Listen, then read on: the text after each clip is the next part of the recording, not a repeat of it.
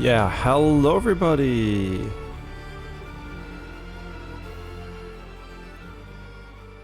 Welcome to another Enotria stream. Just why is the title like this today, right? Why did I put this in the title? It's not clickbait, it's actually what I think is better to do now. And the reason for that is pretty simple. There is a new roadmap now on Steam from the devs, and I'm gonna quickly read what the bullet points are and why I think if you are not playing the game currently, or not enjoying the game even currently, you should probably hold up and wait with continuing or playing the game. It depends, like, you know, if you, like me for example, I don't mind, I will finish it. But I'll read the roadmap quickly and tell you why. We have to open my stream manager though.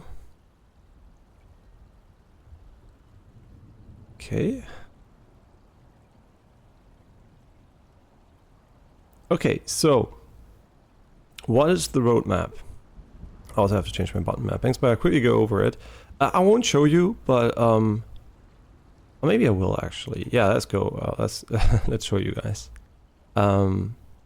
Here, my edge always looks as default. Everything you see is default. There's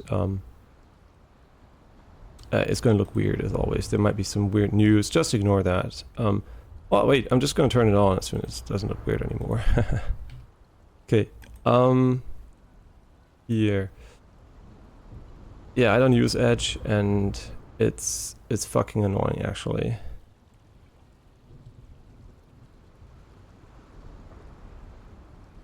Oh my god, they ask so much shit every time you use this trash browser.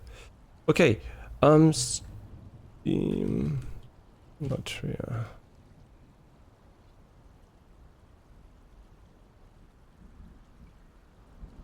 Okay, so I'll show you guys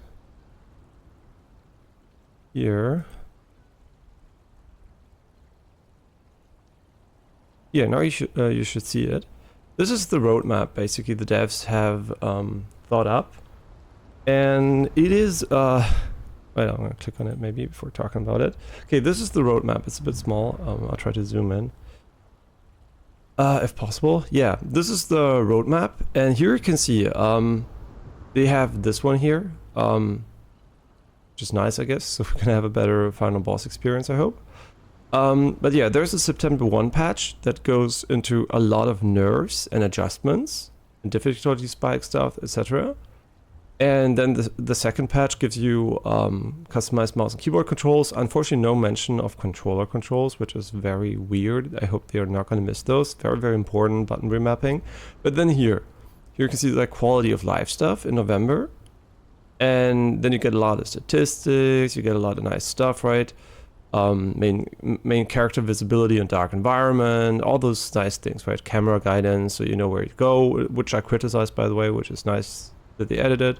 Button prompts, whatever, right? These things here, you know, kind of nice. But now the reason why I think these two are the reason why I think you should probably wait, because January patch is the polish patch. Improvements on core movement of the main character, locomotion, mass switch, weapon switch, very basic stuff. Auto sell weapons, Determinia guidance improvement, golden path overall better guidance, intro voiceover, impact visual effects polish, additional lighting polish, additional improvements based on, you know, add quest NPC and anvil icons and fast travel images, intro, like so many cool things, additional gameplay settings, adding feedback, visual effects for perks and mask buffs, actions, like these are very you know, small things, but overall they will add up, and this one is here pretty big. And then here, the moveset expansion and voiceover patch. New additional motion cap animations for every weapon class. Increased variety of moveset in each weapon class. Halods show high smooth system. Video preview for lines and inventory. More guidance. Adding additional voiceover for all characters. Additional improvements. But you know, it's basically all the small things that are currently not that great. They're going to work on. And I think this is actually going to make the game significantly you know, feel more high quality, and I think they have a bit of money because otherwise they would probably not do this, so it might have sold quite well. But yeah, it will also be on a sale probably by that point, So if you haven't played the game yet, honestly, with all those really impactful improvements, I mean, like slightly, but still impactful improvements, I think it might actually be better just to wait to play the game. So, because not a lot of non-early access games get this level of post-launch improvement, which I don't think is needed. The game is still good right now, but it will definitely increase your experience. So yeah, if you're like on the edge of playing this game right now, and I mean, yeah, sure, if you want to give the devs some money, you can already buy it. I don't know, but you know, that's up to you, I guess. So if you think, yeah, I want to support them, but I plan on playing it. But if you don't, you know, there's God of War, there's so many other games coming out, like, yeah, just like so much, right? And you might be, I don't know, I don't have the time for Enotria at the moment, or I'm still playing Wukong or whatever, right? And then you can definitely just wait, honestly. You can wait until, I guess this is March, this is a long time from now, right? But it seems like you will have a very great experience after 1 year. I mean, less than 1 year, but right in half a year maybe with this game. But yeah, just maybe add it to your wish list and check it out when it's on a, maybe not even on sale, but when, you know, when these patches are implemented. And there might be even more, I don't know. But yeah, the game's definitely going to become a better game as a result. And I really, really think if you want to have the best experience, you probably are better off waiting on this one. Because I didn't expect this to happen, to be honest. Like, it's pretty significant changes. So yeah, the game might actually become way more polished over time. And none of this is needed to enjoy the game right now, but it will definitely help. And also, like, the sickness status nerf is like very, yeah, it's so OP. Like, Distortion 2 is using it, but my build is still better. But I don't know why actually.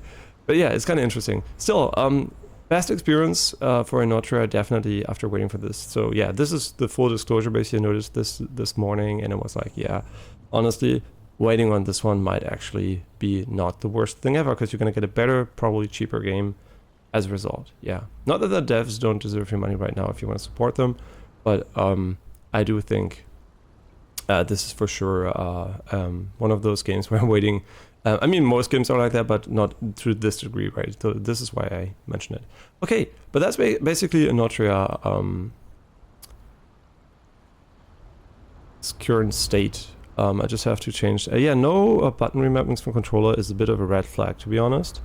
But I hope they mean that. I actually don't know. Yeah, Xbox accessories, quickly change my mappings, and yeah, still, I will still be finishing the game, obviously, because I don't use the OP stuff they want to nerf anyway. My build is anyway OP. I don't even know if they intend to nerf that one, so I don't feel OP, right? I feel like it's very, very strong,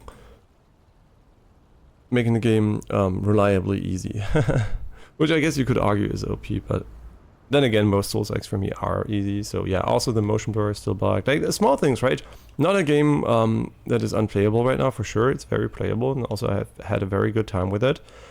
But yeah, I definitely would recommend actually waiting if you want to have the most polished experience, right? Because, like, you can see, right, the character here, it feels, like I said, it feels great to actually control the character. Oh wait, was that a bug? Oh no, that was a bug. Do you remember when I said, like, the character is like side-strafing like I'm locked on and moving like in this weird way?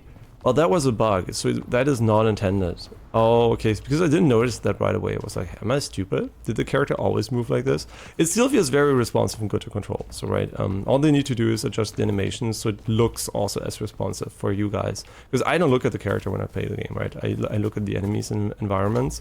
You might look at the character and be like, hey, he looks pretty clunky. But the truth is, he feels very good to control, so yeah.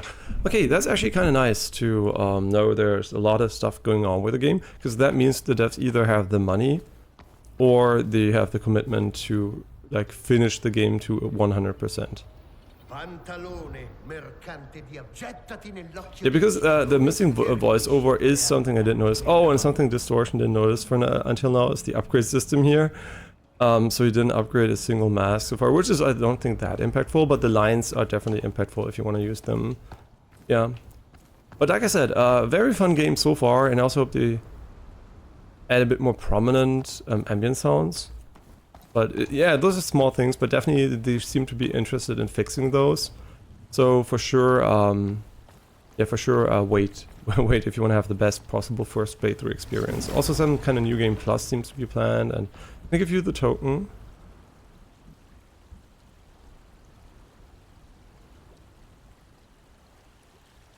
Oh, I get it. Brains not bronze define you. You slice your dice but never flash.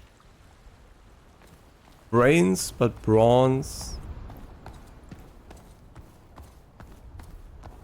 But he's talking probably about a mask, right? Yeah, so he's probably talking about a mask. And why not actually add it to this loadout? Or maybe the one that's like nothing here. I don't know. Literally nothing. Brains, not bronze.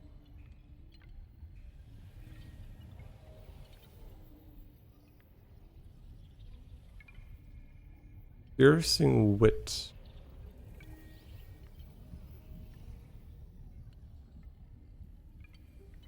I mean, is that piercing wit? I mean, it's called wit, so maybe that's the one they mean. I actually don't know. Yeah, we never changed these, so I don't want to be fighting you guys. Yeah, I wonder if that's actually what they meant here, like change into a specific mask. Wait, are both of them the same? Oh, they're both the same.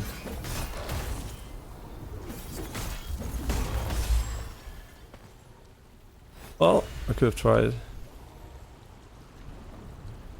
Yeah, your wit is justified. Seek me deeper in the city where the second riddle awaits. Oh, I hope we don't miss this guy by actually TPing to the next checkpoint, so I'm just gonna walk. Oh, this is actually kind of nice. And you also would reload my ranged attacks, which is very interesting. We can also level, we have 100k, but it doesn't matter. I don't intend on dying here, so... Yeah, now that we're back at this area later, it's kind of pretty strong. iPhones, and hey Apricon, iPhone delivers out right now. So it arrives Monday? Tomorrow? I don't know how fast they are. Oh my god. It's getting shit on by this dog. Not paying attention. Oh, today. Oh, it's out for delivery. Oh, that's cool. Yeah, so let me know how it is, because it's very likely that Janine might end up getting the iPhone too. And since she gets a new phone every 2 years, it's like, even if it's not like exactly full of new features, it doesn't really matter as long as in the long term we're gonna get it. Oh, by the way, Apricorn, Chatbot GTP now has memory in Europe since like 2 weeks. Yeah, so we have the memory function now. We can turn it on and off. I don't know if that's a bug or a feature, but yeah, it for sure is there now. Okay, the unfortunate thing is we have to continue exploring everything to find the frog again, because we already did this. Yeah, so, and I assume they're gonna ask for a default enemy. But why did they say we slice and dice but never flash? That I don't get. Because we do slice and dice flash also with the other class, so it's kind of a weird statement.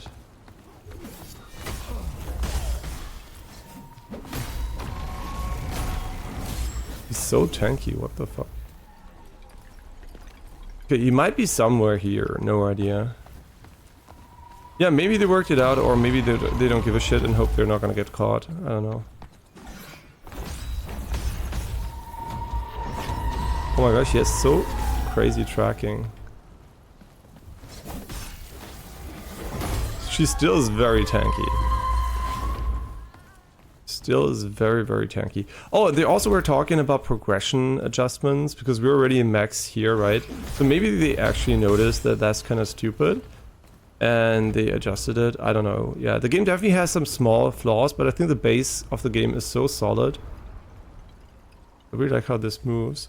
It's so solid that I don't think, you know, the game is unsavable or anything, because it is already very good, right? I think if they fix all those things, the game's going to be really, really good as a result.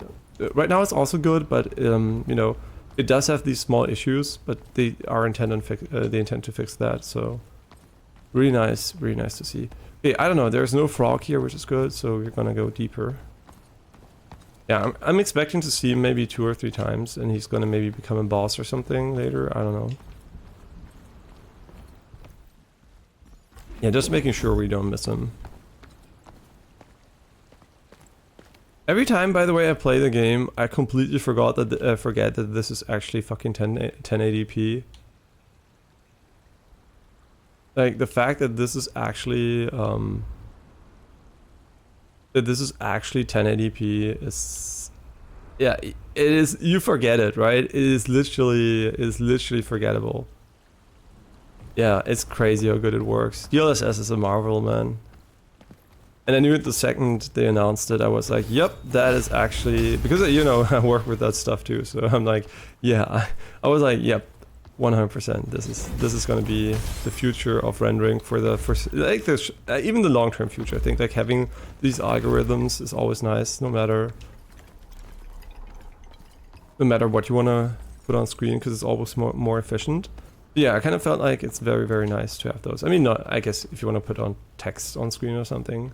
I mean, even that you could put up out at a lower resolution, but yeah, it's kind of super nice, and I'm glad I was right, because it's such a boon to gaming, honestly. Definitely a game changer. I mean, AMD FSR 4 is going to be the same, PSSR is the same, XeSS is the same idea, right? All these ideas are going to be everywhere. Every Windows, auto, AI upscaling is going to be like that. Yeah, it's really cool. And there's a reason only Apple is fighting with the EU Commission, Samsung and co. comply with the interoperability rules and GDPR, which Apple would just do it too. Yeah, that would be nice, right? For the consumer, sure. Definitely would be nice. Yeah, but all I can say is that man, I really forget that this is 1080p. Like it is literally forgettable.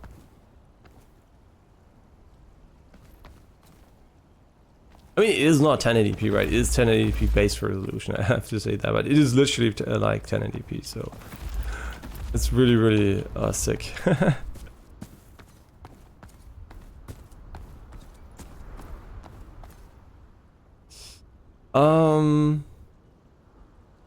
This is almost as far as we got. And there was a bug with the elevator. If it's still there, we might not be able to access the entirety of this area, but I really hope that the elevator got unstuck by us changing biomes and loading.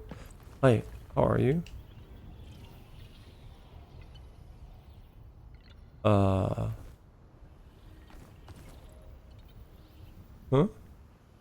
Well, I guess she has nothing to tell us anymore.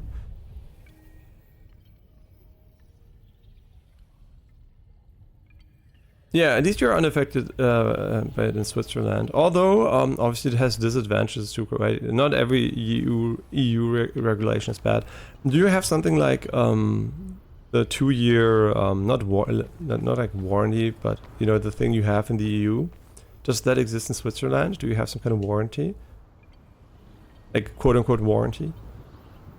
Like extended compared to other countries, or is it like the stock warranty? And also like 2 years then, or how long is it for you? Because there are some good things about the EU too, right? Not every country has the things the EU enforces, so it's like just like when there are like new things which are like they're stupid about, it can get really annoying. Because they have sometimes good ideas and very terrible execution. Please keep looking, keep trying, my heart is with you. I don't know, okay, now she can talk with us. Oh, we have 116k, we should probably level. Most of our legislation is closely tied to the EU because of the freedom of goods, movement, etc. Yeah, so it's just like basically some sort of re-compliance to make things easier. Makes sense, right? But how long is it, just out of curiosity? Is it like identical? Like, is it 2 years or longer maybe? Could be longer. Very unlikely actually, but yeah, we are gonna go and spam the assassin here. Oh, we can almost get another one. Shard, nah. Shard of a bitter memory. I guess they're all miserable, bitter. Actually, I don't know. We must be really close, I think. Oh, we should sort it by alphabetical for sure. The miracle pesto.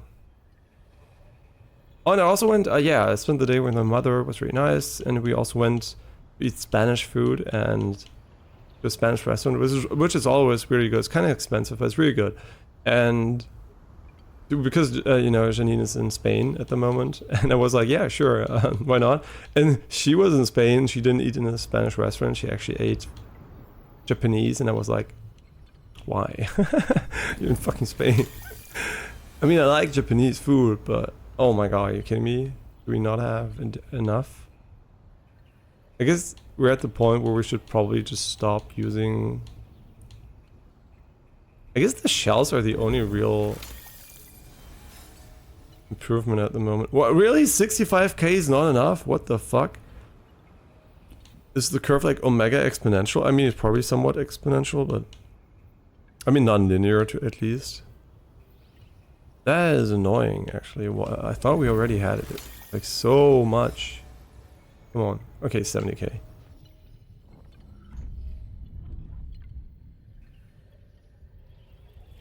Oh no, in Germany, it is 2 years. It used 2 years, and the only thing that changes is that what do you call it? Like the guy that has to bring the evidence, whose fault it is like expected to be by default. I think the first 6 months is on the it's expected to be the product's fault, and after the 6 months, usually you have to prove that it was the it wasn't you who broke it, but it was already broken.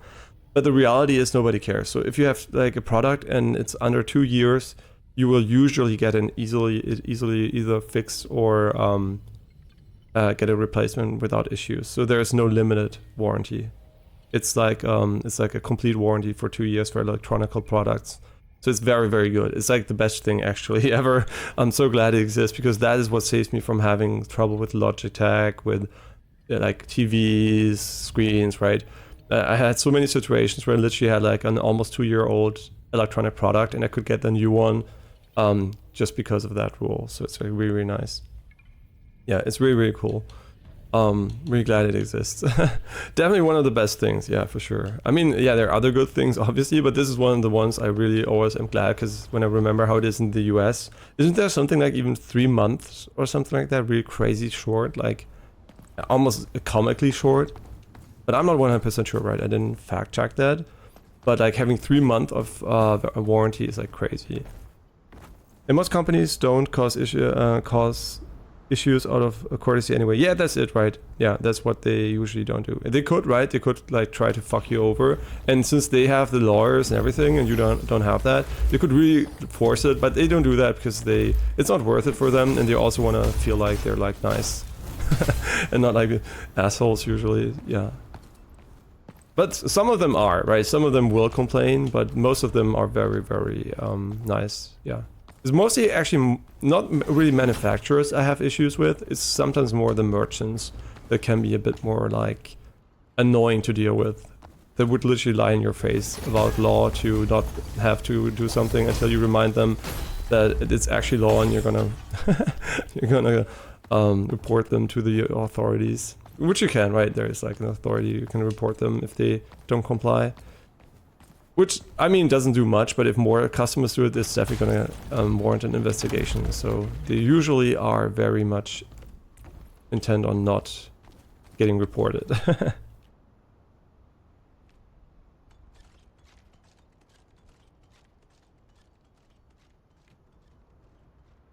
Really, Logitech doesn't do it for us. I mean, like I said, I never was in this situation where, yeah, I remember actually. Logitech was because he thought he was from the US after I even gave him my address and told him a billion times I'm from Germany, and he was like, yeah, but you don't have a warranty anymore. I was like, no, I'm in the EU, I'm in Germany, I have one. And until he understood that, he was like insistent. Oh my god, I'm stuck. He was like insistent that I don't have I can't file a warranty claim. Until you really realized, wait, he's actually not in the US, and I was like, how long did that take, right? He really didn't want to do anything, because he was like, nah, you don't have anything. I'm like, no, but I'm not in the US. And he was like, huh? me in India no understand? No, seriously, I have no idea. It was so annoying. And then once he understood it was in Germany, actually, he was like, oh, yeah, of course, here it is. And I'm like, okay, great. Thanks for wasting my fucking time. There is an item on the other side here. I took my mouse shell to the hardware store. The guy said he wouldn't paint it. It wouldn't... Really? It would require a special seal to not flake off after time, so now I ordered something from AliExpress. I'll show you when it's done. Yeah, I hope it works. I mean, the problem is it's a mouse, right? You have it in your hands, and it will probably... Interesting. It will probably be harder to paint an object you have in your hands, right? Because you sweat, you move it. Like, yeah, having a really, really good paint for that is more challenging, right? So, yeah, I'm definitely interested in how well it's going to hold up, actually. Yeah, it's not easy, unfortunately. Yeah, it is true, right? Because it can be very annoying to paint such things, but it's definitely possible. But it's definitely very challenging too. Yeah, which is why you don't. I can attest to that, by the way. You might say, yeah, but is that actually a thing? Yeah, it is, because usually a mouse is not painted, right? It's like the plastic directly is like colored. And I had a Steel Series mouse, which was like shiny silver, and for sure it was like a paint job on top of it. And what happened in a year, it was like peeling off everywhere. I was like, yep, now I know why I don't want to have painted mouse. I don't want to have a painted mouse. Yeah. He said I would ruin it. He said I should sand it down, paint it, and hope it sticks, but more than likely it will start to fade or flake. Yeah, it could, right? It could. I have no idea how, if there's like some magic paint that will hold up to your standards. But yeah, I for sure made the experience as soon as there is some kind of as soon as there's some coating on the mouse, it will come off after time for sure.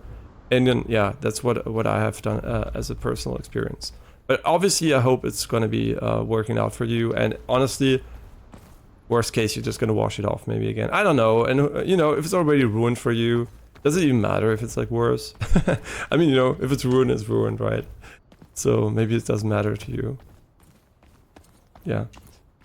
Yeah, that's why I really like that I kind of started to just buy black tech. It's so simple, you don't have to do anything. Everything's available right away. And it's usually just plastic. There's no paint job, nothing. So yeah, I'm just like very minimalistic. Oh, by the way, I really, really hate the new iPhone colors. Why? And also the Google Pixel colors. Why the fuck are all the Pro versions in these fucking boring black, gray, those colors? Where is the beautiful colors from the normal ones? My girlfriend really likes some of the normal ones, like the teal is really pretty. It's so nice, right? And then you look at the Pro models, it's like sand, black, gray, and you're like, ugh, ugh, ugh. Right? I mean, I wouldn't mind black, but for a phone, like I said, everything I don't have is in my environment, like in my tech environment on my desk. I don't care about the color, right? My controller can be blue, it's in the cupboard if I don't use it. So I don't care if it's actually blue, right? Because it's not on my desk at all times.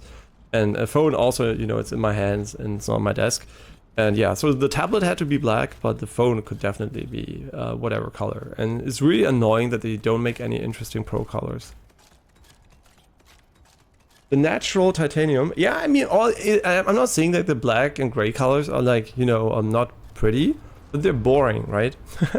I mean, not boring in a way that I wouldn't buy them, but they're boring if you want to have something colorful, right? If you want to, if you're coming from a blue tinted nice iPhone 12 Pro Max, you're like, I would like something like that too, right? Some color if you, as a choice, right? I'm not saying that gray and black is not pretty, because I like gray and black tech, but I'm just saying it's like boring, right? It's like nothing special. It's like just, yeah, I guess a lot of people want it from Pro phones because it wouldn't exist otherwise, but I still wish there was at least some color, right? Just like some fucking base colors. That would have been really nice. You had white phones the past 4 years, so I'm switching to natural titanium and the black one. Wait, is there actually a white phone though? I don't know, because white would also be a color I could see for the pro models. Yeah, I don't know why there's no options for that. I guess it's just like they expect professional stuff to be neutral in color, which is honestly quite the dumb assumption.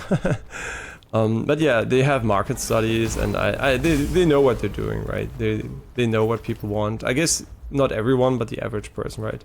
My girlfriend for sure is very disappointed in the color choice because she really liked the blue on her old one, and she would have loved to have some teal or something like that because she really likes the color. Yeah, and I can, I can relate. It's like you're paying a fuck ton of money for a phone and you can't even customize your color, which is honestly kind of not optimal, but yeah, it is what it is. And at the end of the day, you're looking at the screen most of the time, so it won't matter. But yeah, it's a small thing, right? More color customization would definitely be appreciated. Yeah, I'll look at it. Hope the game doesn't crash actually every time I tab out.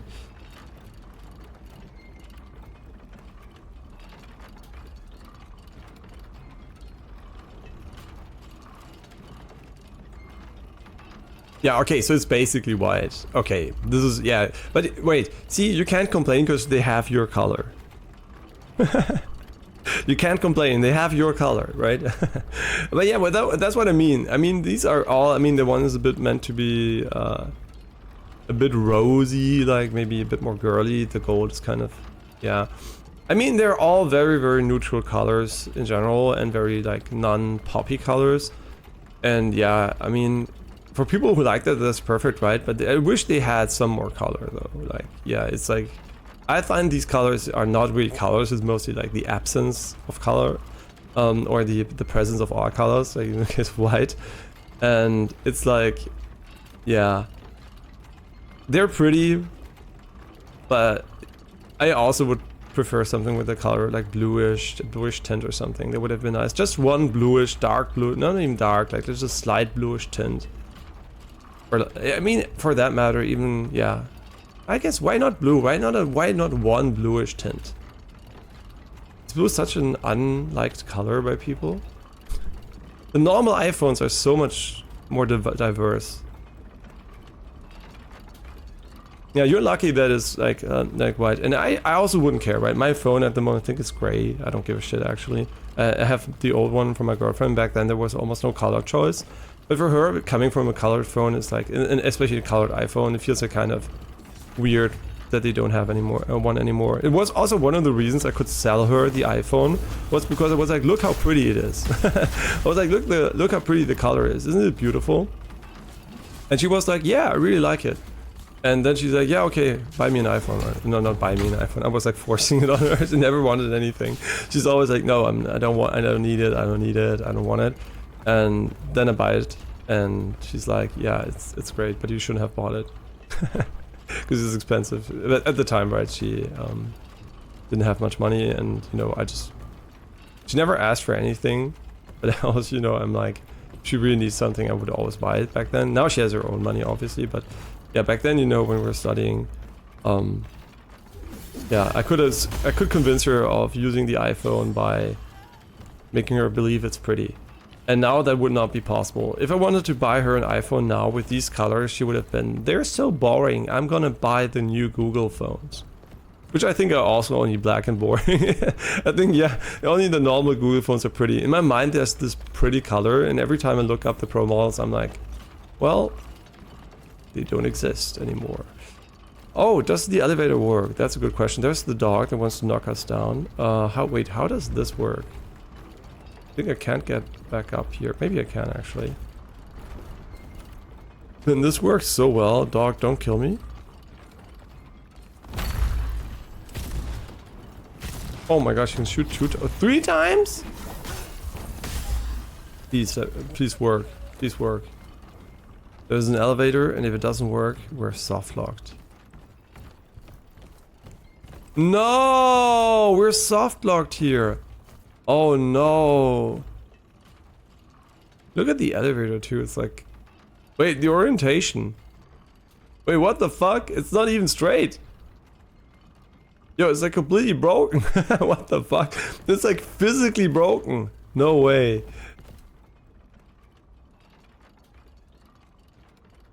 Oh my god. It literally looks like it should not be coming back down, but that can't be intended, right? I'm pretty sure we're gonna be able to come back from the other side or something. I mean, that is weird. And they didn't fix that yet, so I think it's maybe very uncommon or something. Or it's not, it is maybe even intended, which does not make sense, honestly. There's a switch, right? Why would they put a switch if it's intended? And it wasn't fixed by actually restarting the game too, so I really hope there's nothing important up there and we can get there from inside the court. And if this was the main pathway, we would be locked, soft locked. And I might have to use cheat engine and no clip or something if it's available even for this game. And just like fly through the wall up there or something. That is quite unfortunate though. Yeah, that is the first, I think, real significant bug. If it's a bug, right? If it's a feature, which I don't think it is, because why would you make it that way? I think actually it's now impossible for us to get up there. Because it was like the puzzle section, right? Where you can fall down and die. And then I think you're supposed to jump down. I don't know actually. Let's see. I'm gonna go the other way and hope it's actually optional. If it's non-optional, we are gonna have to play something else because I can't progress in the game then, and that would be very unfortunate because I'm enjoying the game.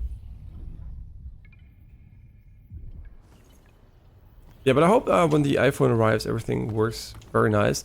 Janine could also upgrade to iOS 18, but she chose not to before Spain because she has her competition and everything. And why make it stressful by updating the OS just before going to a foreign country? And yeah, so she was like, yeah, I could, but I'm gonna wait until I'm back, so she can already test the OS if she likes it or not. Oh, it's a big buggy for you. Okay, what about it actually? I'm like prepared. Ingenium engineer. Oh baby, you're gonna shit on. Oh my, they have more HP now, right? I just remembered. Oh my god, are you done ever?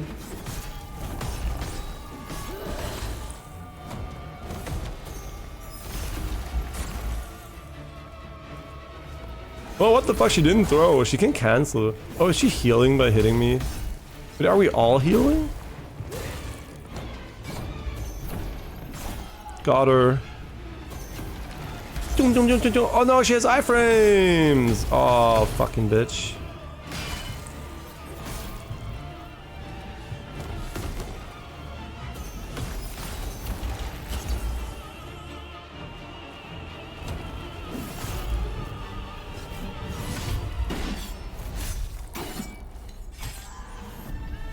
I guess every area has like its boss music theme.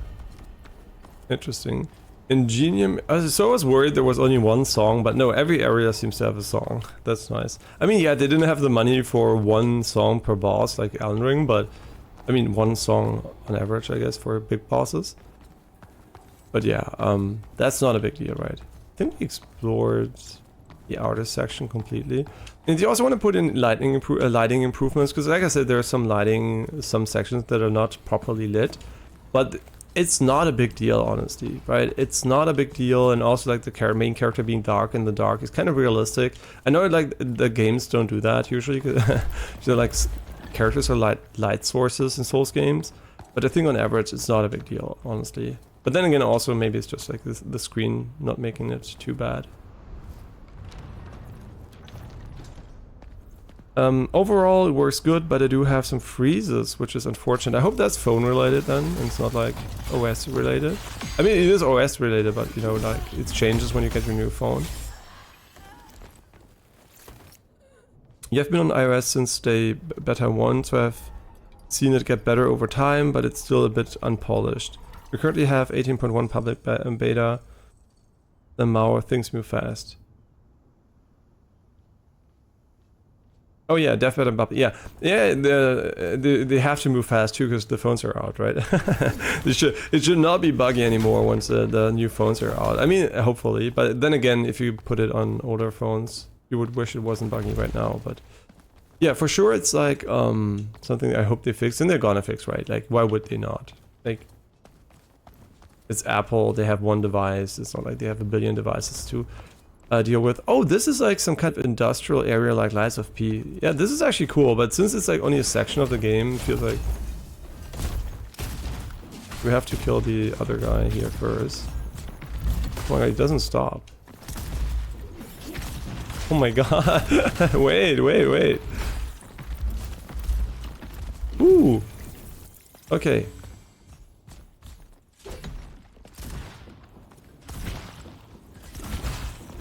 Shooting 3 times is... Oh my god, the fucking thing's on the ground!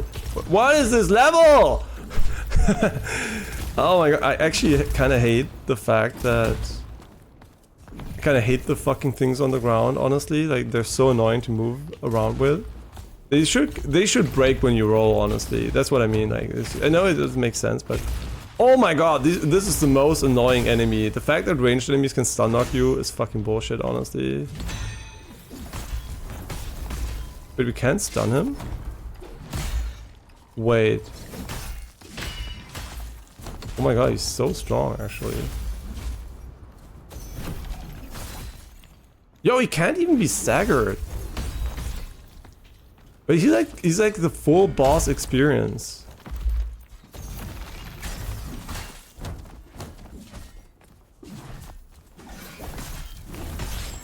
Holy shit, he's like really tanky.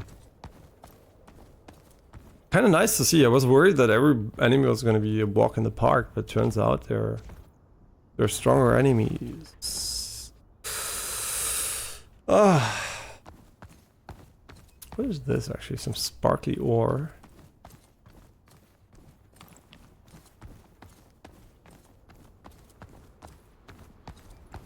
Yeah, getting stuck on the ground is always for me like I hate it. When you're mid-fight and there's like some object blocking you, which is realistic, I guess, but at the same time also very annoying.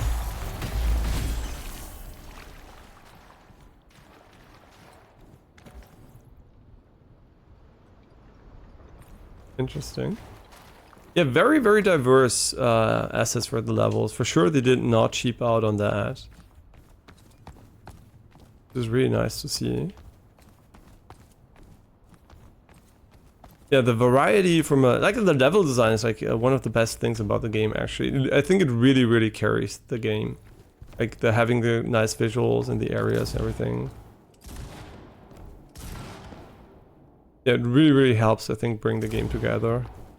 Which makes sense, right? The world is so important. Which is why I think Wukong never had a chance with me, because having terrible level design already makes most of the game a slog, like the walking sections. And they are a big part of your game, so... There's a dog. It's a non-exploding dog. Which is usually my favorite type of dog, is an...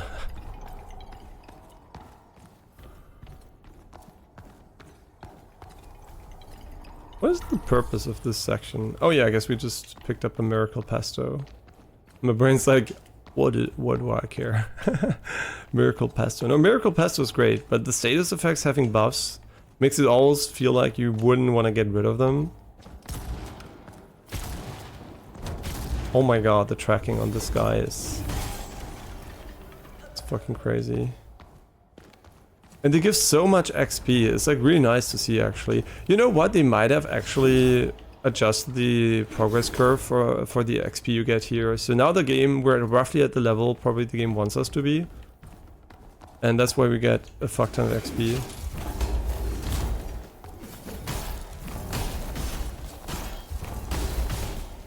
Wait, this guy's staggerable. So much weaker than the other guy. We can go up and down here. What a cool area.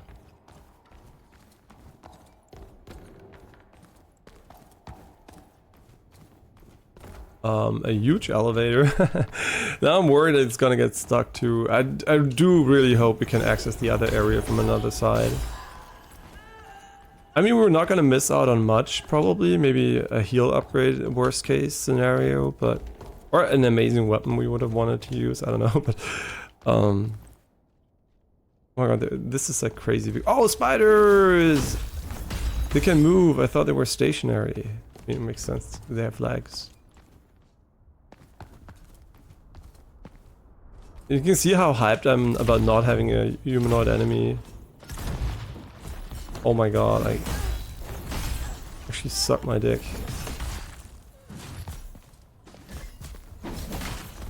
Okay, it's okay. You're gonna die. You're a fucking piece of shit. What the fuck? She's drilling.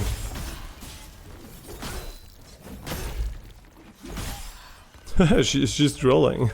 I think actually the stamina recovery glyph or whatever we have is so fucking OP. It gives us so much stam back that I almost don't have to worry about stam anymore. Which was a real issue before having it. Endless pockets.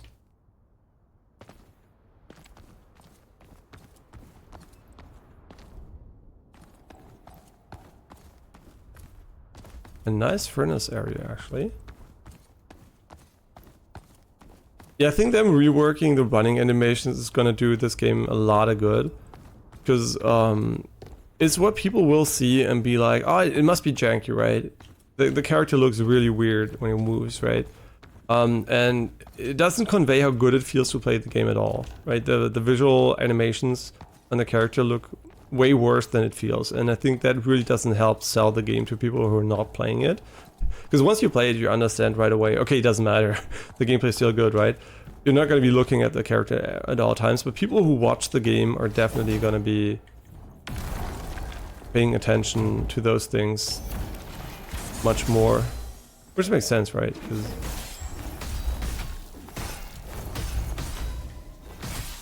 holy... the combo. There's so many ways. The Marmaron.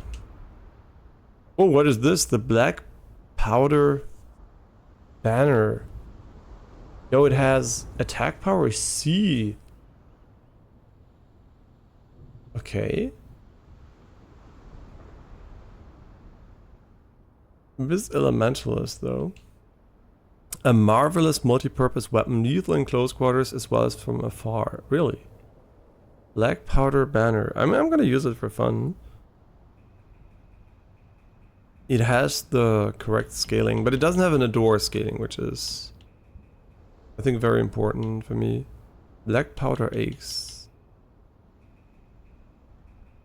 Wait, where's my current weapon? Asking. It's probably very far down, right? Yeah. Adore power D, not E. And the other one has E, unfortunately. Yeah, which is really unfortunate. This seems to be a good hybrid weapon, actually.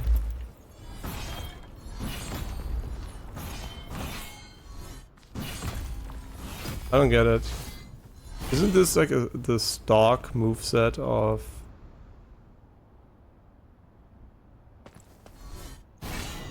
It doesn't have explosions, it has no special visuals. Maybe it explodes at some point? I don't know, actually. There's also no charged heavy, so... kind of underwhelming. I thought it was going to be... maybe explodes when it hits enemies. But what do they mean from afar? I mean, it has range, but this one has range too, so I don't know. Yeah, I like this one. Actually, it seems pretty solid. Now I completely forgot where it was. Okay, this is where we came in, and there's still the stairway above us.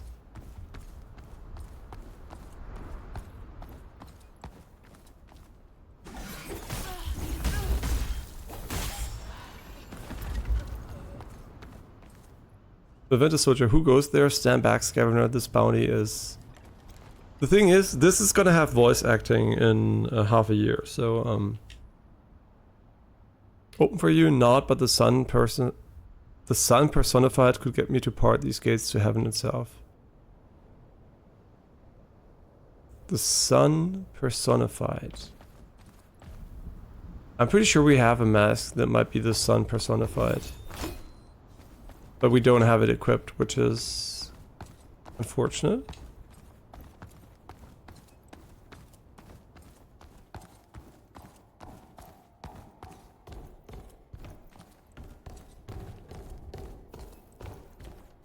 Oh my god, it's so big.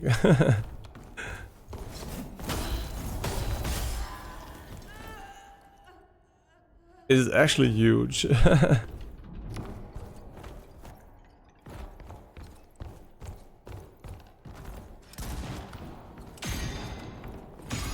Oh yeah, this actually works really well. I forgot about that. You can parry. You can parry bullets. Yeah, I also think like knocking back the bullets at the enemy would have been cool. That would have been a cool feature. And then they could have designed the ranged enemies around that idea. Oh, we can go on the pipes here and... Wait, is this the pipe? No, there's a ladder over there.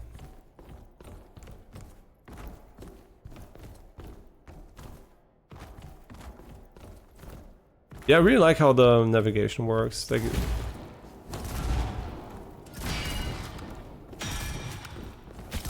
oh my god, are you ever done?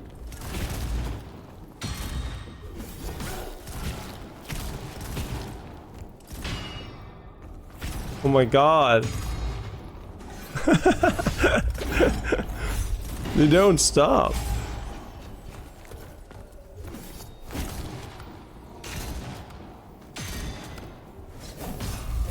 Jesus Christ.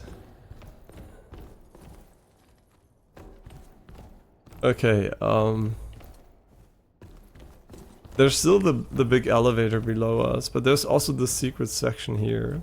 Did we were down there? Yeah. Maybe?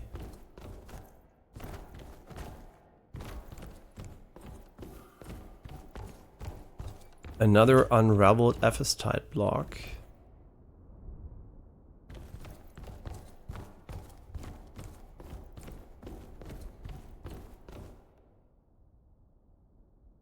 Hey, it is supposedly locked, but does the elevator go down or up? I think it goes down, maybe?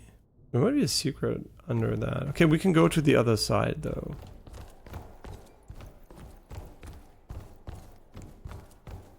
If we want to.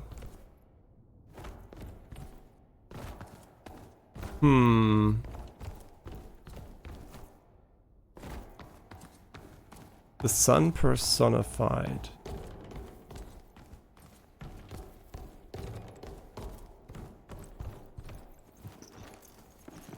Which might be the one lady, I actually don't know. We'll see if we have her or not.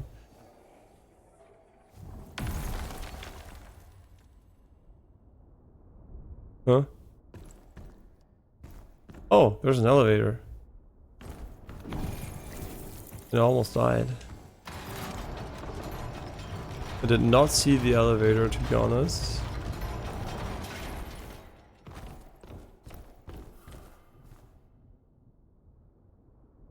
I mean, it's upgrade materials, which we don't really need, but fine.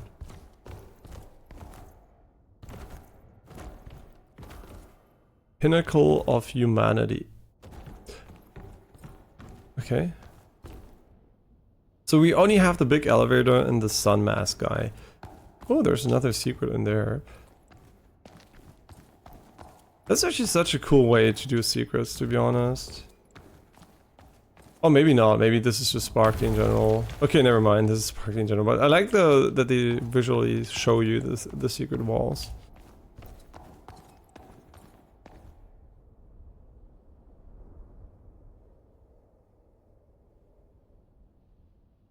Okay, there's a checkpoint. I was just checking because I'm pretty sure we're gonna have to swap something here, and I don't want to be fighting all the enemies again. So I'm gonna go down and then go back up with the elevator. But it does seem like we're not gonna be ending up there for now at least. And so maybe we really soft-locked ourselves out of the challenge. Which is fine. Right? Would I replay the game once it was like massively patched? Depends on what's out there, right? Because if there are a bunch of new games I want to play, I'm usually, you know, more likely to play those. No matter if I would enjoy playing the game again or not. It's kind of weird though, right? You know you have an experience you're going to enjoy, but you usually go for the new one. Hello, gamer. Hello, Liz Farm. 75. Which is very close to probably what we need.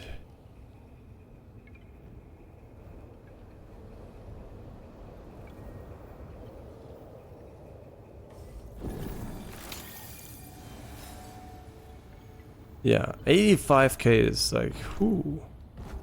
I'm pressing the interact button again. Thank you. Oh, apricorns, the radar, is your radar beeping?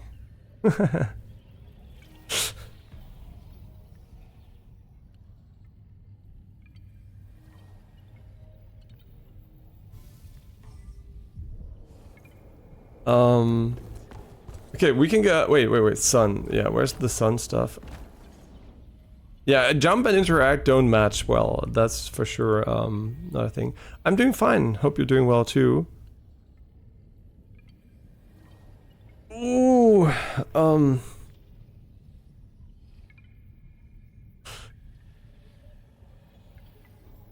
Apricorn asking the hard questions already. The path of innovators.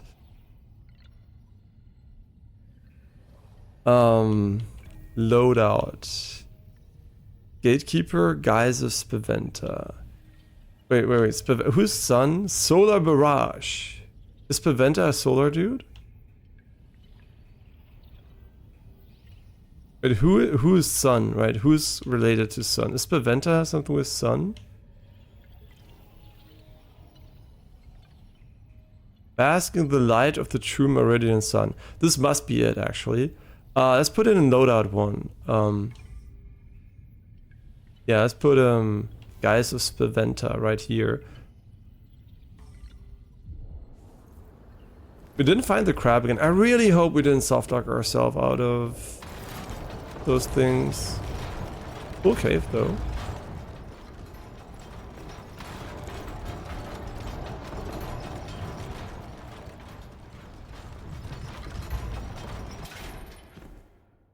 Yeah, if I could give any advice to these devs, I mean, they're working on motion capturing stuff, so my advice is actually really try to get someone that's really good at animation on your team, and be that motion capturing, be that something else.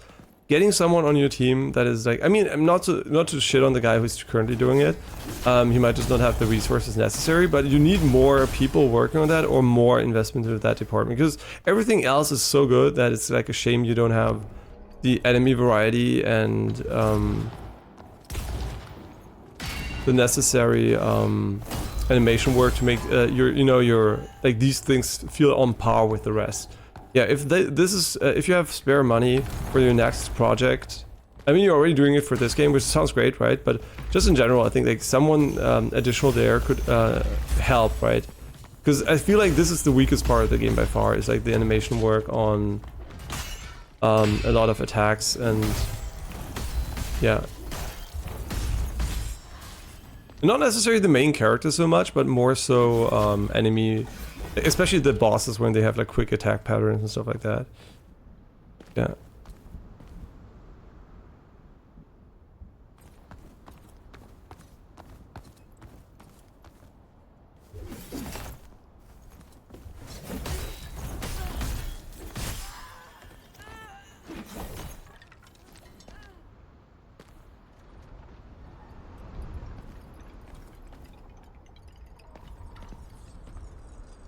Wait. I got it. Don't worry about it. It's like funny how this devolved into a puzzle solving thing. Wait, what does the mask actually do? I don't know. Great increases stamina and also used to equip the solar barrage. Okay, well, it's actually cool. Looks cool. I wish I could use it, but it's like kind of useless for us. And also it's like visually a bit tall. My lord, your esteemed reverence, my apologies. Your magnificence blinded me. All is as you ask, your eminence. Yeah, you just locked me into the fucking wall. Oh no, no! No one can sit by me half the side of a hawk. A troubled campaign against those filthy Phalessians will soon end in victory with these machines. It is the truth. The secrecy you I can't talk today. You requested made my negotiations difficult. But no matter. Of course, our lives are but rags to polish your glistering armor. The Phoenix Blaze. Nonna was right. I shouldn't have enlisted. Can't believe I left those sunny shores for this damn disaster. He has a lot to talk about. I'm your boss. Shut the fuck up and do your job. Okay. In all honesty, this is highly unfortunate. The Phoenix Blaze is of course elemental, so we're stuck now. This is very unfortunate, and it should be happening to a lot of people. I just want to look inside, please. Can I look inside? Oh my god, please let me look inside. I want to know if there's a chest. Oh, this is fucking annoying me. Oh boy, I hate that one. Oh, that is painful. This should not be happening, guys. Like, this is such an easy avoid. You avoid this by just literally not having collision with this gate. I don't care. Just like make it.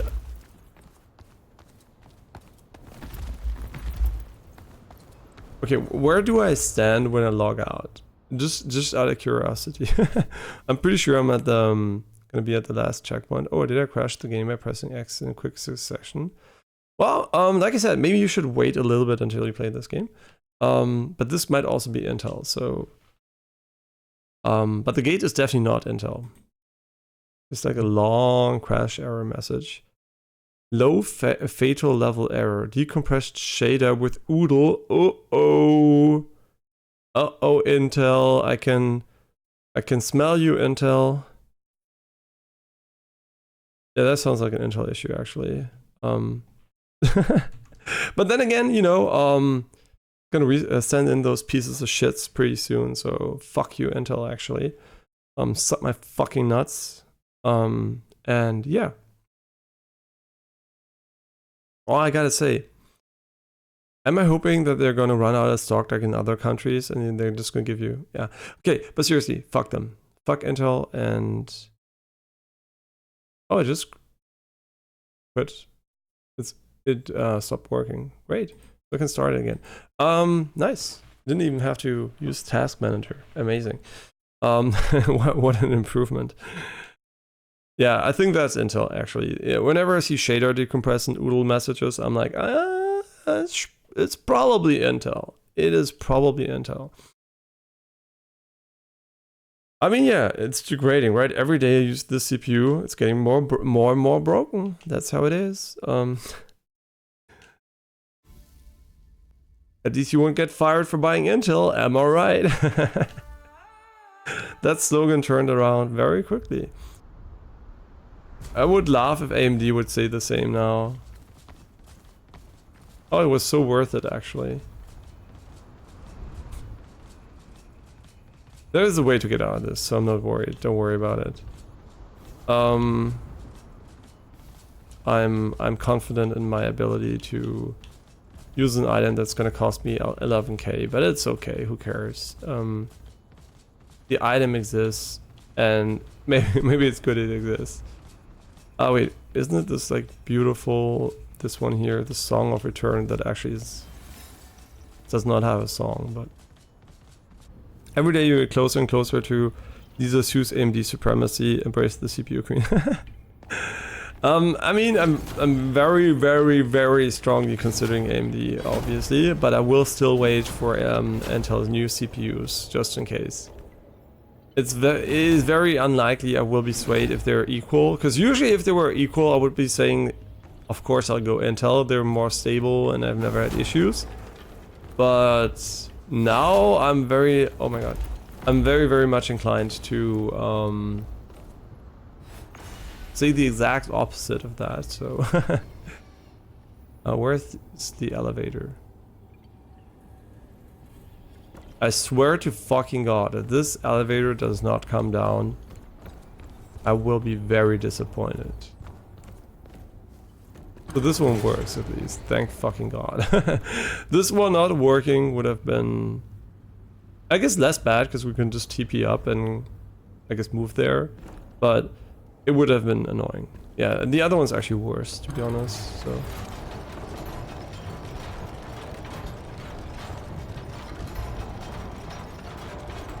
Yeah, the 3D versions are pretty interesting with the 3D cache, obviously, but they always come out way later, so I would still have to wait on the 3D versions for the current gen.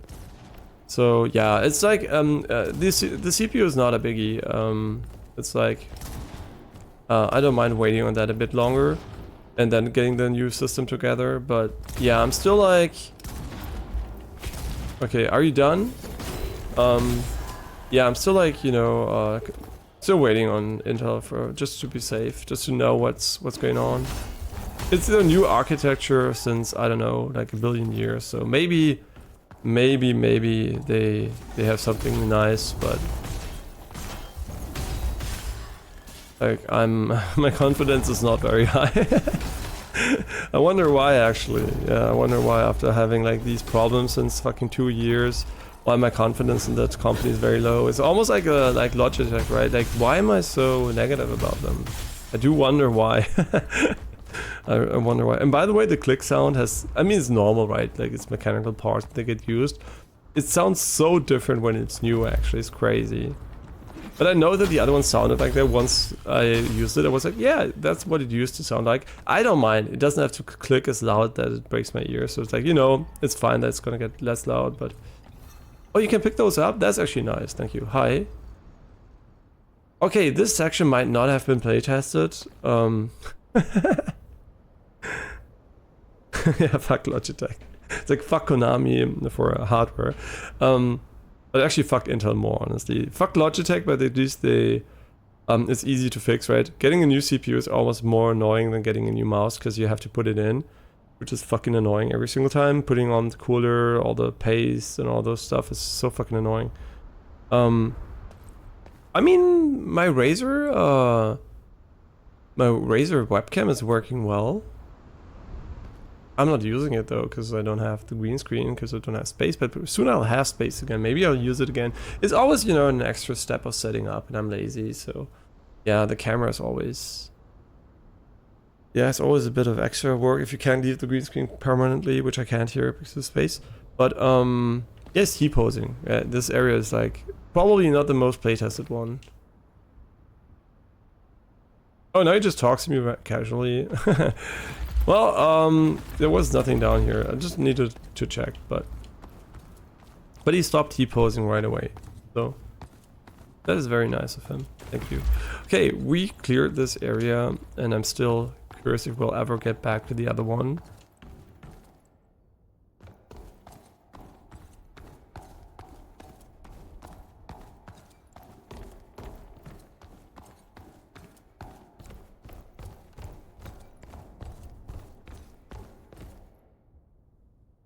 Oh, okay. For a moment I was worried. Maybe we couldn't TP down there. Like I said, it's not a big deal. Oh, this looks really cool though.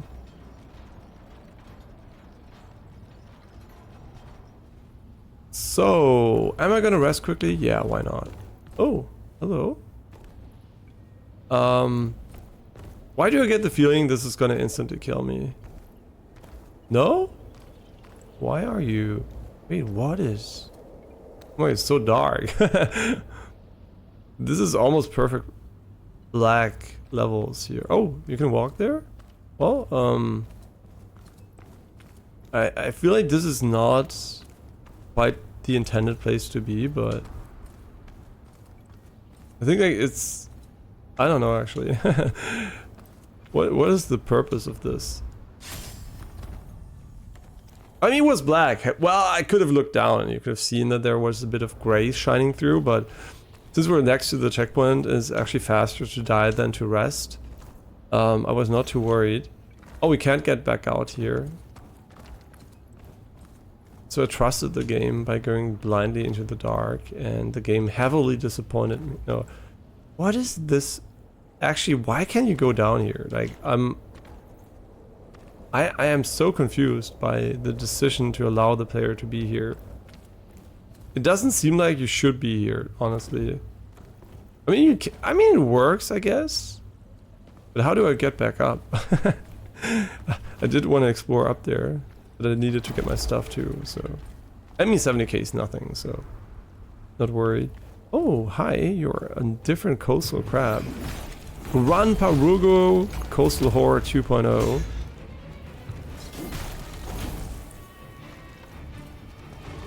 Oh my, it's so quick.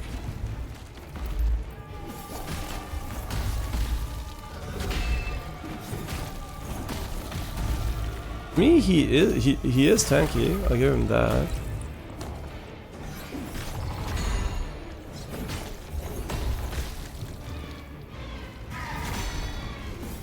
Oh no, it's a two-piece.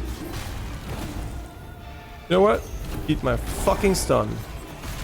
Oh, he doesn't care. Wait, we have this amazing ability.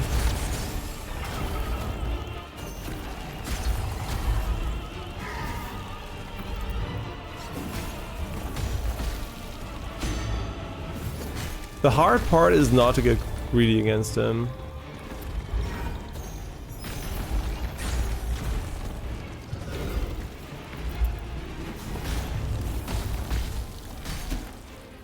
It is really hard not to be greedy. Yo, chill. Oh my god, no! Don't go away from him. Oh my god, never go away from this guy.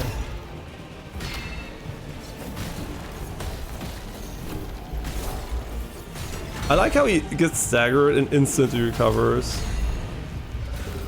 You know what? You're gonna get stunned and you're gonna die. Never mind, he's dead already. Oh no! He got stunned and died. Not like expected. Okay, very nice. I guess he's dead.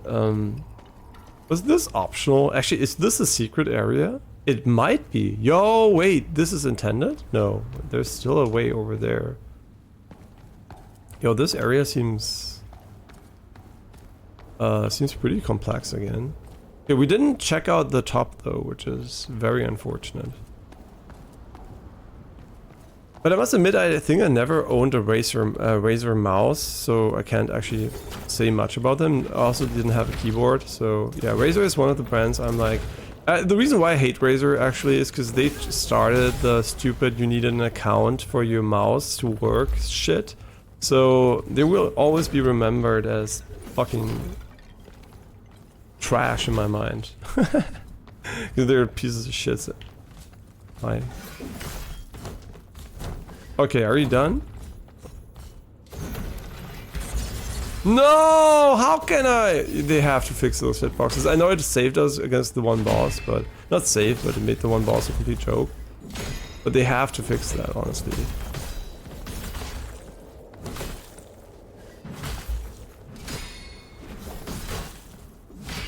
Okay, are you ever done? Okay, no, I guess not. Okay, it's an infinite dupe. He doesn't even have an HP bar. I mean, it's above his head, I guess. Holy. he doesn't stop. Okay, what is this area? There's so many ways we can go now. Oh my god, I have to remember all of them. Oh my god, he's gonna explode. Scusi?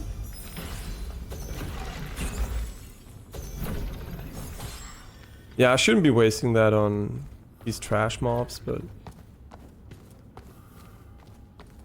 More ammonia sap. What is this area? Oh my god, it's so big. I thought it was gonna be a small, like, cave section. Oh, you know what this area reminds me of? World of Warcraft, the mine, where you go for the kobolds in the human starting area.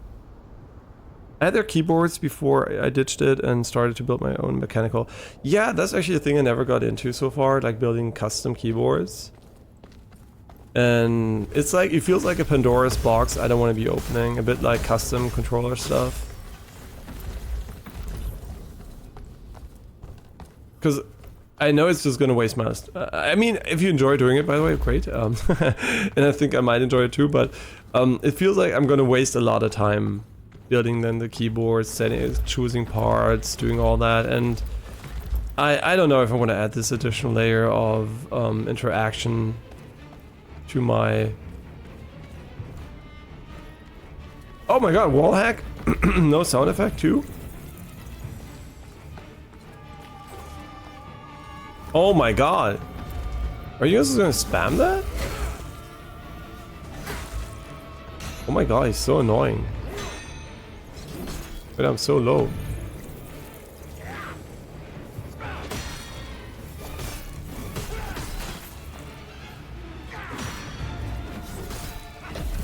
Okay, this is probably a dodge. I don't know, actually. Once we can go ham on him, he's like done for. I mean, I might be done for if I'm not careful. Oh, you wasted my... Wait, what? I canceled my own cooldown? No, I parried it. Yo, what the fuck? Came back? Kinda scuffed. Kinda scuffed this guy, not gonna lie. No! Again! Oh my god, that is so stupid, man. The hitbox of this is so fucking terrible. It always spawns in behind you. It's like I'm shooting out of my ass. Oh, that's infuriating. It would be already dead if it hit. Thank god this one doesn't spawn there.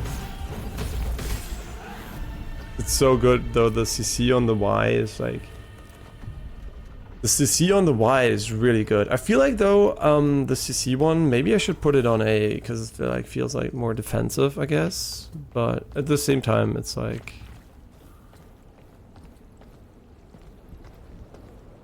Nah, I think the ultimate on Ace. No, I guess I'm gonna swap them actually. Have the stun harpoon on...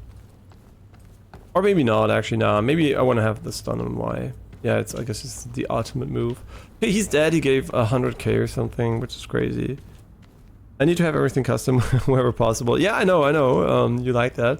And I just don't I don't want to get into that personally, because I feel like I'm very prone to min-maxing shit then suddenly, right? Like that,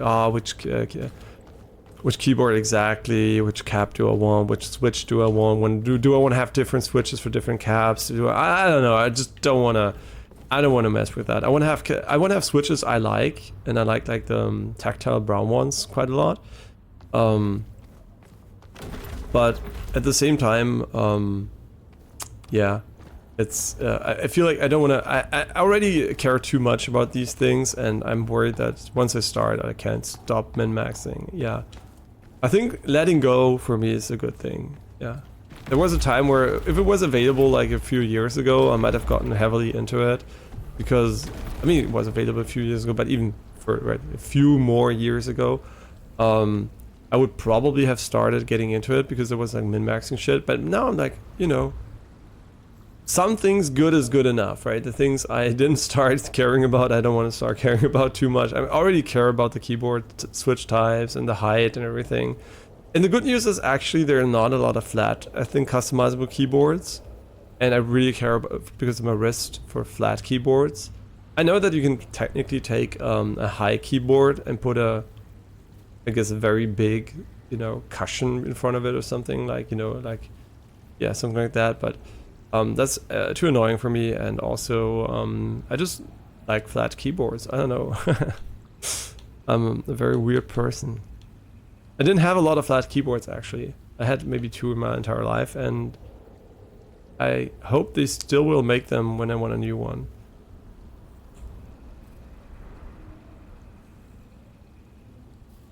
Yeah, I'm like the exact opposite. Like, I mean, the screen, yeah, graphics, yeah, visuals, very important. But I'm like very function, yeah, it's interesting. Watching the UPS driver on the live map drive is the exact opposite direction of me. Come this way. Yeah, it always feels like that. They're really close. Sometimes you also see them like not finding the doorbell, just like going around up and down, and then they call you after 5 minutes. You're like, yeah, reading is hard. Reading is hard. Is this the Phoenix Blade? No, wait, which is the newest one? This menu is kind of weird. Keeper of Kennels. Kind of terrible, honestly. No, wait, what? Where am I? Help! Help! No, seriously, where the fuck am I? Do we go down there? Yeah, right. Autopilot. Autopilot, the bane of efficiency. Or the maximum efficiency. Oh, it builds up radiant. Can we jump this? It feels like we should be able to, but I will go here first. No, but I get the appeal of having nice visuals and looking at them and liking it. I get the appeal for sure. For me, that's more about, you know, other things that are not so functional. That's where the visuals matter a lot to me. Ready. There's a checkpoint here. That is very unexpected. We can still TP up, I guess, and do the upper section first and then TP back here. Which I guess would make a lot of sense in a way, but... And that's why I'm gonna do it. The Great Elevator. Yeah, it was pretty big, but it didn't go up and down a lot, so...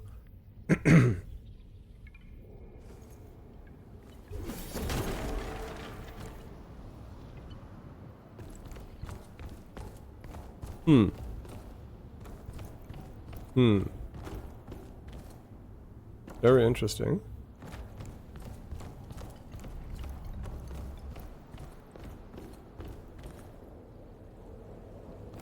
I mean, maybe there's not a lot here, I don't know. Oh, it's one of those. Wait, they exist in this form? I guess they do. Oh, I already I can already see where this is going.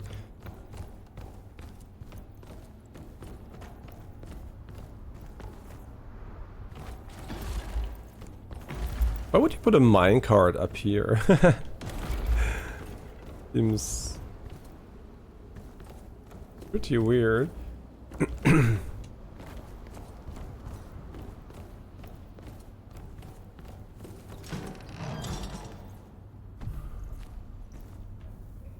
The Thyra Slayer. A colossal greatsword, which is legendary, I don't know why, but... The weapon of a nameless knight. We set out for revenge in search of a legendary dragon. Oh, it says an attack power rating of B. So this might scale very, very nicely. But it's a colossal weapon. I think they're pretty shit in this game because most enemies are not staggerable anyway, like bosses, and it takes like forever to hit them. And it already is like very hard to get an opening. And we are relying on quick attacks, so to alter between heavy and light attacks, which would work, I guess. But yeah, I'm like kind of committed to pole arms at this point, and I should not have dropped down here. Oh, little did I know. So wait, what? There must be a way that's safe, right? I mean, you know, like technically speaking, this is safe. You took fall damage though.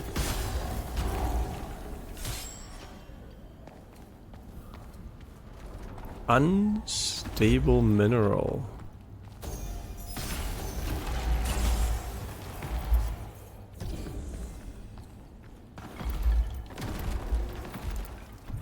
Yeah, unfortunately I didn't play the demo, so I can't actually judge how much the game changed between the demo and now. I heard it changed quite a bit, and also to the better. But yeah, hard to tell actually what they achieved in, I think, half a year or so. LOL! I was like, I can walk there? That's great. No, I can't. I can't walk there. But you know what? We wanted to go up anyway, so go up first. No. Yeah, I actually don't know where these are interactables like this, but...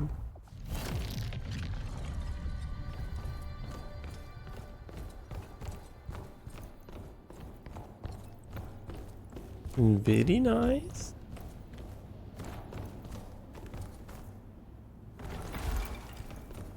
There's still a bit of room for improvement, obviously, with DLSS, but I wonder how much we're gonna see in the near future. Huh? It looks like this weird wall. Whoa, I mean, going down there is not a problem, I think. Is this the way forward? Is the other one the way forward? I actually don't know, but I do want to go back down, obviously, for sure.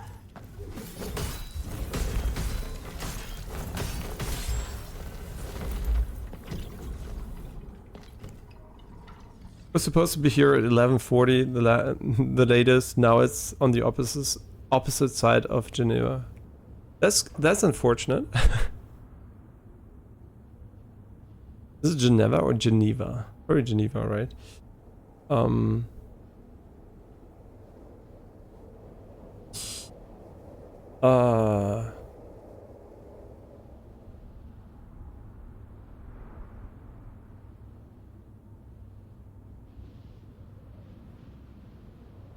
Yeah, there was a parcel today that I couldn't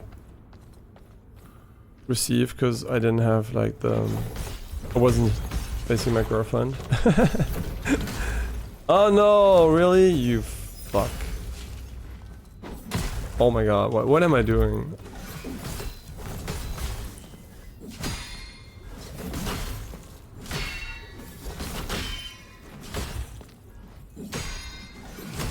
Okay, dear devs, if enemies stop attacking, the player can play.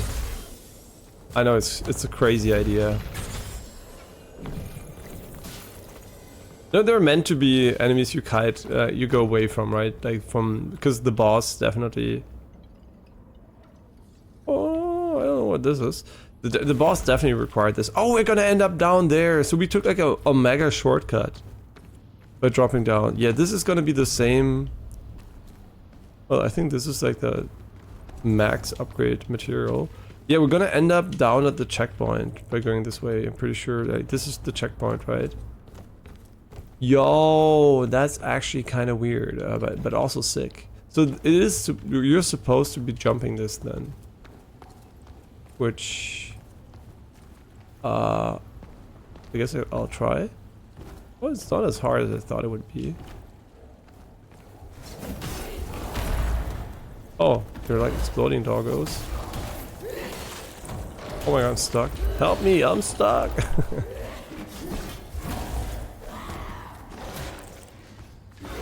Okay, are you done? No? Okay, once you're done, let me know. When I'm allowed to play, let me know. Am I allowed to play now? Thank you.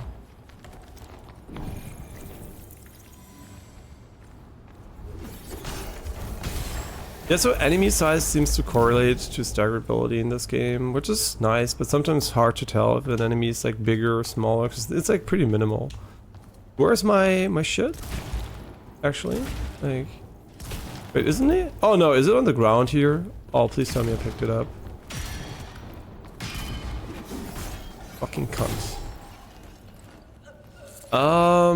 Yeah, like, that's what, 100? No, like 70k? I mean, I guess I can try.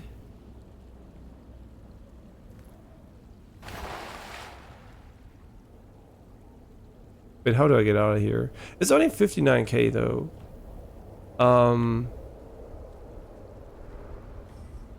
There's no way I'm jumping this though. The thing is, I don't have the item that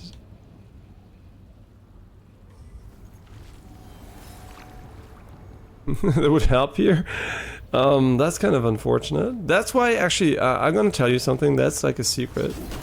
Souls games usually spawn your souls not where you died, but a few moments before that because of that, right?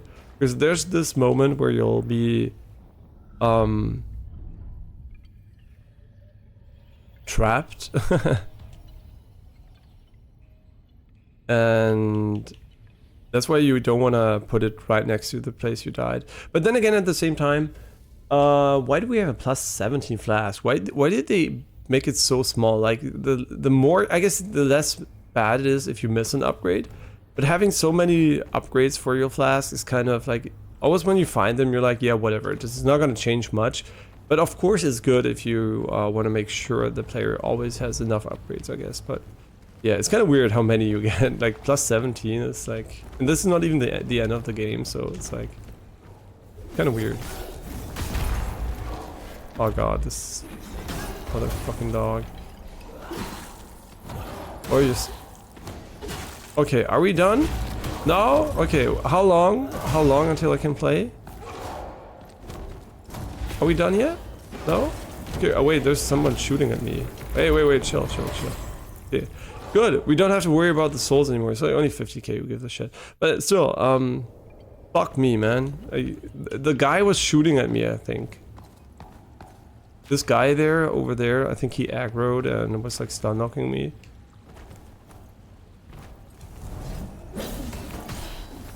Oh my god, like this is... I don't know why these are so obnoxious, but... Yo, I just poised them.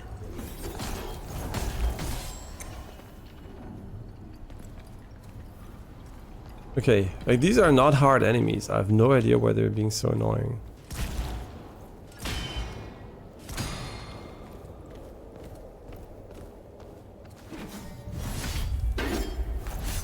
Right in her vagina.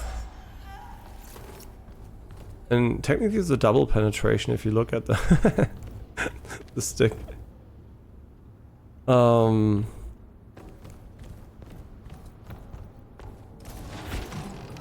Really now? Really? Okay, of course he aggro's there, not here. Of course. Yeah, I mean, yeah, like I wasn't in his line of sight, I guess.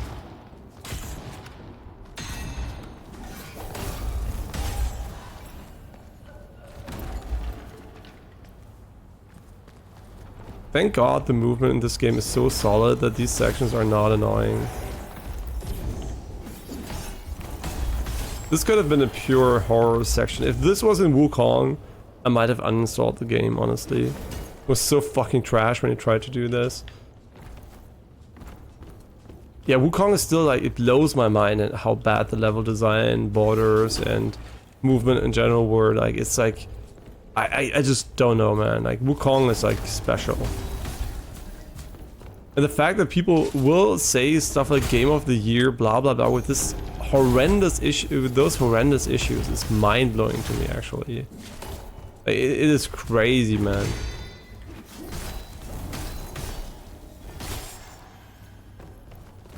Like, how can you not be pissed at that, right? How can you not say, yeah, this is bad? It's just like super bad.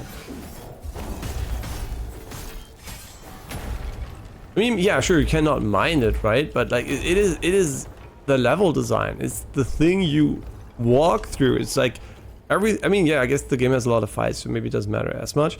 But still, it is, you know, it is an important part of the game. You might argue it's one of the most important parts of the game.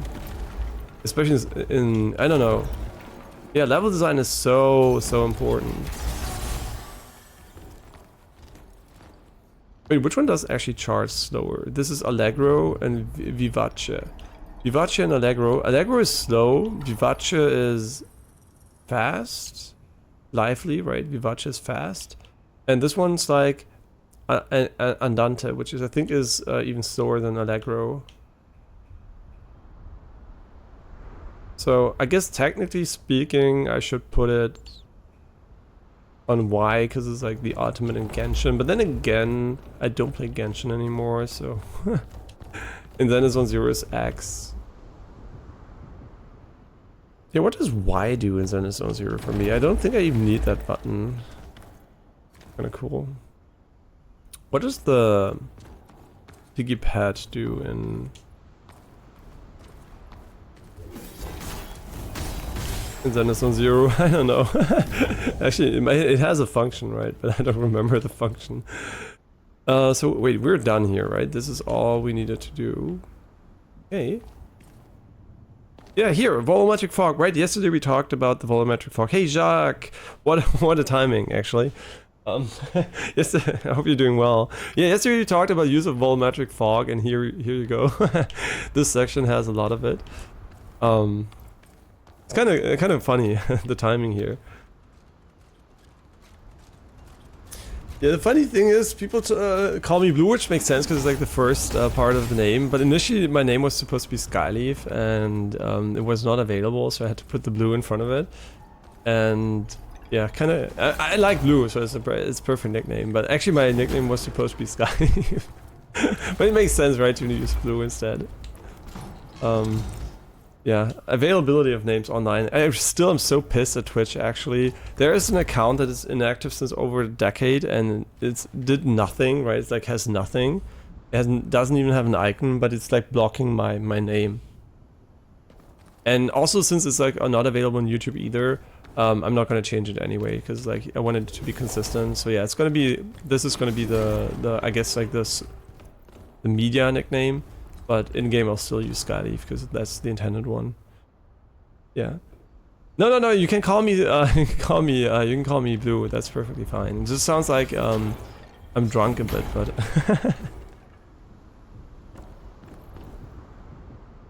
the petals in the water are kind of nice. They could have a bit more of a floating animation, I guess, but that aside, they look pretty.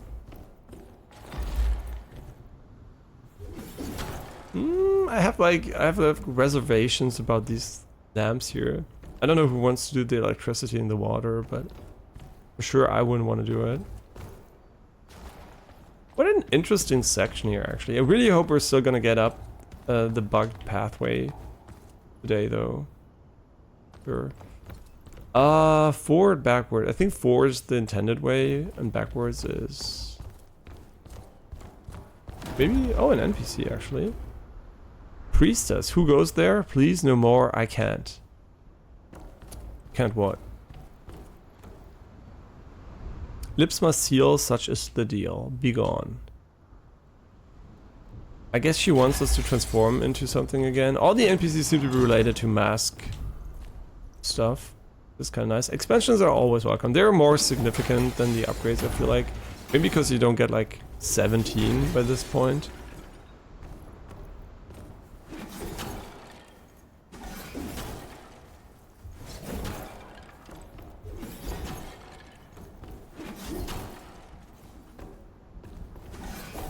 Okay, I'm just destroying random shit here. I don't know why. Oh,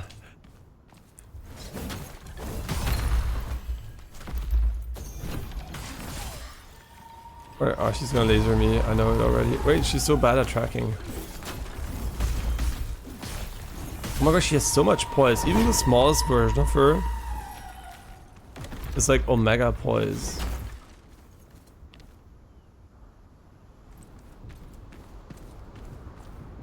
Yeah, I've been to Venice too at some point, but I can't really remember. It's been so long.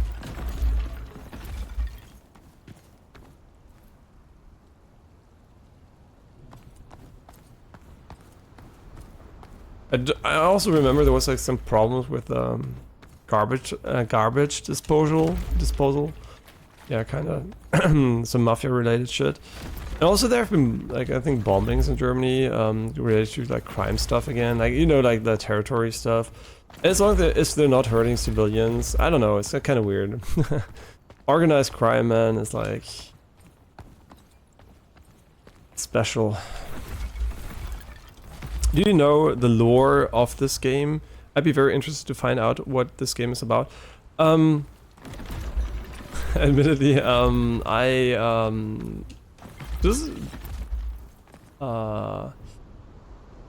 not the mega lore guy in Souls games usually, because I do read them, but it's not like I piece them together. It's like a bit more of an abstract lore.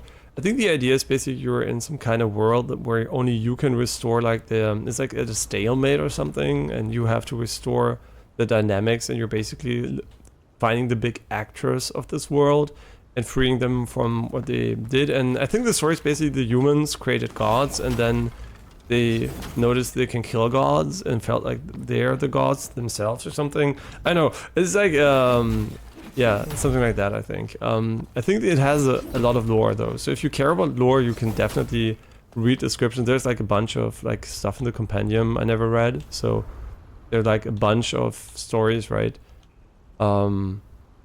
Yeah, so if you want to get the lore, you definitely have to, I think, read those. And yeah, and they're also like, these are like also related to each other, some of them, like they talk about the same thing. It's like a consistent story, like sometimes you hear like part 2. Yeah, so yeah, there's a lot of lore, but the overall lore, I guess, can I see a recap of that? I guess the easiest way to actually find it out is just by watching the first stream and looking at the intro. That's where they talk about the general lore. Something about like creating gods and killing gods and stuff like that. The tooltip and subtitles were a bit fast, so I was like a bit distracted by that while reading it out loud. Yeah. But I'm pretty sure there's going to be a cool YouTube channel that's going to do a recap of the story for this one at some point. I mean, hopefully, I guess. Maybe it's not big enough for that. Didn't know Germany had a mafia problem. Actually, it doesn't. It has more of a biker gang problem. They're like the Hells Angels and stuff like that. It's more like biker gangs usually, which are part of the organized crimes, I guess, crime scene, I guess. But now it has some kind of, it's like a new thing, I guess, where there's like this series of crimes being committed related to organized crime, and it's like a bit like in the Netherlands, right? There seems to be some connection to the organized crime there. Yeah, but it's not a big issue, but it's like starting. I think it's in Cologne mostly for now. Yeah, but there's definitely not as much of an organized crime problem as in other countries, right? It's a very, very small one, though. I think Germany has more of a migration problem than an organized crime problem, but that's being debated heavily right now, and I'm pretty sure something's going to be done at some point. I mean, it might already... I wouldn't say it's like too late, but it's just like... It's a bit maybe too late to actually change something. I don't really care too much, so it's like fine, right? I hope though for the sake of future generations, they are a bit more careful. I mean, it's too late. I think it's too late. I think 50% of the new students, like not students, kids coming to school are already like with a migration background. And yeah, I think like Germany is definitely gonna be one of the first countries globally to become a multicultural society, which is unavoidable anyway, unless you're like very protective like Japan or something. So I think we're just like one of the first. So, you know, it's like being the first in something is always kind of feels awkward to humans because it's new and yeah. And I personally don't care, right? I'm like completely open to the idea of having a completely open world where like everyone's allowed to do whatever they want everywhere, so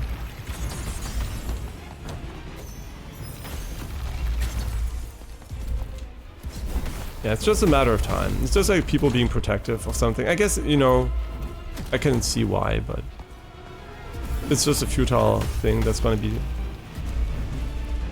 changed in the future anyway. Do we want to heal? We have 11 heals, come on. He has phase 2 for sure, doesn't he?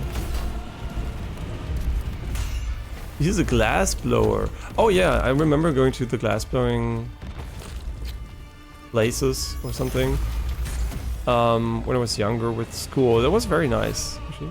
Really, really hard on the lungs though, if you do it like using those.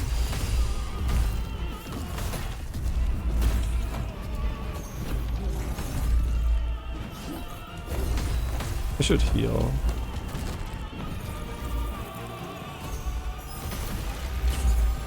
Yeah, I mean, this boss is kind of...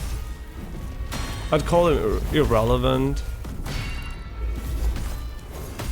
He exists. Oh, what the fuck? I'll parry this shit.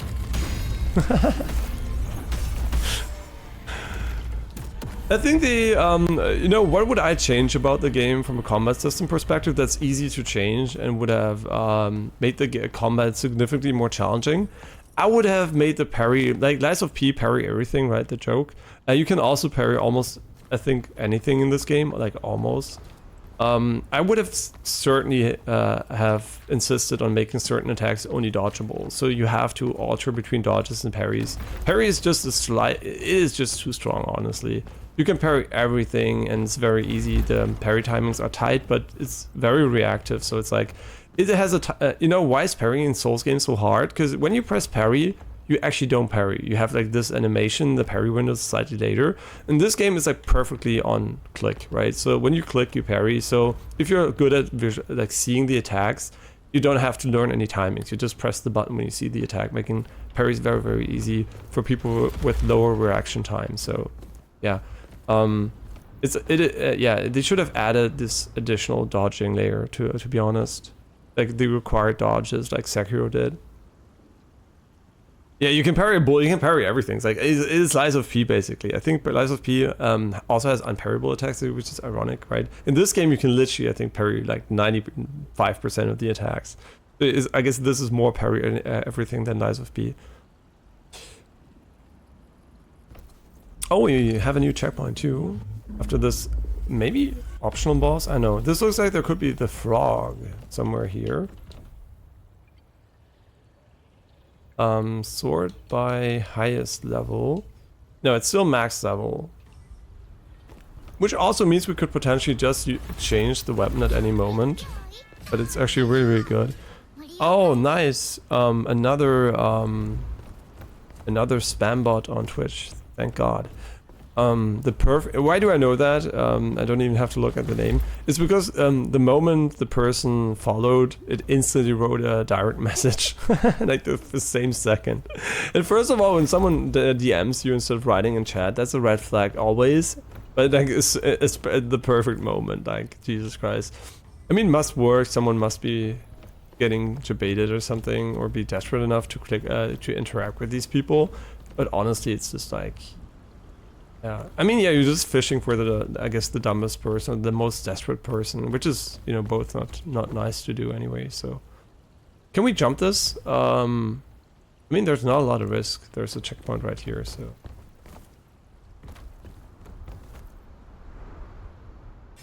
I guess there was no reason to jump it. So, wait, is my stuff now on the? Yeah, do you remember what I just said about in Souls games you don't want to have the souls drop right where you died? Yeah, that is the reason why. Yeah, this should definitely have been here. So,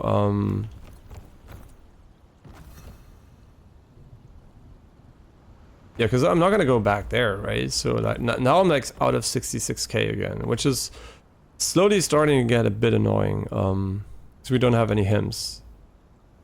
But can we buy those actually? Don't know. Yeah, why does the game not give you more of those? Like we got like what 4 in the entire game? Maybe we can buy them though, so this sucks ass.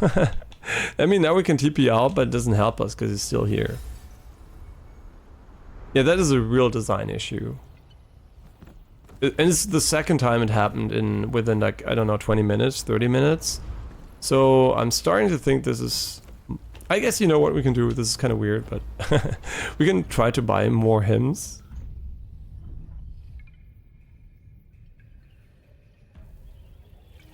Yeah, let's try that actually.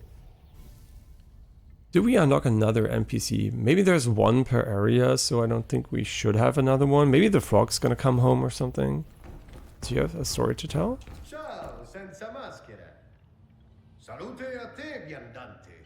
È un piacere. Why do I get the feeling he's gonna be the final boss?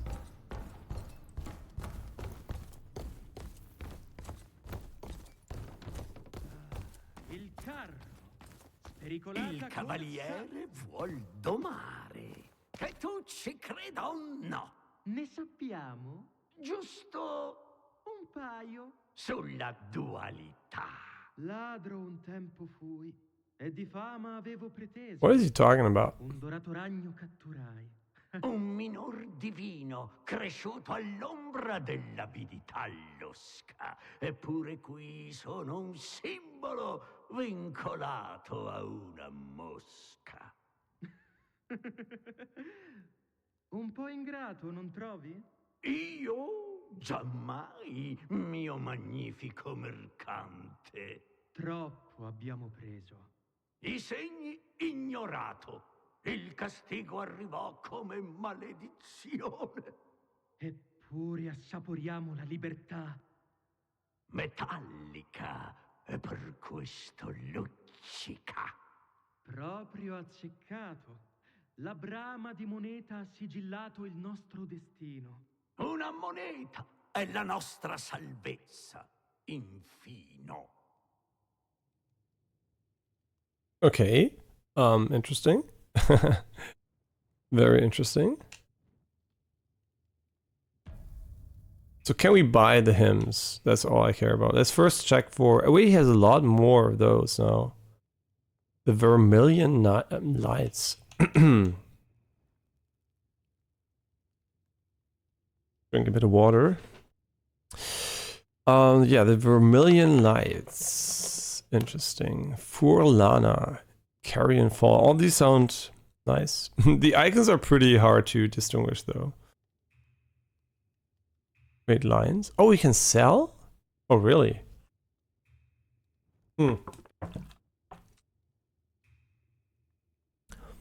He also has a few weapons. I wonder why he has so many now.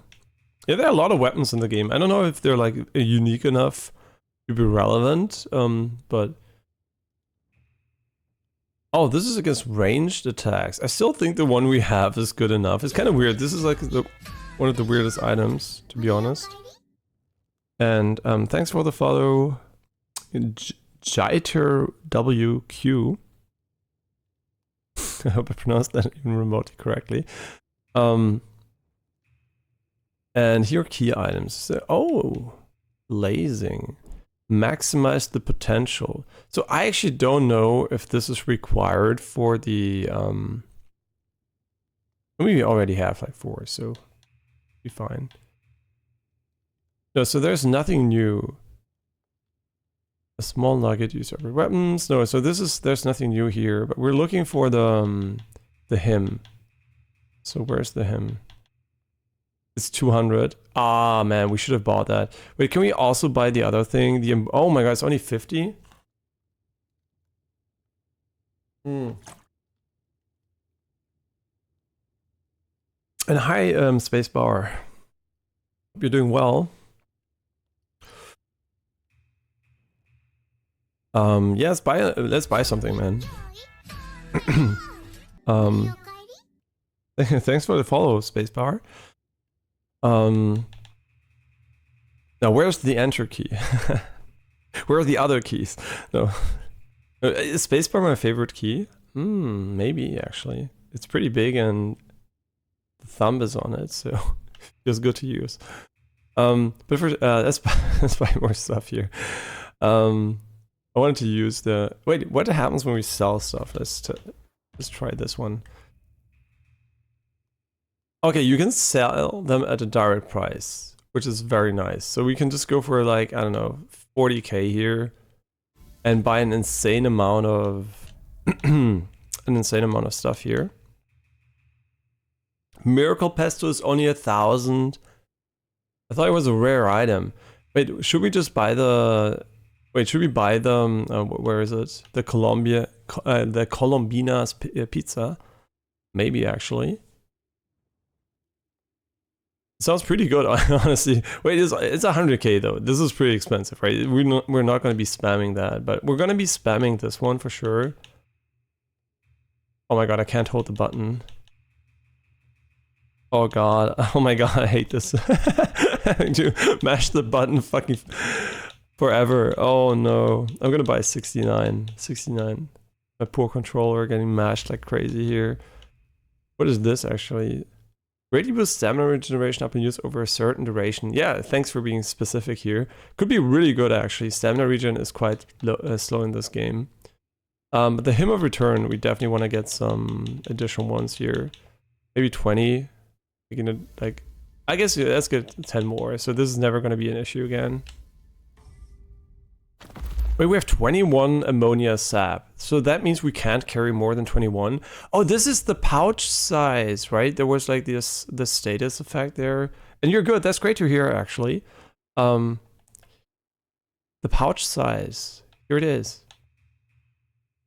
Affects how many items you can carry on yourself. So this is actually really good now, because we can spam, I guess, 2 hymns. Why would we need 2?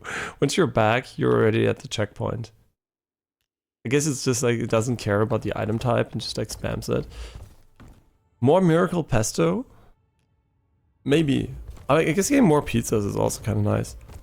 Late game strat, just spamming pizzas. I guess you can carry maybe 1 or 2 at max, so it won't be too OP, but... Okay, very nice. We should have done that ages ago, and now we can get our 60k back. Maybe, hopefully. Wait, is this correct? Yeah. Road to the district. The district of what? I don't know. I tried joining from Twitch and was immediately hit with an ad. Wait, yeah, the thing is, I wish I could turn them off entirely, which is not possible. So if you don't know how it works, so Twitch has a weird system. It basically forces 30 seconds of ad per hour. And then you have pre-roll ads, the ads you just got.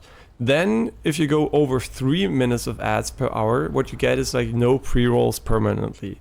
But the thing is, that means 3 minutes of ads per hour, which is a fuck ton. So what I have currently is, I think I have like 1 minute. Wait, isn't 1 minute actually? Yeah, I think it's maybe 1 or 1.5 minutes of ads per hour. So the pre-rolls are basically enabled randomly for like, I think 20 minutes per hour. And you have like the fixed rate of, I think 1.5 or 1 minute per hour. I don't know what exactly it was again. It relates basically 20 minutes of no pre-rolls, and so you basically, it's luck, right? It's like random. If you get in, sometimes you get pre-rolls, sometimes you don't get them. But I noticed that having 3 minutes of ads per hour is really annoying. And I don't make money off Twitch or YouTube, so for me money is not a concern. So I would love to make the minimum amount of ads, but having pre-rolls is such a pain that I basically opted for a bit more ads, so sometimes there are no pre-rolls, but it's pretty fucking random, honestly. And pre-rolls, I think, are 30 seconds. 30 minutes would be crazy. Yeah, so I'm trying to optimize the ads to be as the least amount of annoying as possible, right? And it's kind of yeah, the thing I currently have, but sometimes you will be hit randomly by pre-rolls, because having 3 minutes of ad per hour I think is way more annoying than sometimes having a pre-roll. Yeah, so I'm just like gambling that people will click on the the stream randomly and maybe sometimes not get pre-rolls when they're disabled for a certain amount of time. Right, running ads disables pre-rolls. Also, an option would have been the 3 minute ad break per hour, where I like literally take a break and then I don't have pre-rolls for an hour. But I'm so bad at that, and it's kind of hard to track too.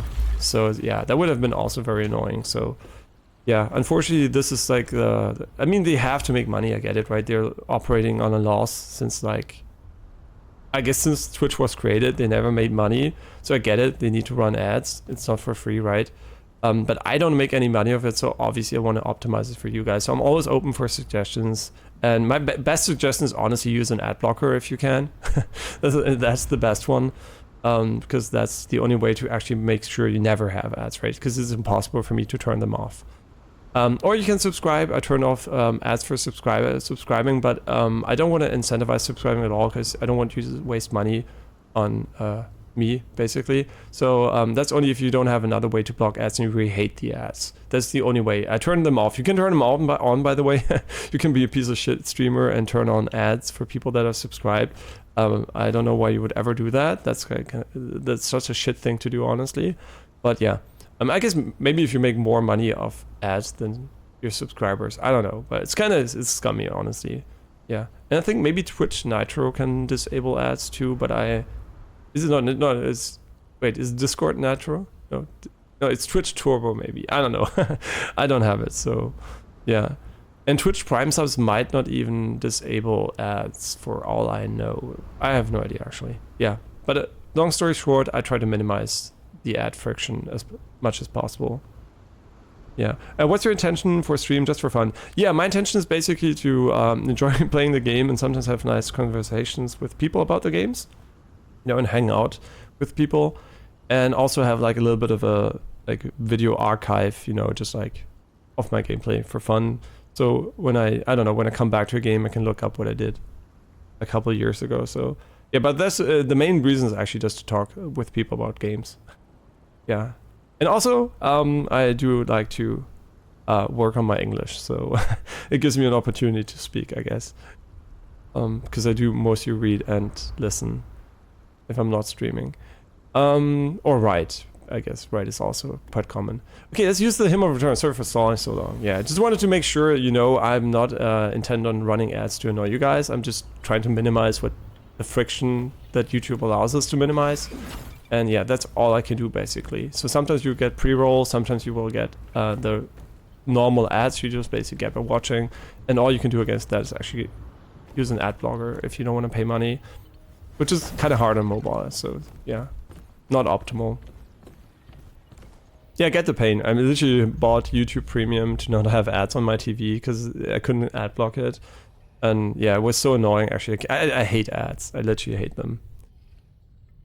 And hey, Jacques, and your name is Kugelblitz. So wait, are you German? Or are you like from a German-speaking country? Or do you just like the German language?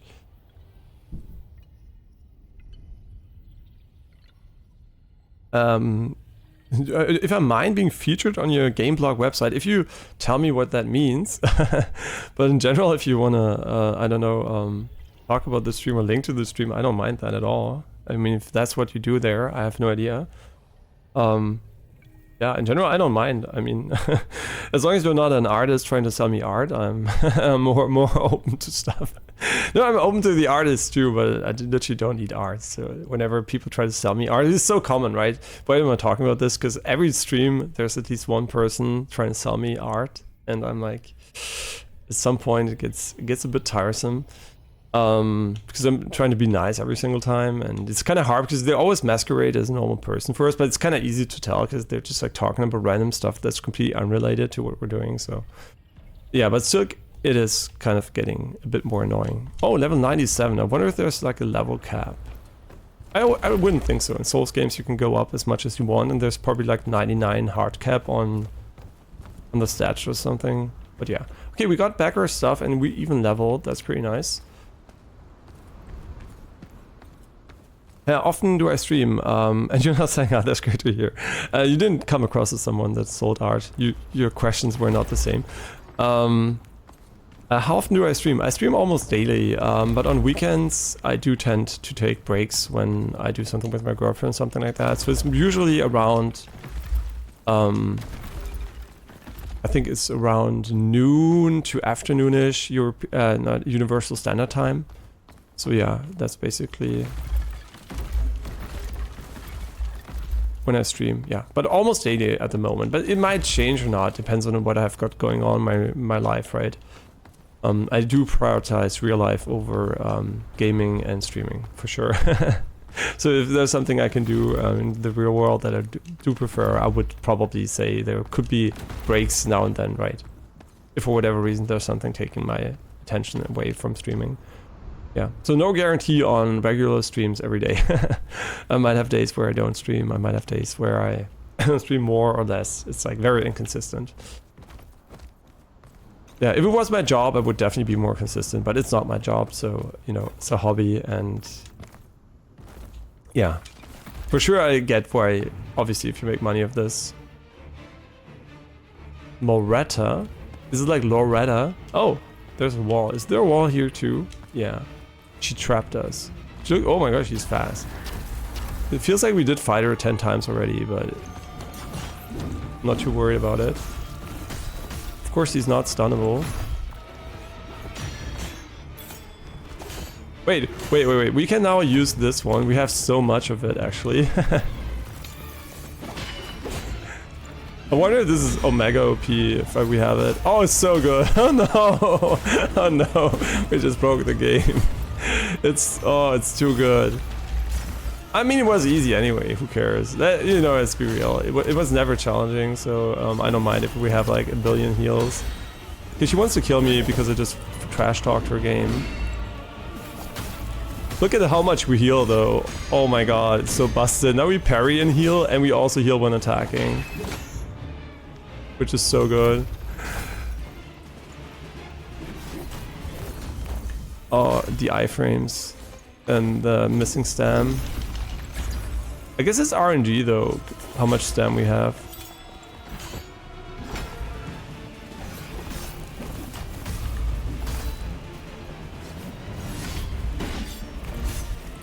She's so weak.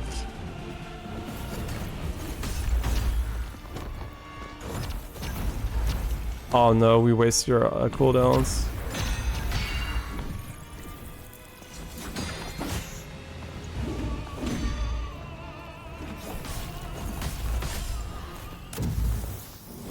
Okay, Harmonia Sap is too good. It's too good. You have to nerf this. This is, you can buy this infinitely. You have way too much money. I could buy like 99 permanently. Like, it has a 100% uptime. You have like 21 on your body with the stat. It's too good, right? It's too good. Am I not gonna use it as a result? I don't know. The game has been easy anyway since we got our build together, so I don't even know if it matters, right? Does it make a difference? Like, it's going to be a face roll for the most part anyway. That doesn't mean we're not going to die sometimes, because, I mean, some enemies do burst you pretty hard. and can stun knock you a bit.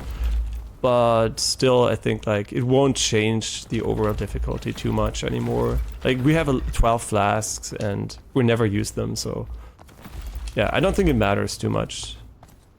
Yes, it's gonna make it easier, but it's not gonna change, I think, the overall enjoyment for me, because it's already very easy.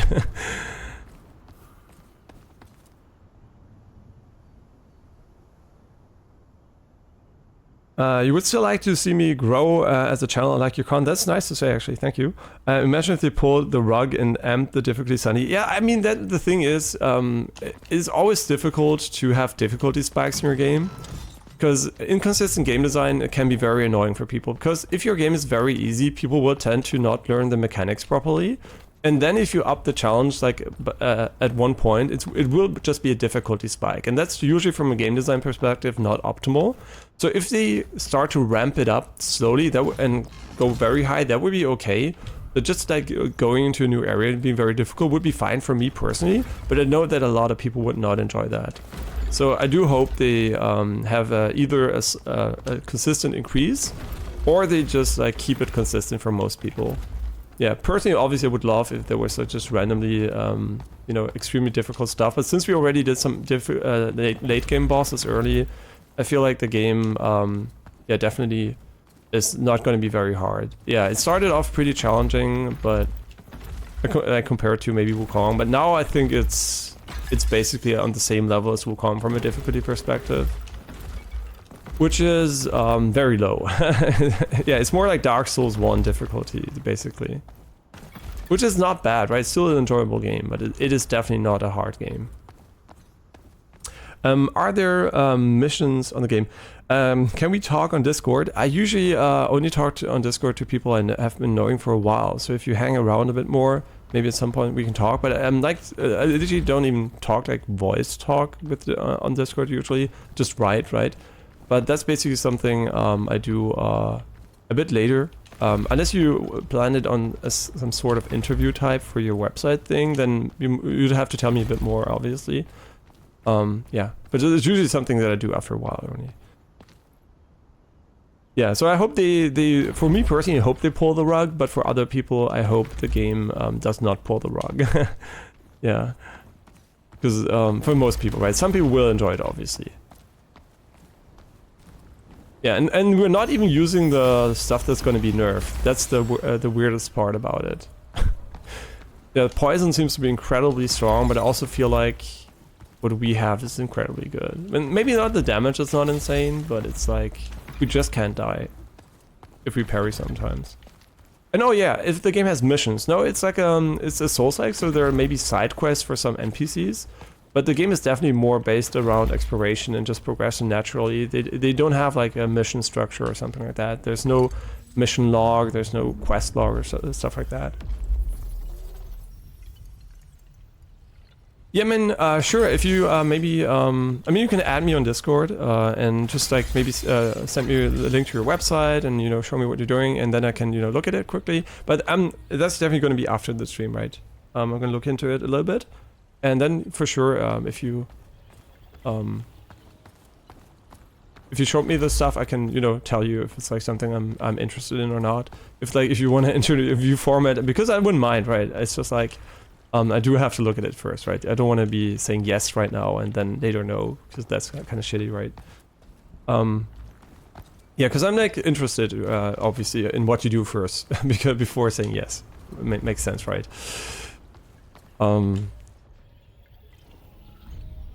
But generally, I'm obviously interested if it's like something I'm interested in, right? It doesn't sound like I would be open to interviews for sure.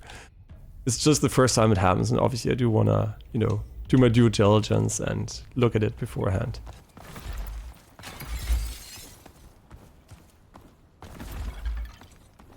Okay, hello Crab. We're at 13 heals already. Yeah, the game, I think, also the balancing of progression. I mean, they want to look at that, right? That's why the stream title basically is maybe you want to wait with the game, because at the start of the game I showed the intended roadmap for the game, and they seem to be looking at a lot of those things. and the balancing stuff and everything. So they really are intent on making the game as good as possible post-launch, which I guess is not optimal, but there is like this idea basically, and it's planned. So yeah, that's why I think maybe holding off and playing the game a bit later might be very nice for a lot of people if you're not currently playing. Also, you will probably get it on sale, and you know, it's just going to be a very easy recommendation, I think, in a half a year. And right now it's only a recommendation if you enjoy also easier Soulslikes, I guess, right? If you're into only care about challenge and you need to be killed like a few times by Radahn or something, that was also nerfed, I think, then this game is for sure not it, right? It's not the next challenging Soulslike. It's easier than Lies of P. It's like, Lies of P wasn't that hard, but it had some hard bosses. This one had one hard boss very early, I guess, or rather early, but since then everything has been very, very much a walk in the park.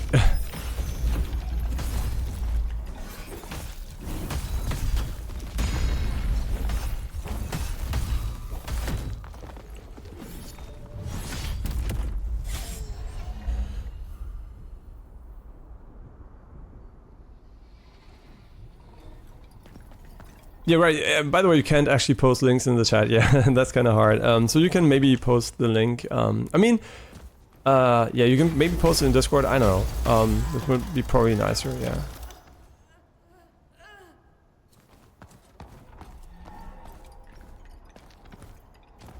Or you can also just like maybe write the name of your blog or something. That's maybe also kind of nice. Then you can just Google it, which is probably also an easy way to find it. Because some people don't like clicking links, right? So having the name is probably easier than having a link, for sure. Okay, how do we get there, actually? I still hope we're gonna end up going back to the area we couldn't, but I feel like it's gonna be bugged, and we're gonna be soft-locked out of that area, which is, thank God, optional. If it wasn't, then yeah, then we would probably have to wait for a patch, or maybe even load another save or something. So is there a way forward here? I don't think so. I'm a bit on autopilot right now. This looks cool though. Interesting. Yeah, this is more of a fantasy version now, because at first it was like pretty like quote-unquote realistic, like cities, and now we're like more in a very different type of environment. What did he do? Oh wait, he's like, oh wait, oh my god, he does like, it doesn't insta-kill you, don't worry. It looks like the death from Souls games. It's not. It is holy damage, and it might one-shot you, I don't know, but it doesn't insta-kill you usually. There's water here and a ladder.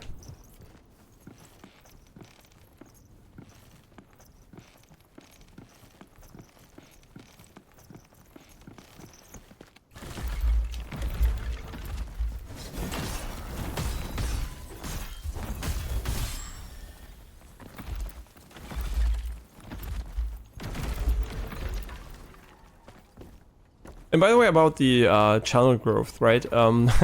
It's like a two-edged sword. Because I feel like to a certain degree, you know, having a few people. I know that there are a few people that seem to enjoy the channel since quite some time. So you know that shows me there are people that care, and that's very nice.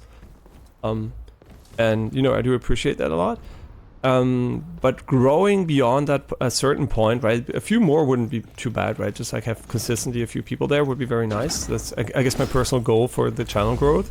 But honestly, I'm not sure if I want to ever have a big channel, right? Like a channel that's like spammy from a chat perspective, because I kind of value like the discussions and being able to read every message, you know, like having a bit more of a, I guess, personal relationship with the people, than having this like completely you know, like these parasocial relationship with like a chat that moves at a speed of light, basically. Oh, I do wonder, did we approach the lever from the wrong side? And did we lower the water? I was thinking looks like a section where we can lower the water, and Maybe. I don't know actually. Oh yeah. Okay. I know why they did that, because it's pretty hard to make a convincing lower the water moment, right? You have to visualize it. But just doing it instantly, some people might be very confused by what happened. I only know they lowered the water because I was used to playing Souls games. So my brain's like, yeah, sure, it must be the lower the water moment. But not having a visual or audio cue for that is kind of not that great. It might have been out of budget, but still, like, just make a water lowering animation. Doesn't have to look good, just like show the player it's happening.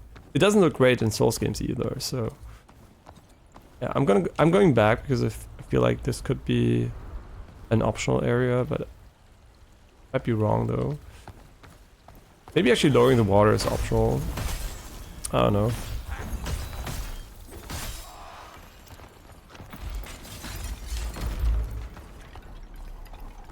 Yeah, some Twitch chats are like not my target goal, right? I really hope I never have a chat like that. Like, there's just like the really rude and spammy chats, which I guess streamers indulge for the monetary purposes, but I can't imagine a streamer literally enjoying having a chat that permanently fames them. And like, you know, you might say, haha, it's just a meme, but honestly, like these hate chats, I really don't like them. And a few big streamers actually have them. It's not quite uncommon. And I don't think that people mean necessarily ill, but still, right? Even if you know it's not like meant negatively, it's just like meant to be funny, I still think it gets to you, right, after a while. Because you're a human being and not like a robot that's meant to make content and print money. But yeah, so my goal is basically just a few more people for consistent interaction would be great, but everything else is like, is not a real goal for me. What do you mean, Apricot? You want to hate on me? No, I'm just kidding. Was that your goal all along? One day you can hide in the masses and flame me? No, I'm just okay, where do we want to go? Wait, oh my god, I know this is a dead end, 99%, but I was on autopilot, so I'm like literally checking. Okay, very nice.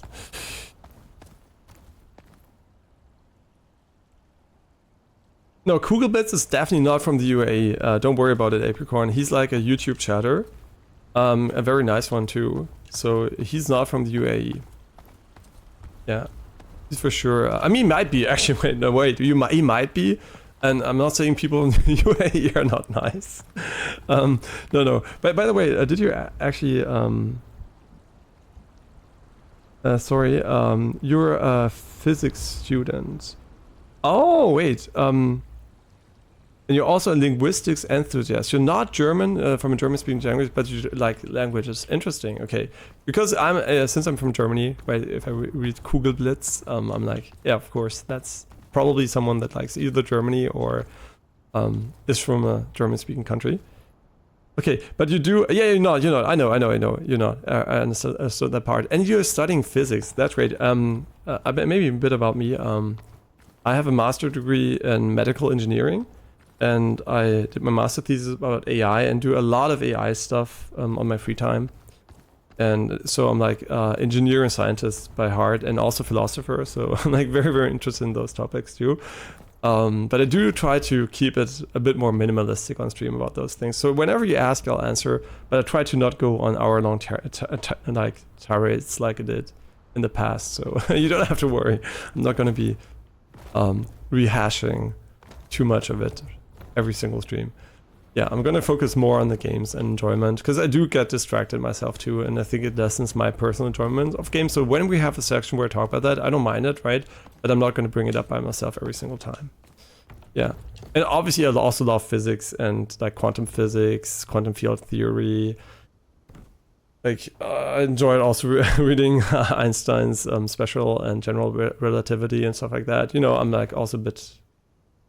I guess you can call me also a bit of a math freak these days. I don't know. Oh my god, tell that to my fucking 18-year-old self. That's like literally fuck math. I'm just eating something, not listening, not paying attention. I'm gonna go be an actor or something. Oh my god. Yeah, how had that changed? Like, yeah, if you would have told me that I'd enjoy math when I'm like 35, I would have told you what the fuck is wrong with you? Where has your life led you?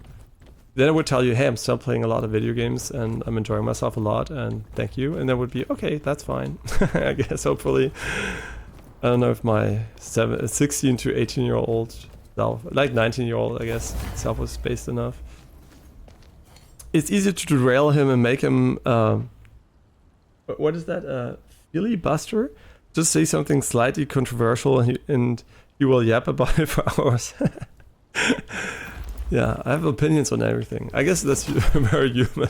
No, I don't have opinions on everything. I mean, I do have an opinion, but my opinion might just be that I have no knowledge and no personal investment, and it would be unfair of me to judge. And you're also not from the UAE. I kind of also guess you weren't. You didn't give a UAE vibe, to be honest. And you also studied physics too. What is... I guess I just like... I don't know. I'm nerdy enough. You know, before, the funny thing is I play games and I don't consider gaming to be nerdy at all anymore. It's more like... Get fucked. It's more like being, you know, it's mainstream these days. Like, I think 85% people online play games or something like that. And most kids play games anyway. And now these days I'm more of a nerd because of like the science stuff, I guess, right? I'm a quote-unquote classic nerd before gaming came. But when I was in school, gaming was nerdy. I was like I mean, there were a few, but not everyone was playing games. And especially girls weren't playing games. And yeah, it was like a very different time. But I kind of like that everyone's playing games now. I mean, I guess it's maybe not the best for the kids, but it's definitely good for me not standing out as a weirdo anymore. Which is, you know, it's kind of nice not to be... I mean, I never minded being in the minority, but at the same time, it's kind of nice for people to understand your hobby more. And not people being like, oh, you game, you must be such a nerd. That doesn't mean I didn't have a girlfriend, doesn't mean I haven't been single since one day, since I've been 15. So, and I also had girlfriends before that. So I think like that never was an issue, and also was in a band. I did theater, I did, I did like classical singing, stuff like that. So, you know, I did a bunch of stuff. Oh, that's cool, actually. I don't know if it's intended, actually. Yeah, I did a bunch of stuff that wasn't gaming, so, and also sports. I love sports, so I guess, you know, it was always weird. And yeah, but it's still nice to be able to talk to people about gaming and not be like, hey, yeah, it's really weird you game. Yeah, that's I guess the great advancement.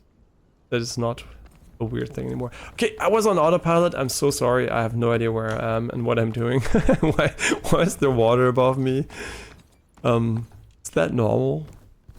Is this where I came from?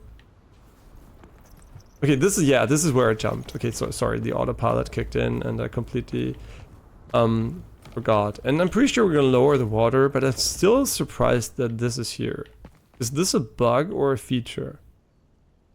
It feels like it could be a feature, and I'm gonna tell you why, because you can see when I look at these constructions here, there's this metal part starting exactly where the water is. Oh, it's just a visual glitch, never mind. It might be a bug actually, I don't know.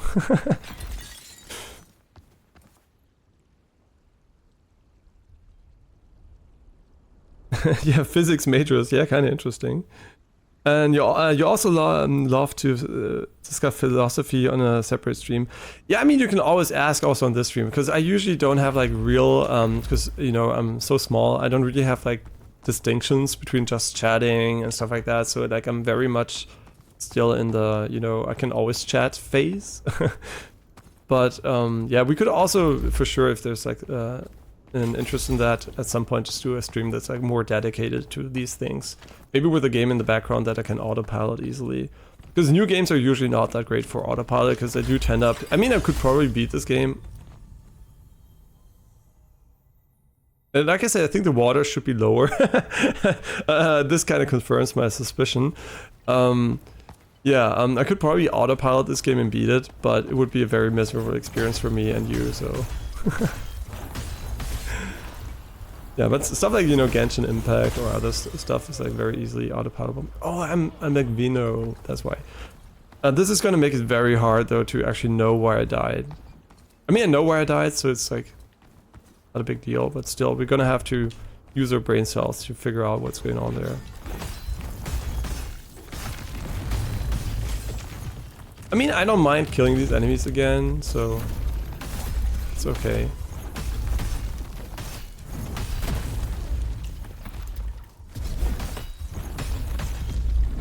I should still parry him, honestly. Or you can just get hit. It's fine too. It's so much HP, holy.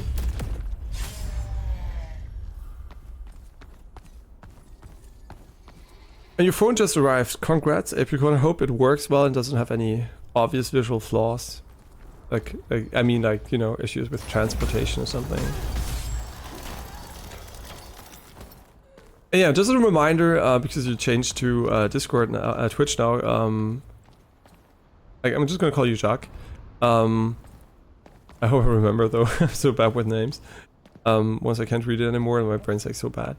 The visual quality here is worse. That's all I want to say again. Like it's like I said, it's like significantly the worst quality visually. So if you care about visuals, YouTube is definitely a better experience. Why don't I dodge the attacks? Because it's not necessary actually. My brain is lazy. If I don't need to dodge, and by the way, you can parry them, so it's way better to parry them in general. Yeah, if it's not necessary, my brain will not do it, right? Yeah, obviously you could have dodged them if you wanted to, for sure. Yeah. We had to continue here. Oh, there's another, I guess, it's called like, not a dam, like, forgot the name for it. So, wait. Going up here, did we go up here? I think we did, in complete autopilot.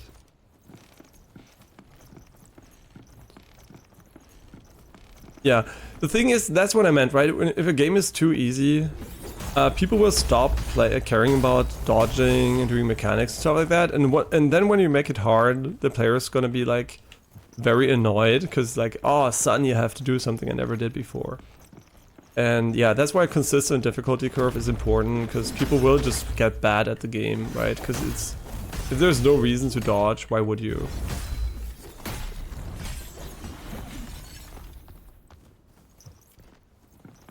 By the way, may I ask why specific UA Epicon? Oh yeah, the thing is, most of the artists, like, I guess 99% of them have been from the UAE. So Apricon has like this question to basically find out if you're an artist. Like, it's just for fun. It's like a thing we've been doing, like, I guess since a few days, because there has been an onslaught of them. Like, I don't know, like at least like 3 per stream, and I don't know, I don't even know if they're real humans by now, because there's so many of them. Like, I mean, I guess there are a lot of artists, but it's like it's crazy how many are actually dropping by now. But we also can go back and check out the other section first. There was one lower.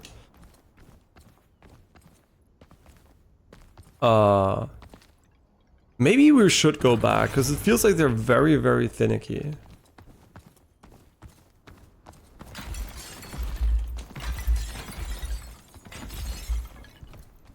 Yeah. So the UAE is basically a nice way of asking if you're an artist, because sometimes if you ask they're an artist, they will say, no, I'm not. And then a minute later, they're like, yeah, do you want to add me on Discord and look at my stuff? And I'm like, yeah, or they'll just leave, right? If I don't know, they kind of don't like being called out. If you're nice and you talk about them and you're like, you know, but if you ask them up front if they're an artist, I guess they just think like, yeah, no chance of selling something. And some are very persistent too, right? You're being nice and, you know, you're answering and everything, and then you're like, yeah, but I don't have any interest in buying something, right? So just, you know, and then they really don't stop asking, and that's why we just started being a bit more memey about it. Oh, this is the... Wait, this is actually the checkpoint we just came from. Oh, okay, that's cool. So this is a dead end. I mean, no, it's a loop back, but technically it's a dead end. Okay, very nice. So we're gonna be able to make some progress here. And also the reason why it's kind of bad if the game is not that challenging is because all the ideas of a Soulslike, you know, the like limited heals, what does it matter? I have 13 heals, I'm not using them. Technically I've even know what it is, like 34 heals, which is quite the number, I guess. Should we TP back though? At the next checkpoint. I think we're gonna TP back and check out the lever if it's like, if it actually works.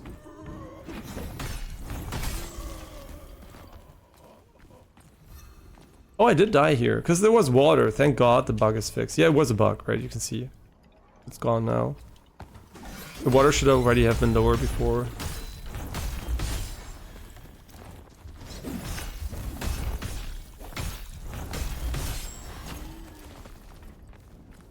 Yeah, I think our weapon is very good though. I think like the consistency is extremely high.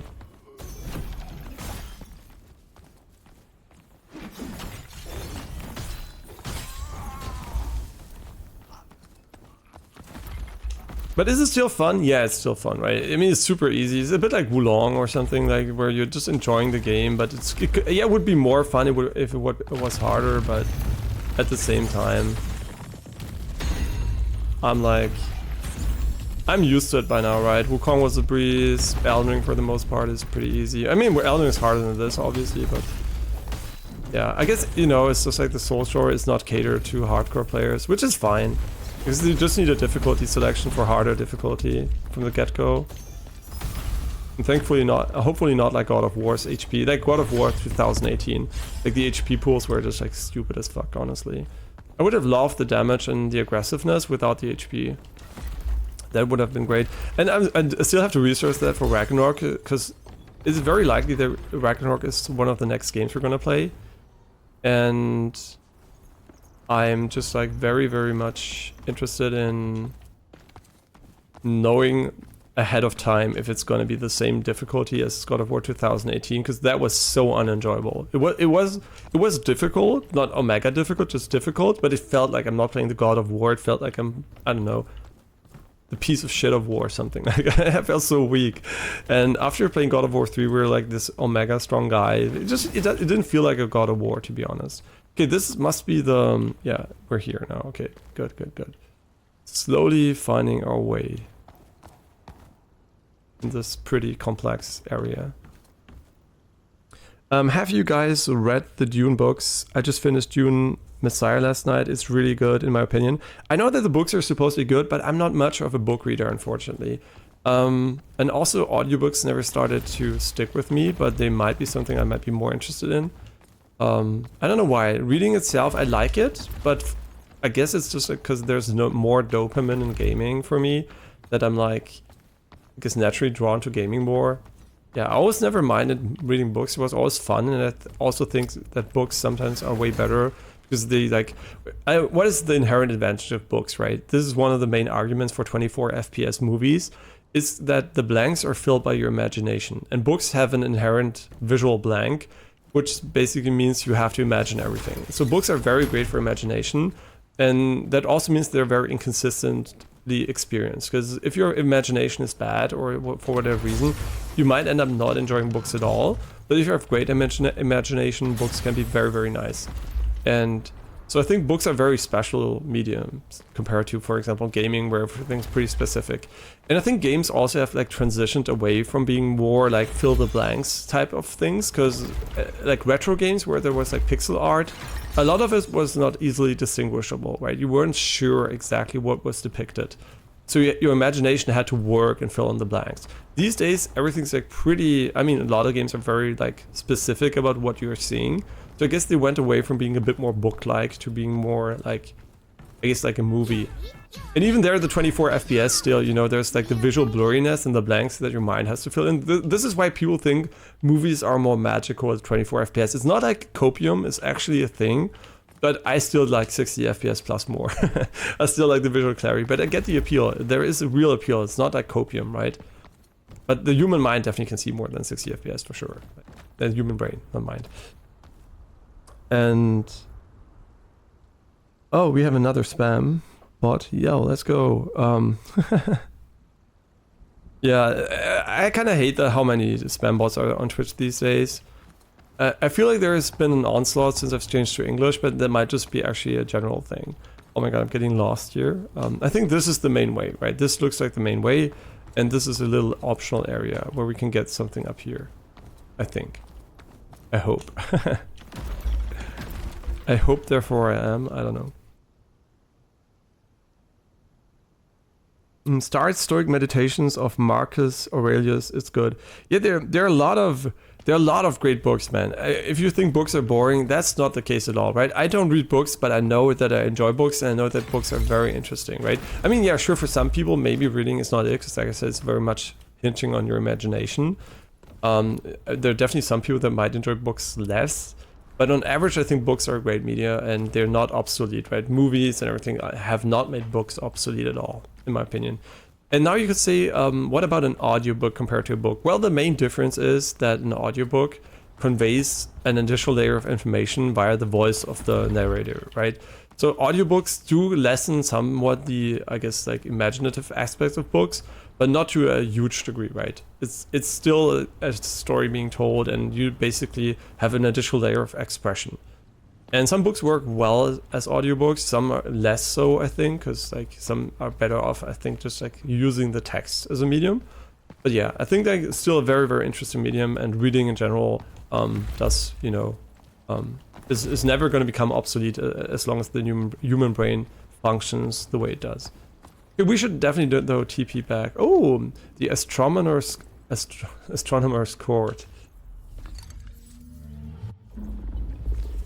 And you don't like motivational books. I prefer philosophy books. Yeah, I also, by the way, I do read books. I actually said I don't read books. Sometimes I read a book from Yuval Harari or something like that, right? I do read books from every now and then on the toilet. I don't know why. This is my toilet go-to.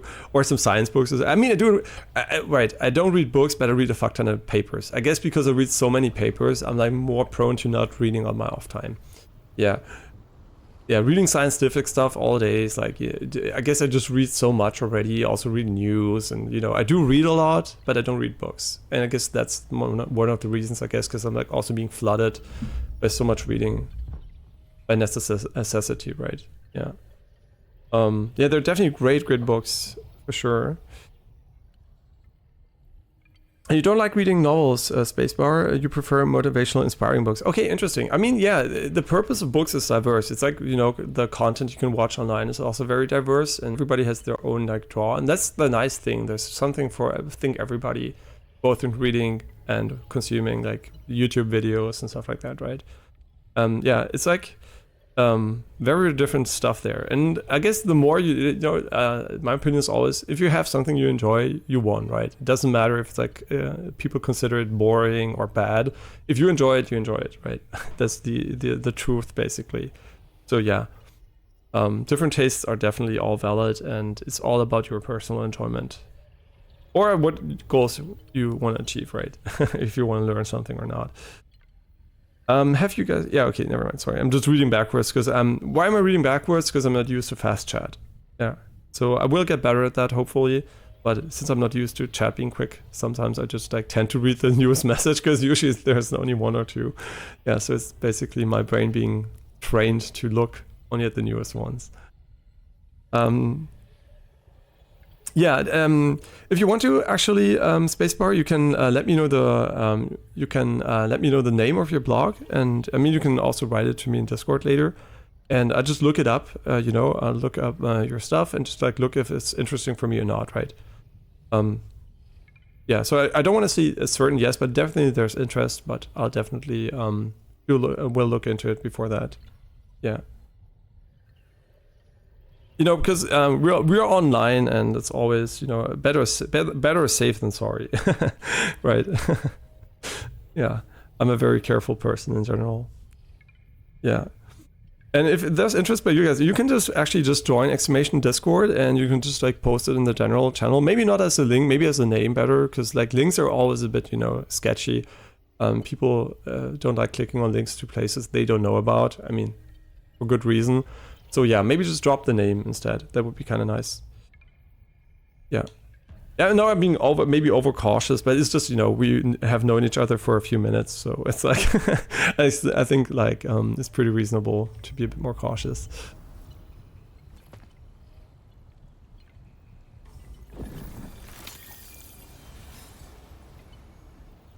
Okay, how much do we need actually? It seems like we need a pretty big amount by now. Yeah, there seems to be a very exponential curve here happening, which is nice because the enemies also seem to be dropping, quote unquote, exponentially more XP. Level up assassin. Yes, always assassin. We should go battle mage at some point. Wait, what is our actual stat though? Currently have 44 assassin, which is good, right? Because this one does deduct minus 8 points here. Yeah, we're practically brothers now. I mean, you have been around for like, this is your, I think, 3rd stream. I'm bad with names when my memory is actually kind of good when it's not about names. It's just like names and dates and stuff like that, like birthdays and stuff like that. I'm not, I don't even mean ill, right? If I ever forget a birthday or something like that, I'm literally just like, it's how my brain functions. I'm, I guess, a very function-oriented brain and not too much about these quote-unquote meaningless details. I know names are not meaningless to people, but for me, my name or the names of others is more a tool of identification. And I don't know why once I memorize them, I never forget them, but it takes a lot of time. So I guess like there's like a threshold until my brain's like, yeah, this name is relevant. Yeah, the good news is I can read it over and over again on Twitch chat, on YouTube chat, which makes it way easier, right? It's really a big help. In real life, you can tell me your name, and I'd probably have forgotten it, and I will ask you again. I'm not shy about that, right? I'm honest, and I will definitely ask if I forget the name. Yeah, because some people are like that; they forget names and they never ask again. That's so awkward. Just be honest, right? It doesn't mean you don't like the person. It just means like I'm bad at with names. Yeah, Apricot enjoying real humans for a while. Isn't it nice, right? Having real people in chat, not just like spam bots or like merchants. Yeah, that's really nice actually. It's so uncommon actually. It's really, I mean on YouTube much less so than on Twitch, but on Twitch it's very uncommon these days. Which it makes sense, right? It's such a big place. I'm such a small channel. It's, of course, the automated stuff's gonna find me way more often than real people. Just how Twitch works. And YouTube is automatically blocks a lot of these messages. So there's definitely also this stuff, but it's getting auto-moderated easily. And also, YouTube has just way better discoverability for small channels. So the likelihood of someone finding me via Twitch is significantly lower than YouTube these days. Which is why I'm really glad I actually went for YouTube at the same time. And also the quality is so much better visually. Oh my god. Oh, yeah. Yeah, quality plus discoverability is just like main draw. And yeah, I don't do social media. I know there's TikTok, there's like Instagram, there's like Twitter. I don't do that stuff. I don't care about it. I mean, you know, I do the bare minimum, and YouTube has like the visual plus, so I'm like, yeah, it makes sense to be there. I would never spend my time wasting away trying to get more of a reach, honestly. Like, even if I would get more viewers, it's, I don't know, it's just like what I'm just praying to RNG, I guess. Come on, please tell me it's possible. It is! That is unfortunate, Des. Okay, I thought this was bugged. No, it's meant to be this way, which is actually, in a way, it's better and worse at the same time. You should never make this like that. I mean, I get you don't want to make two animations, push and pull, I guess, but it is terrible actually. Wait, where's the? Oh, okay, wait. It did look broken when I looked at it, so I was like pretty sure it is broken. The platform's gone.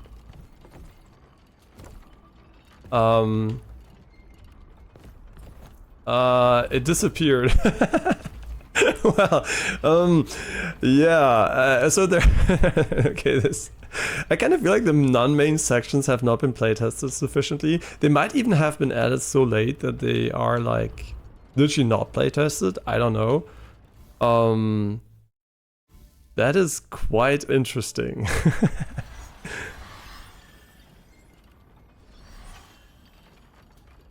And it's Game Nest TLV. Okay, I'll look at it later for sure. I mean, you guys can look at it right now if you want to. Since I'm streaming, right, can't look at it right now. Again, I trust you guys. It is just I have made it a rule to remain as enigmatic as possible. Don't worry, you don't have to trust us. You shouldn't trust us just yet.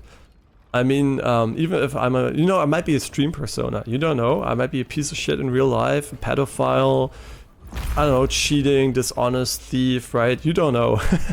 So you should not be trusting me until even if you know me in person, you might not be able to fully trust me. You should always have some reservations. There are only a very few people in life you should be trusting. Those are probably the people like your I mean, even your family, who knows, right? But you should hopefully be able to trust them to some degree. I mean, or you might figure out it's not like that. You have a reason at least to stick around.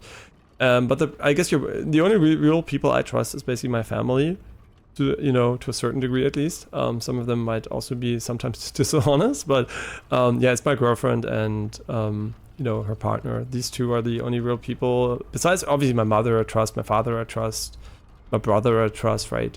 The people I know well, I do trust, right? But there are not a lot of people I'm like 100% sure I would trust, right? It's very difficult to have full trust in anything, right? And there's never 100% chance, right? So yeah, reservations are always kind of, not a negative sign in my opinion, right? Distrust is a very healthy attitude, and also I guess very conductive to survival. So it's an inherent trait I think humans have, thankfully, to some degree. The younger you are, I guess, the more trusting you are, which can lead to very awkward situations where your parents are idiots, or they are like biased in a stupid way and they teach you stuff that is wrong. Not the case for my parents, by the way, but just in general, I know a person I just had a talk with while bouldering was like, yeah, my father always told me these stories, and then at school, I didn't think they were wrong at the time. I just like, it's my father, I trusted him. And then I told them to my classmates and everyone was making fun of me because it was so stupid. And in hindsight, I should not have trusted my father. But yeah, it's really hard as a kid not to trust your... There's an item? Wait, what? Why is there an item down there? Wait a second. There was also... Wait. Okay, never doing the spinning attack there again. There's an item down there? So weird. And it was a lore item too. So now we just have to figure out where we dropped, because I think it is up here. We must have dropped there. Maybe there is something below. Okay, I should stop staying there while reading chat. Well, since I asked, it's only fair that I mentioned that I am Canadian, but living in Switzerland. Yeah, it's so easy for you, right? I'm one from a super nice country, then moved to the richest country in the world. Some people might have more reservations. It's like you're speaking from a position of power. Like, I don't know, some people might not be as proud of their country. Like, if I would be from North Korea, I would not be going to Twitch chat and being like, oh yeah, I'm so proud of being... I mean, maybe you are actually, but I guess I would have more reservations about my location. I trust anyone who isn't German, so I don't know what I'm even doing. Hey, I'm half French, right? Maybe you have faith in my other half side.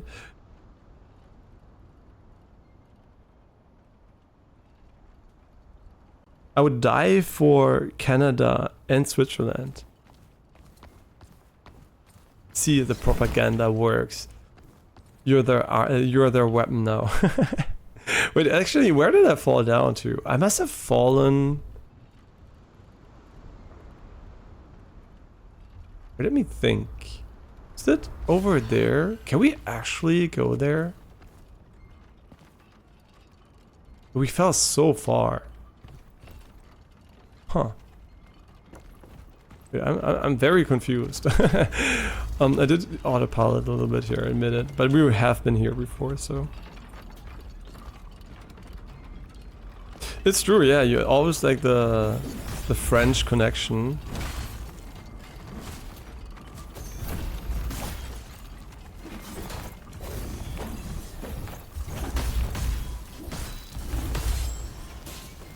I mean, I guess, yeah, being multicultural from, like bilingual and everything, like from birth, I guess makes you more open to other countries in general, because you're just used to having multiple countries anyway. So there's no bias towards being like... I mean, I could be biased towards both countries, but I'm literally so open to most countries. And also my father being stationed around the world for like a long period of time. I think it was like when he was like 7 to 14 years old. He was at the French embassy in Washington. Had like the mega sick life, and then I think when he was like after 14, his parents, I mean my grandparents, they got divorced, and then he moved to France, France into like a, what's it called, like what is it called in English? A school where you never go home from. What is it? And mostly don't go home from. I forgot the name. Internat is the German word. I forgot the name actually. And yeah, he went to that school and was like terrible. So he has like a very great childhood, and then it became shit. And yeah, so and then he moved to a town with the military. So it's kind of.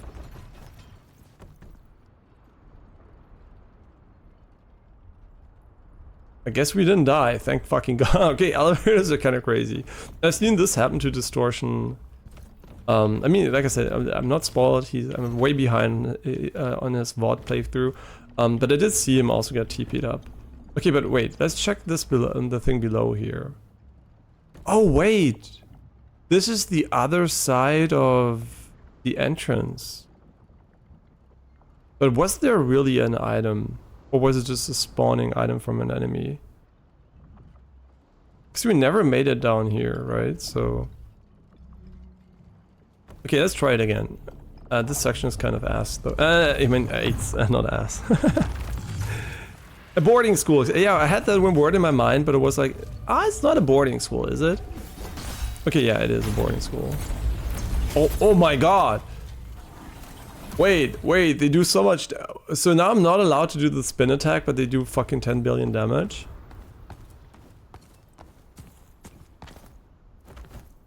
I'm not gonna kill you. I know I could, but... Like... In the interest of time, I'm just gonna run through. But honestly... This is fucked, man. I can't fight them normally, but they do more damage than any enemy I've ever seen in the game, so... It's kinda fucked, honestly.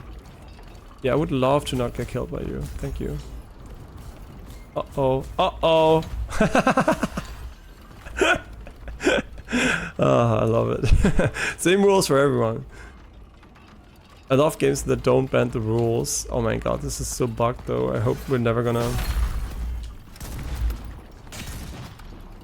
have to worry too much about this elevator again. They deserved it. Who knows what they're saying in their gurgly language. Wait. Sorry, I have to read again. Begun the Clone Wars have.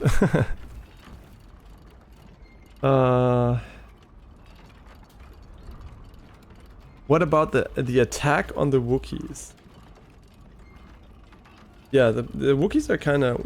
I can make the sound. You could disconnect. What did I miss? Nothing. I died a bunch of times.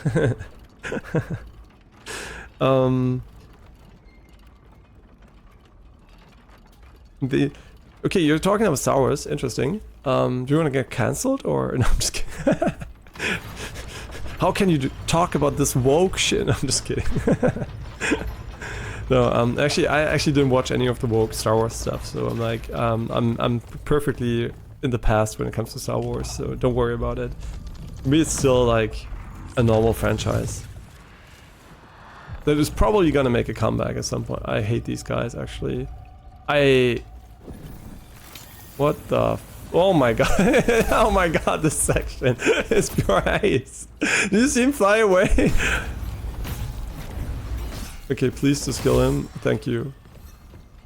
They could have made the pickup radius slightly bigger, I suppose, but why is this section so ass? I mean, wait.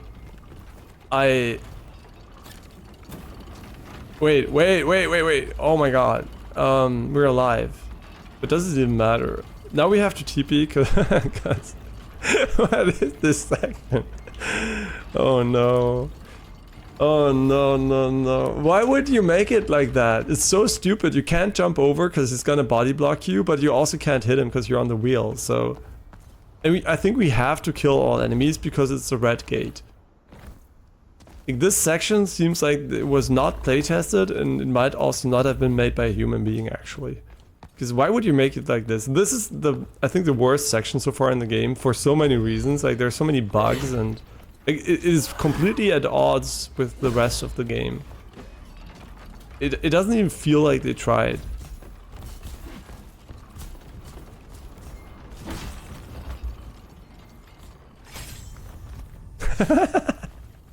Okay, I should kill him. The reason why I'm not killing him, by the way, is because he's like so far away. We have to kite him in because we're gonna die by spinning again. This section is so I guess it's ass for many reasons. There are too many reasons actually. Yeah, I don't know. This section, thank God, it's only this section. It's also completely optional. Don't worry about it. If you don't like this section, the game has your back and you can just skip it. I hope at least. Yeah, Morte. At least we're dying, right? I mean, we're dying for maybe the wrongest reasons I would like to die in a video game, but at least it's funny. In half an hour I won't be laughing anymore though. And I don't mind losing stuff. You get so... Wait, what? Oh, we TP'd away. I thought we didn't... Yeah, we didn't lose anything. But it doesn't matter. It's like 50k. Who cares? But Chewbacca was originally named Jewbacca, but they changed it for obvious reasons. Can you elaborate? No, I'm kidding. No, please don't. Please don't elaborate.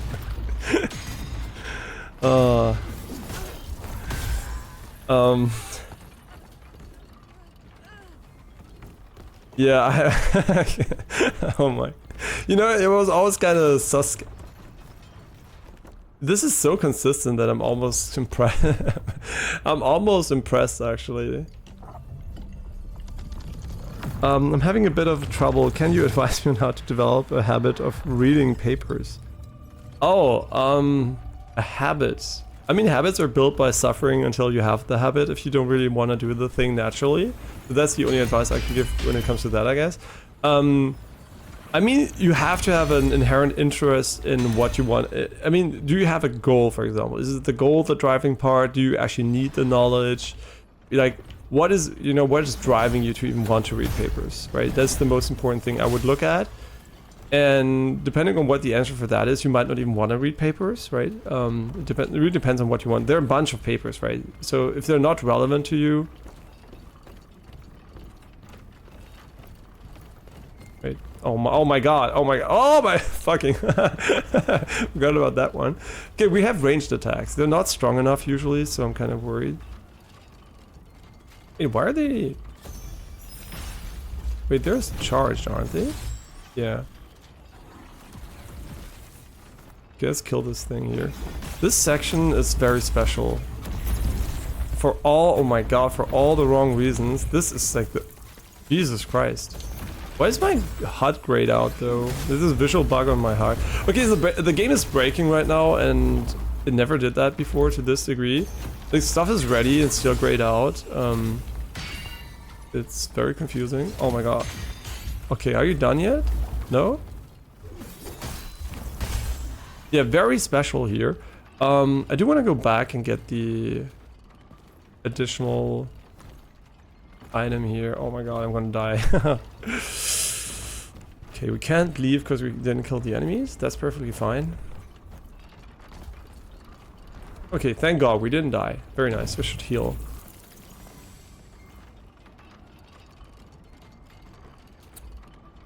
Good thing you would have made their hollow comms explode.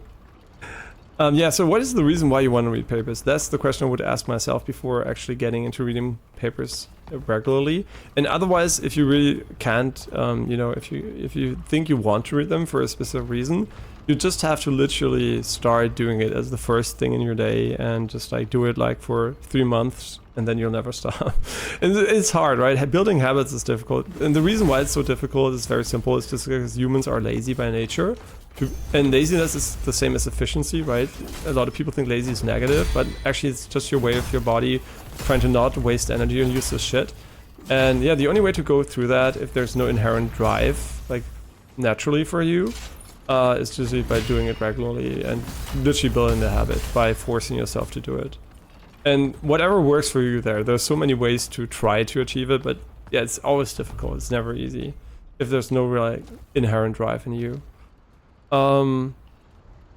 I mean, I do want to drop on the pipes at the same time. Also, fuck my life. Is this section over? And the worst part is, now that it's probably over, it was not worth it. And also, now I'm very unsure if there's something down here, to be honest. I have 66k. Fuck it. I'm gonna try.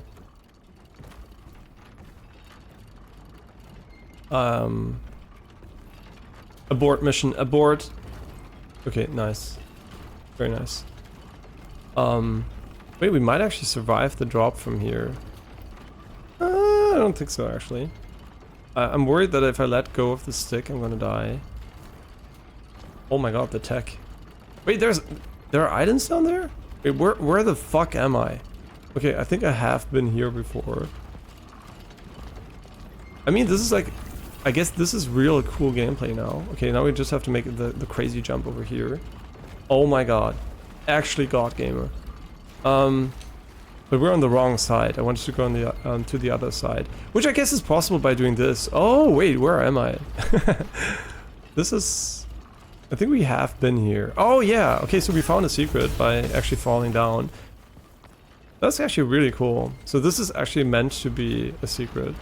I completely forgot that the game is actually not Wukong and we can play it like a normal video game. That was really sick, though.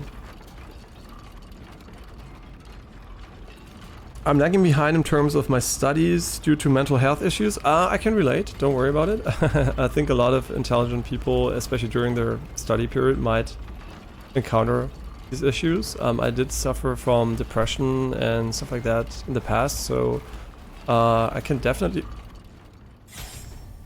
relate. Great. I mean, the opposite of Wukong, you can even glitch through objects here. Very nice.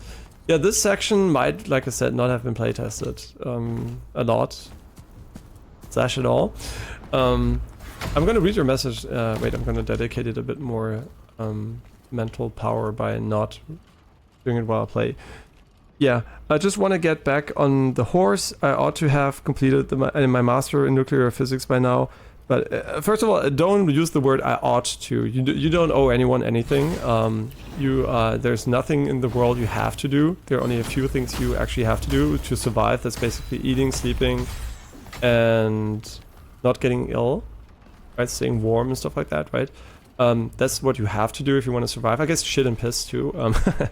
You know, there's like a minimal stuff you have to do. And yeah, that's what you have to do to survive, and everything else is optional, right? Nothing is really mandatory. You might think it is, but you don't ought to do anything, right? First of all, because that's just putting pressure on you for no reason. You don't have to finish your studies. You don't, that's all optional. Your life will not end if it doesn't work out. So first of all, yeah, don't pressure yourself into anything. And the real advice I will give you now, because you actually mentioned the mental health issues. But how do I find a good paper to read? There are a lot. Yeah, I mean, I guess obviously you could go by citation, you can go by maybe the author, you can go by relevance to the topic you're into. In general, studies are usually though oriented to stuff that is like, they tell you usually what you need, right? Usually, it depends, right? Usually the study should supply you with pointers to the correct books, papers, material, right? So you should usually look into what your studies recommend, right? Because you will usually not have a test about things you have to find yourself by a miracle, right? There's so much to learn. They won't ask you about something that's not like pointed to. But my real advice actually at this point is if you have like mental health issues, I don't know if you have help or not, but definitely is get help and get those sorted out before you try to force. I mean, you can try obviously to do it in parallel. But if there is a root cause for you not being motivated, for like, stuff not working out like you want to, it's not about finding the papers and getting a habit into reading papers, but actually fixing the root cause of your issues first. And yeah, that might be way more difficult than just reading papers, obviously. And I think it's very important to, I mean, we have other viewers, actually. I have a viewer here watch my jokes. That has been pointed to me by, I mean, I am kind of, I did do medicine studies together with science, right? Medical technologies stuff is basically also a lot of medicine.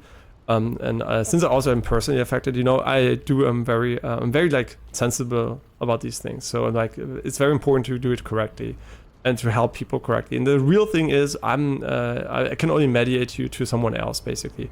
I can talk to you about things, right? And that's what we basically did for Watch My Jokes. We helped him, you know, find the correct people to help him. And that's the only thing I can do. I'm not a doctor. I mean, I do have a lot of knowledge, but it doesn't help, right? I'm not there, like I'm not a therapist or something like that. So all I can do is basically really point you to the real solution, I guess, to your problem is to find out how to get, you know, help in that regard. And it might even rely on medicamentation, right? And some depressions are caused by not like circumstances, but actually by physiological brain structures, which are not like alterable without intervention. So that might also be something you might have to look into. So yeah, we want to go back to the wheel. Actually, I'm in the correct, completely wrong place here. I'm stupid. Yeah, so we have to go somewhere else. And yeah, that's really, I think what is the most important is that you get that sorted out, and not in a way that you have to, right? You don't have to, but that would really help, I think, your life in general, way more than reading papers. Yeah, so the first question I would ask you is, do you have help with that? Is there someone you can rely on? It doesn't necessarily have to be a doctor, but it could also be like a good friend you can talk to about, and you know, it's like there are a lot of ways to get started, but definitely I would seek professional help if it's a real issue for you. And if that's what's keeping you from completing your studies, you have a hunch, right? That definitely is very important. And also maybe it's a result of the studies not being what you envisioned or something. I don't know, there are a lot of reasons why you should definitely try to get help there first. And hey, precious expert, definitely an artist though, right? Precious, you're an artist, right? You're from UAE and you're an artist. you tick all the boxes. Yeah. Yeah, that's what I mean, right? It's like always the same. It's like the pattern recognition enabled. I personally chose not to go for my master's or any kind of tertiary learning because of the tolls it takes on me. That's a perfectly valid point, right? I did kind of force my girlfriend into getting a master's, but I also really supported her doing that. She also had a bit of issues in that regard. So we, you know, they're very relatable, like I said. And it worked out very well for her in the end. She was worried she was never going to get a job and nothing, and now she's working, she's doing perfectly fine. She even did her master thesis with the best result possible. I mean, yes, I did, you know, support her a lot during it. I taught her a lot of things, but she did most of the work herself, almost all of it, right? The only thing I did was basically help her learn stuff. So, you know, that's perfectly valid, right? Just like helping her learn, you know, principles and stuff like that. That is not cheating, right? It's literally perfectly fine. But yeah, I supported her basically, and she did so well. And you know, she was like at a point she was like, she's never gonna work, she's never gonna complete her studies, everything's like not gonna work out. And turns out everything worked out. And yeah, but it only worked out because she actually, you know, really started to work on all those things, right? She got diagnosed with ADHD, and she really needed the medication for that, right? She would never be able to work the same way she does now if she didn't get diagnosed, because it's a brain not dysfunction, but it's a different way of brain function that has to be altered if you want to be as sufficient as possible in the, I guess, modern society, depending on your job, right? You can have ADHD and be a YouTuber, it's perfectly fine, but if you are relying on reading and focusing for a long period of time, it's literally impossible for her without the medication. It took, like, unfortunately, over 28 years until she got diagnosed, which is a common thing, actually, right? Especially with intelligent person, they can compensate a lot and people might not notice. But yeah, it's really important. That's why it's really important to get help, to find out what is the root cause of the issue. And sometimes it's impossible actually to get help in a way that's like the system might prevent it where you live, the country doesn't have the support system, the waiting lists are too long, or maybe your condition is unfortunately uncurable, which is real, unfortunately. We're not like, you know, medicine is very primitive, but still trying to get help first is so important. Yeah. No, Precious, I'm just curious, are you an artist? Just curious, are you an artist? Do you sell art? If not, I'm sorry. If yes, no problem. It's also no problem if you're an artist, right? No problem about being one. Just like so we know right away and don't waste time. Yeah. Okay. Sorry. I'm gonna read. Blah, blah, blah. It's a mixture, but I don't want to burn people out. It's a fun note. Yeah. No. Don't worry about it. Don't worry about it. If someone's annoyed by that, I'm in the wrong channel. I do talk about these things. Also, if there's like no immediate reason to, I sometimes talk about it. But I will try to play the game at the same time. Obviously. I took some medicines for a while, but it didn't help. Okay, so but are you diagnosed ADHD? Because if you have the feeling the ADHD medicine does not help, I mean, I don't know if it's like anti-depression stuff or if it's like anti-ADHD. I'm just guessing it's ADHD you're talking about. If it doesn't help, you definitely don't have it, right? At least not the one that can be cured by medication. But because if you have normal ADHD, the medication is very effective usually. You should almost feel a night and day difference from what I have heard from all people using it. It is like you're a different person almost from a mind perspective. It like kills all the noise, everything comes focused. It's like a very, very different and unique feeling and sensation as far as I'm told. Right, this is all hearsay basically. But since it's my girlfriend telling it to me, I'm very much inclined to believe her. And I do notice the difference too. So yeah. I mean, it's very easy to rule out you have ADHD after a while, right? You can take the medication and it does nothing for you. It's very unlikely you have like a traditional ADHD symptoms then. You might still have something else, obviously, but probably not the classic ADHD. It's a spectrum anyway, right? It's like there's no fixed ADHD. This is exactly it. Everyone is like on a spectrum of ADHD, basically. And both at one point, initially it did help, but not anymore. I mean, the thing is, right, what does an antidepressant do? Usually it just helps you get more energy and actually fix the stuff that is causing the depression. If it's not like I said, you could have a real physiological brain dysfunction, not a dysfunction, right, issue that causes you to be depressed. Like a very prominent example would be, for example, what Rectful had, the streamer that killed himself. He had a very strong issue, right, of real sickness, basically illness, which is not fixable, unfortunately. It can be only dampened to some degree. That is like a really bad condition to be in, and it's very, very hard to ever get out of until there's like new medication that's being developed. But if you don't have that, the real fix basically is to fix the issue why you're depressed. And the issues might be very varied, might be subtle things you're not aware of. And did you ever have a therapist, right? Because medication, like doctors like to prescribe things. It's like the easy solution, right? A psychiatrist, oh my god, I can't talk. Well, the guy that prescribes you these things, basically, they like to just give it to you without talking to you. But it's very important that you have also, I think, a therapist that talks to you about things. Because just giving you medication doesn't usually fix the problems, right? And also having a psychiatrist might not fix the problem, obviously. And obviously you might have to try out a bunch until you have one where it clicks, right? But do you have an idea what's, what's... Because you say you have one now, you had one. I mean, I did this in the past, so I guess it didn't get... Yeah, psychotherapist, there's the normal word, psychiatrist? Oh my god, my brain doesn't work. Yeah, well, I can't pronounce that word, obviously.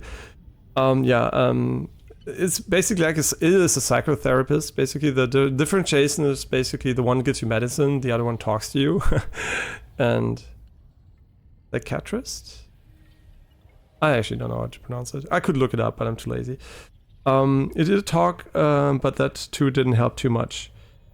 For me, personally, by the way, it also didn't help too much. Yeah, I should drink a little bit. For me, it also didn't help too much, actually. But more so because I'm like a self-sufficient person, right? If I have a problem I want to think about, I usually find the solution myself. There's almost nothing another person will probably tell me that's insightful, unfortunately. If I talk to a psychiatrist, it's not like she's telling me something, or her, she, whatever, or him, or whatever, them are telling me anything new, right? It's not usually like that. So they're just telling me what I already know. It's more like maybe a sort of reinforcement in some degrees. And yeah, so it didn't help me too much, but it also didn't do me any bad, right? It was like, yeah, okay, there's like perspectives, and it's like more a self-reinforcement thing. Yeah, what I was thinking was correct. There's nothing new basically for me, but no, that doesn't go for everyone, right? A lot of people are very biased by things that are not very really important.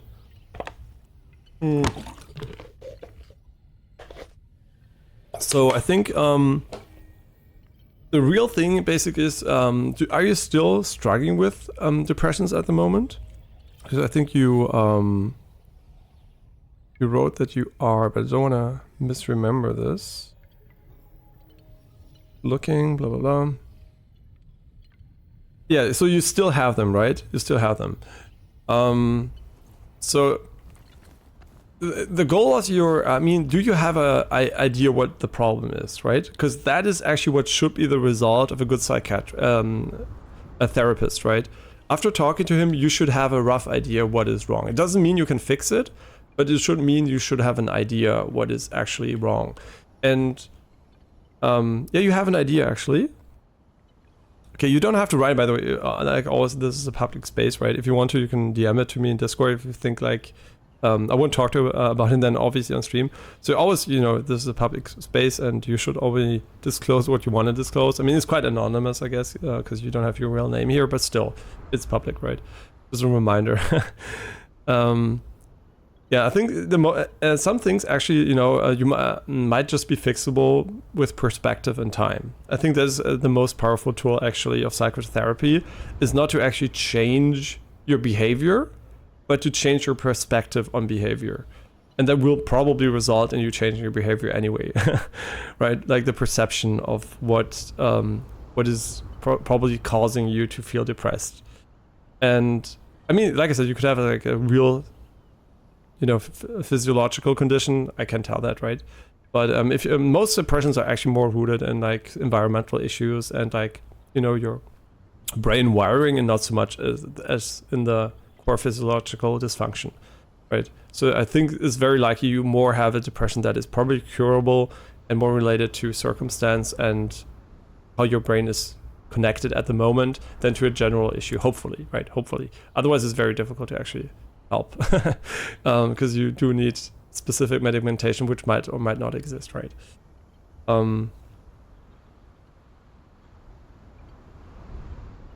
Oh no, so no, so psychotherapist is not what I mean then. I mean a psychiatric, whatever it's called, guy. Like in German, I can say in German, doesn't help you guys, so I wouldn't say it, but yeah. It's probably depression, but I think I'm recovering slowly. I did resume some of the hobbies lately.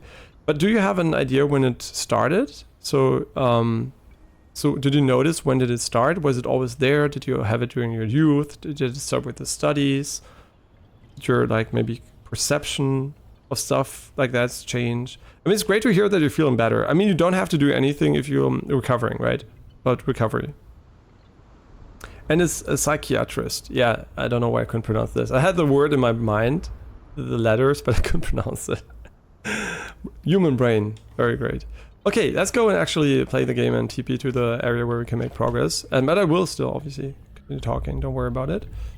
The thing is, like I said, I think the best way out of most depressions is actually just to realize, you know, like to be realistic about life and what life is and what life isn't, and what you have to do and what you don't have to do, and just, you know, coming to terms with reality basically. And I think a lot of people might grow up in like some kind of fantasy world, which is normal because you have limited knowledge, and might awaken to the truth of the harshness of reality basically during whatever they do, right? There could be a vast amount of reasons for that. And that's what a lot of people call maybe also midlife crisis, the realization of like maybe how life is finite, how certain things are maybe less important than you thought, like goals are maybe not the ultimate, there's no ultimate goal, maybe there's no meaning, like a generalistic meaning, or you lose faith in some things, right? And all those things are very valid, so it's pretty normal that the realization can cause like significant disturbances in your perception of, I guess, your life and your happiness, right? You had relationships problems and going away from home for studies. Yeah, of course. I mean, if you are like they're a person, there's the type of person that's very, very close to their family, like, you know, being not being alone, and also relationships. Obviously, all these things are very, very easy, I guess, you know, triggers for depression, of course. Yeah, these, I mean, you know, the good news is those are all quote unquote fixable things. Yeah, you probably won't live with your parents in the future. Probably, right? Depending on your country, you might. But in most countries, you're not going to be living next to them. But you're definitely going to get more used to not being at home for sure. And relationships, I mean, I don't know if the relationship is like a romantic relationship in this case, but also relationships are usually, you're still young, right? Are usually fixable, and there will be new ones that are very great too, that you can find, right? Of course, there are situations where, like, if you're, for example, what makes people special, right? Special is when I should fast travel maybe so I can actually go somewhere. I will make progress. Yeah. What does make a relationship special? Some people might think it's the person, but I disagree. It is the person, but it's not about the person. It's about the time you spent with them. I always say there are probably a million great partners in the world for me, but only my current girlfriend is special to me because I spent 15 years with her. Nobody else on earth I spent 15 years together, right? It's like, it makes her unique, right? It doesn't mean there aren't potentially other people that would be great partners, but the time spent is valuable. And the younger you are, the more you can actually still have these very long and important relationships, like meaningful relationships. I mean, it doesn't mean that a 1 year relationship can't be meaningful, right? But you still have a lot of time. But obviously, if you're like 80 years old or 70 and your best friend dies that you have been a friend with for 60 years or something, it's irreplaceable, obviously, right? That is devastating. But when you're young, the relationship might be obviously very hard also to lose relationship. It might not even be death or something, but just breaking up or something. It's still very hard, but the good news is you're young and you will definitely find someone, not as a replacement, but that will be also very great to hang out with. And, you know, you still have so much potential for change, right? You're not hard stuck and you're not old, and you know what I mean. You might think you're old because I don't know how old you are actually. You might actually just be like mid-20s and feel like you're the oldest person ever. But don't worry about it. Being mid-20s, being mid-30s like me, is all like fucking irrelevant, right? When you're like, I guess 60 plus, then you can think of your life getting like, you know, becoming short, right? But when you're like 20, 30, you still have so much life ahead of you. And yeah, life is short, but still, you don't have to worry about those things. And that's also what I mean by you don't have to rush your studies. You don't have to force yourself into doing stuff you don't feel to do, like doing right now.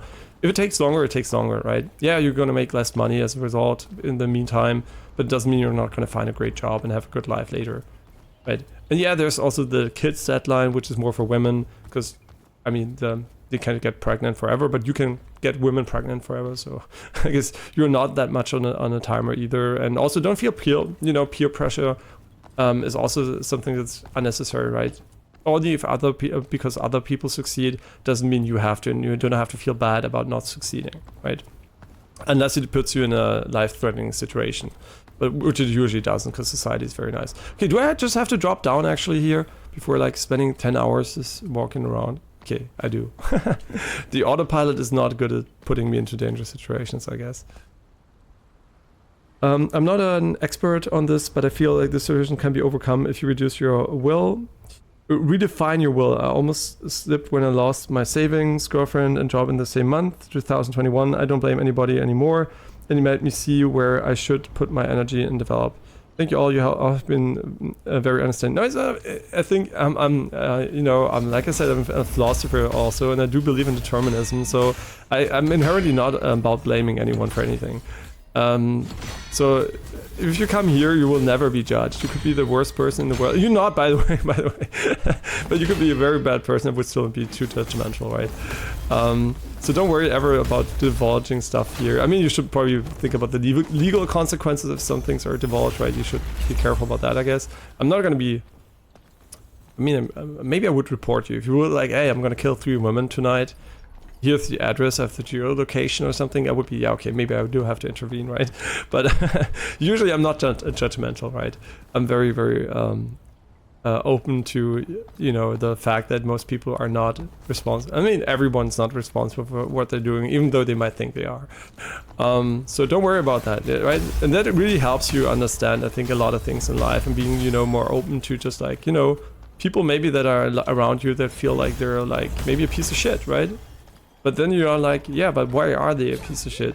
They never made that, you know, that choice. So you become really understanding. And I think it has a fundamental flaw, I guess, the system, because once you believe in determinism, society is like a weird construct, right? Because you're responsible for the actions that you are not responsible for, right? You don't have any say, but you are you're held accountable. So there's like this very weird situation where the realization basically tells you it's a pretty fucked system, actually, right? So yeah, it's pretty fucked, but you know, the illusion is strong enough that most people will never second guess themselves. So it's pretty nice, actually, for most people. Just if you have the realization, it's gonna, you know, the system it doesn't become bad, it just becomes like a bit weird. But you get used to it, right? It's not like it's a big deal changer. You don't know if I'm the worst person. Yeah, I don't know. But what is the worst person ever? It's a subjective definition. So you might be the worst person in someone else's eye, or the best person. It's very subjective, right? I mean, you could argue that there is a statistically most disliked person on Earth on average. But is that relevant to you subjectively? Usually it shouldn't be, right? Unless you're like actively being hunted or something. Yeah, most people do care way too much about what people that have nothing to do with their lives think about them, right? Most people are completely irrelevant to your lives. They could think of you whatever they think. Most people don't know you exist. Most people don't care you exist. And you could care less what they think, right? And that is applicable to probably 99% of humanity. Even more, probably 99.99999, right? Yeah. And hey, Ismali, first of all, I guess thanks for the follow, and now I'm going to read your message. Oh no, you're a spam bot. Okay, see, this is how you instantly get banned here. By asking people instantly to add you on Discord and spamming the like at the same moment. Can't actually click him though. Okay, now it's so laggy. Could I have to wait a bit? Usually it works instantly. I don't know what's going on here. Yeah, this is a spam bot. Just never ever do this, right? This is why I'm being cautious. There's so many spam bots, so don't think ill of me for being very cautious, because everyone's trying to fuck you over, basically. Not everyone, every like person with a bad intent. And online, I have more interaction with these people because of these spam bots than normal human beings. That's why I'm always being very, very cautious. Because, you know, chatbot is real, and one day they will be almost indistinguishable. And it's going to be really, really tough to actually know who you can trust. It's getting harder and harder, right? Not because I'm a distrustful person, but just because technology is advancing at a rapid pace.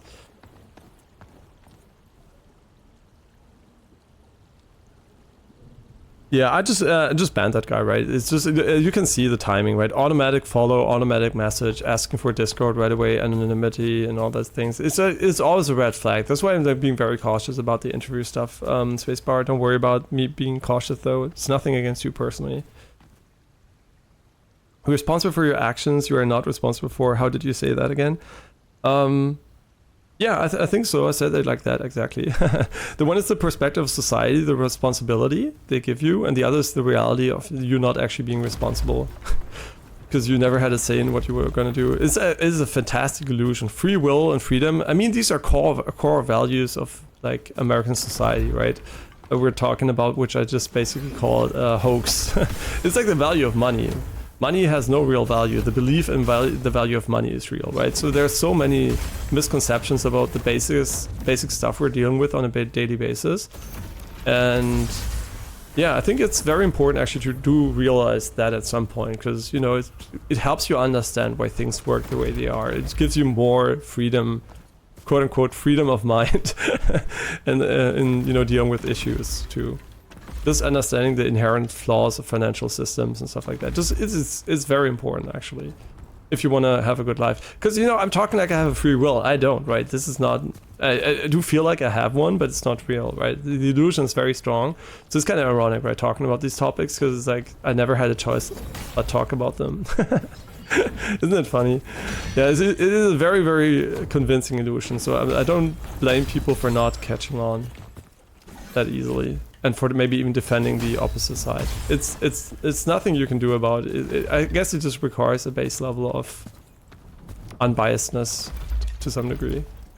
And also it's a realization that doesn't, I mean, for me it was always kind of natural to believe that, but you know, it was never something I had to learn. But I can assume that if you are a strong believer in free will and freedom, stuff like that, you actually would believe in it, right? And there's obviously real freedom, right? What is real freedom? Like freedom of movement, for example. If someone puts you in a cage or gives you no options at all, there's like a degree of quote unquote freedom, but the real freedom doesn't exist in your mind. It's just like a, you know, a physical freedom, more like you can do more things in X country, you can do less things in Y country, but it doesn't mean you actually have a choice when choosing. You have different choices, but the choice is still being made for you by all the circumstances in your brain matter. So yeah, it's kind of it's not even a depressing topic. It's more of a, you know, it's like the reality is constructed in that way, and every moment you were happy in your life was a moment that had the same rules applied. So it doesn't change anything. It just changes the fact that maybe we should have a bit of more understanding towards people that are different than us and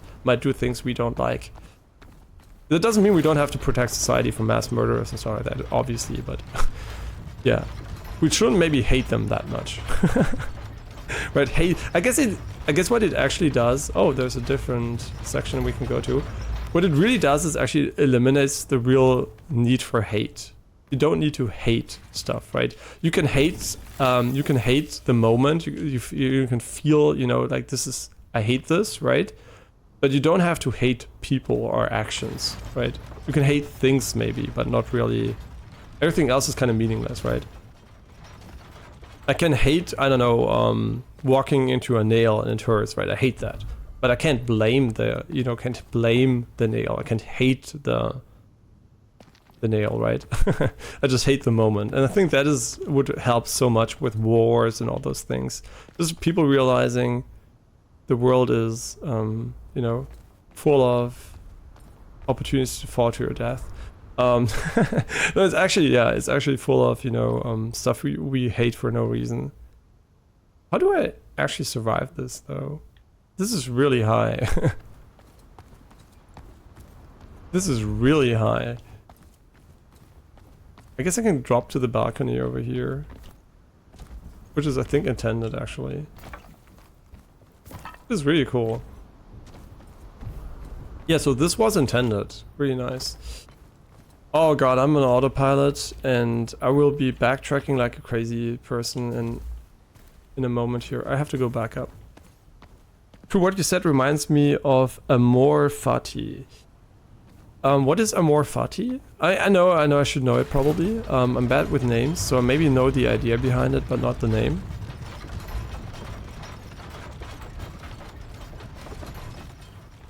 Probably something with philosophy, right? Very, very likely. And when I say I like philosophy, what I mean also is I like thinking about these things, right? I don't necessarily like reading a bunch of Aristotle, Kant, or something like that. Sometimes I do, right? It's kind of nice. But they usually don't tell me new stuff, right? That's the problem. I can read them and I'm like, yeah, it's fucking obvious, bro. So yeah, that's why my interest in reading those is kind of limited. I'm more interested in scientific discoveries as a result, right? Like the hidden nature, I guess, of reality, not so much the, like, I guess, like, interpreted nature that I do automatically, the interpretation. I mean, obviously there will sometimes be stuff I won't figure out myself, but usually, it's very, there's not a lot of that, actually. I mean, fortunately and unfortunately. It's not like I'm going to read a good book about, you know, philosophy and it's going to be, oh my god, it's mind-blowing. It's more like, yeah, this makes sense, right? It's more like reinforcing my own beliefs, I guess. If it's good, right? There might be wrong stuff too. Quote unquote wrong. Okay, this is a dead end, maybe. I don't know, probably. Hopefully, because we still have the bridge over here. Oh, it means loving your fate. I guess, you know, since you don't have a choice, right? You can just hope that somehow you naturally start to appreciate everything for what it is. And also determinism doesn't mean you should just, like, you know, it's not an excuse for your actions, right? Obviously, if you have that as a realization and you're like, yeah, now I can do whatever I want, I'm not responsible, you are right. And also the fact that you're gonna act as a result of that, like that is true. But I don't think it leads to happiness to have that realization. Be like, yeah, now I can just like, yeah, I don't need to do this, fuck it, right?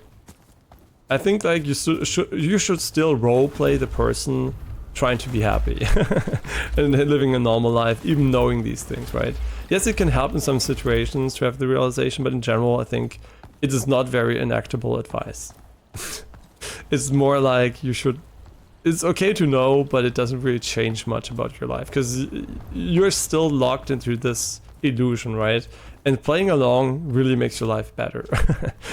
Constantly questioning the illusion can only help if you have situations that require that, and you will be better off as a result, right?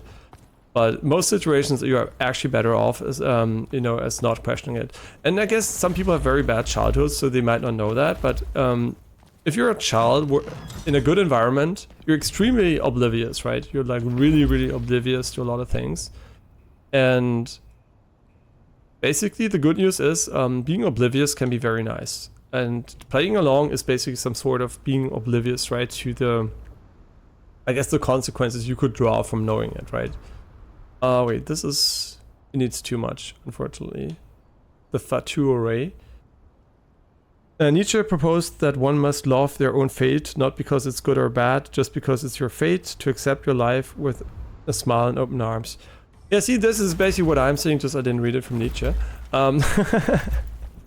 Yeah, see, we have the same ideas, because it's a pretty obvious idea, actually, right? It's like, it seems so primitive and logical, but it's the thing is, you do need to believe and enact upon it, right? It's like you have to ingrain it in your mind and live it, really. Just knowing it doesn't do anything.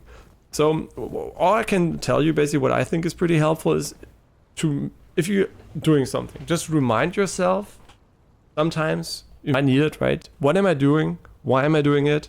And am I having fun? And if you're not having fun, maybe figure out how can I make it fun?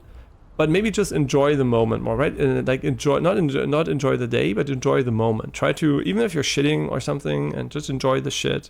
Or if you're like, I don't know, you're going to work, you're riding on your bike, enjoy the bike ride, enjoy the environment. Just try to enjoy things. It doesn't mean they're necessarily inherently enjoyable, but you can make most things enjoyable by just changing your perception. Because everything you perceive is subjective. So everything can be great. Right? And some people have broken perceptions, which is why they think some things are not great while they are great. Broken, quote unquote, right? But in general, you can change anything to be great. It's like basically copium, right? The Twitch word copium is actually the real deal, right? Copium can make everything great.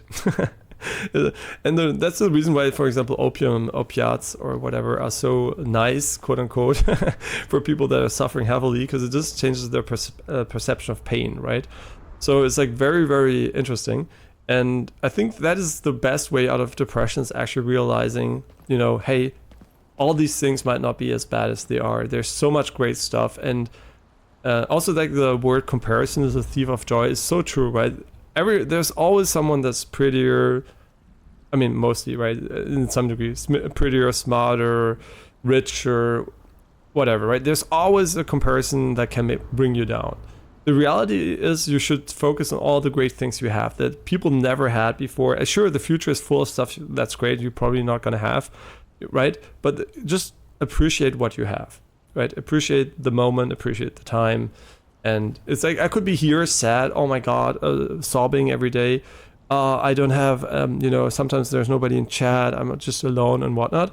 And I'm like, no, it's great. I can, I can train my English. I can, I can enjoy a video game. It's okay. I don't have to be, I mean, it would be nice if there were more people, but it's not making me sad, right? It's not like, oh my god, I only wish I had like 10 people in chat at all times, right? Would be nice, but it doesn't make gaming worse, right? It doesn't make it less useful for me to practice my English, which I want to do, right? So it's like, it's a win-win for me anyway. I could be negative and see only the negative stuff, but I'm trying to focus on the positives, right? So that's, I think, is very, very important in general. And it's very hard to learn. It's very easy to say, it's very, very hard to actually make something useful out of that. So I'm saying that, but it does take a lot of effort to actually get your brain to, oh my god, care about these things. You know what? Puppet. These guys, the mages, so far have been the most annoying bitches.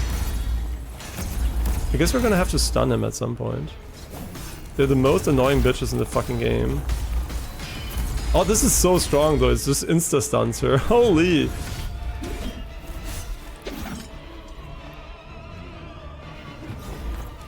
Yeah, we always want to go for the heavy here.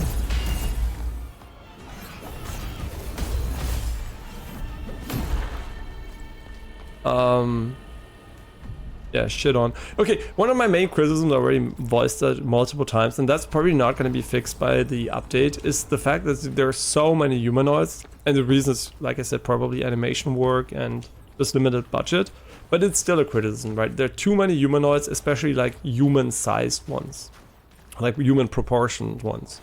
Yeah, it's just a bit too much of those. I don't mind finding them, I'm still enjoying the game, it's just like more variety here would do a lot of good to the game. He's very ghosty.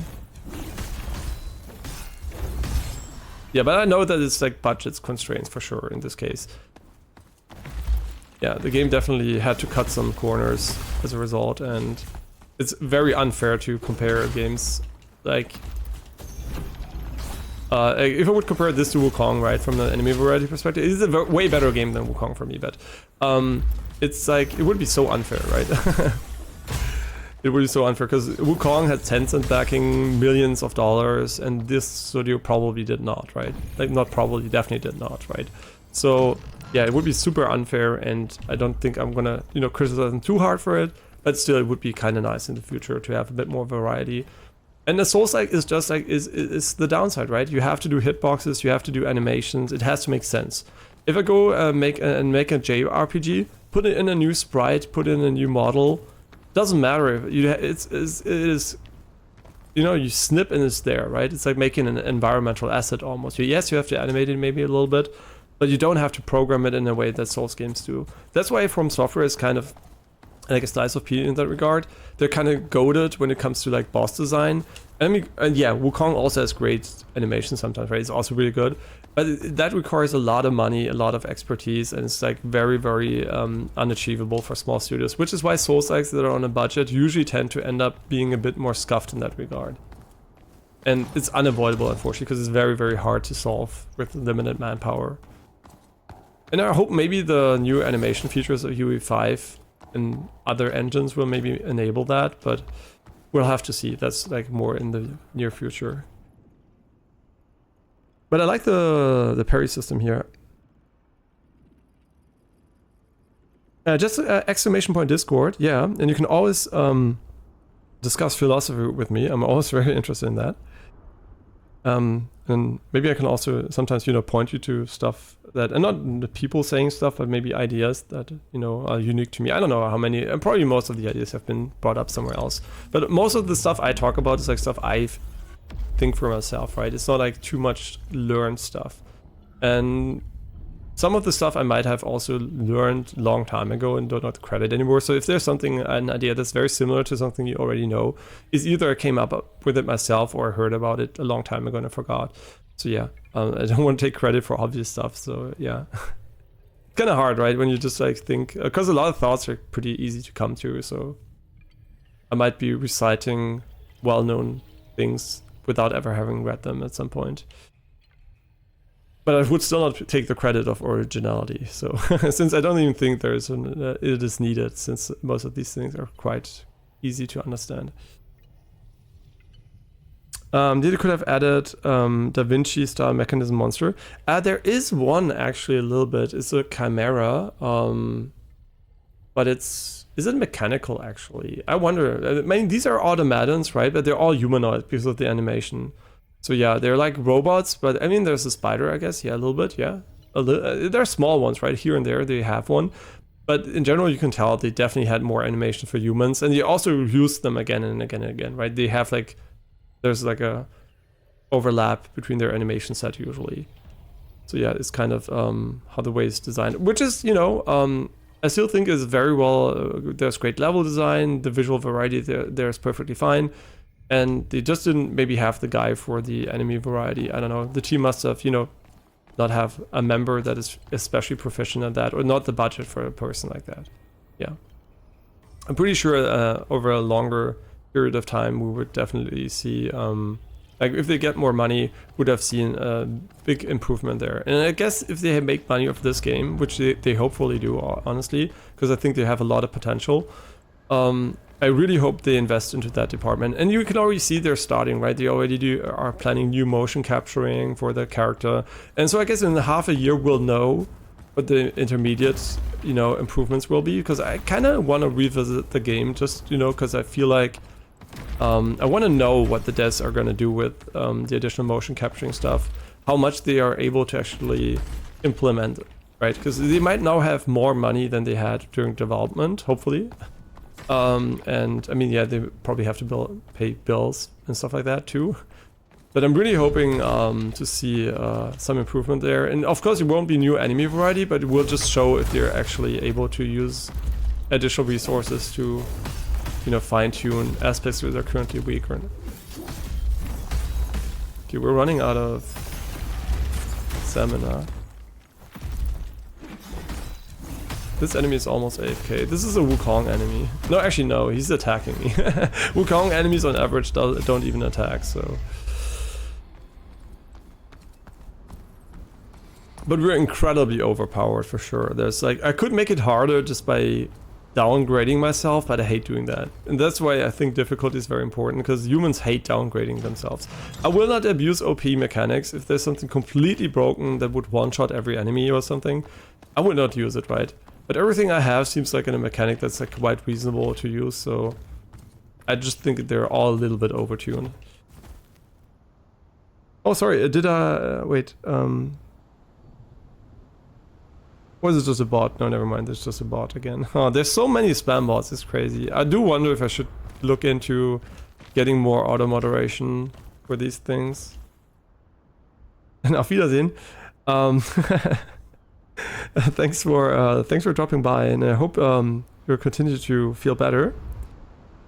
And yeah, it was great talking to you too. And yeah, sure, drop by whenever you feel like. Never feel forced to drop by, never feel forced to even talk, right? Just like, do what you feel like doing. And there are potentially a bunch of things that are great to do that are not my stream too, so... Yeah, I'm a great streamer, right? Just do something more fun. No, not more fun, but you know... Just do also other things, right? Oh, and sports is, by the way, sports is so good, right? If you said you got back into working out, I think physical health is so important. I mean, there's this saying, right? Something with corpora sana or something. Yeah, like a healthy mind in a healthy body, and the truth could not be closer, actually. That's such a fundamental truth, actually. Yeah, sports is so important, not for losing weight, but actually for feeling well. Yeah. I think a lot of people also might hate sports because they try to lose weight and it doesn't work out because they don't adjust their diet, and then they have all the benefits from sports, but they just want to lose weight. And I kind of feel like that's very dangerous, actually, because we're like science is more and more showing that sports don't help, like exercise doesn't help with weight loss. And a lot of people are just motivated by weight loss for to do exercise. And I really hope people are not going to be, yeah, I don't need to exercise, I just want to lose weight. It doesn't help, so I'm not going to do it. Because it's so important for health, right? It's not about losing weight, it's about actually just doing what your body's meant to be doing and getting all the additional benefits. Yeah, sports is so good, but not for losing weight, unfortunately. And I hope that is not going to snowball into people being lazy. They can just say, yeah, I can just lose weight by, I don't know, dieting, I don't need to do the workout. Because it was like a, I guess it was like an illusion of usefulness. It's Moretta Blade of the End. Now it's just another sword lady. Oh, I should have pushed her. I'm just gonna push her as long as I can. Yeah, because sometimes the realization that sometimes doesn't work is bad, because actually you don't want to realize it. Yo! What the fuck? I died? Okay, oh my god, it's just because I tried to use the fucking no heal item. Oh, that was unfortunate. She's so easy too. My bad. Maybe I should not talk about random stuff during boss fights. Can you hit me? Yeah. backhand, actually. Yeah, that was an unnecessary death, for sure.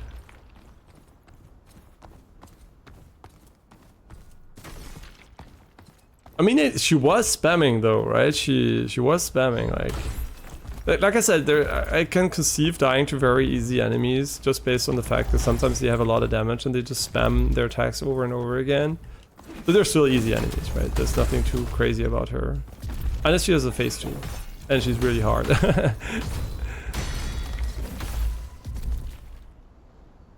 My stam is so shit.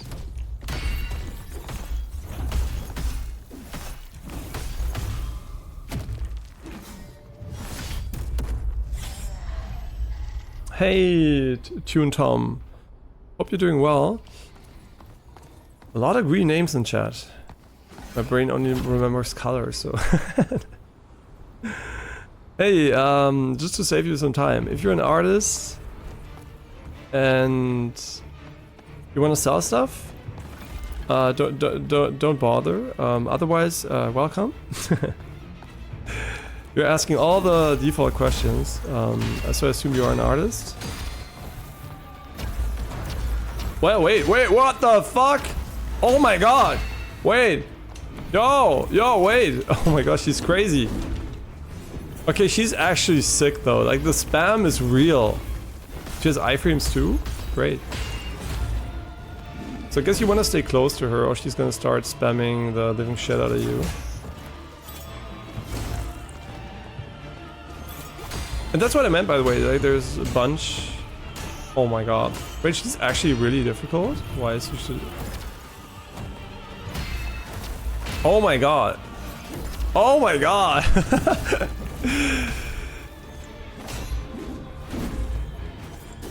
Okay, I'm getting fucked by her, actually.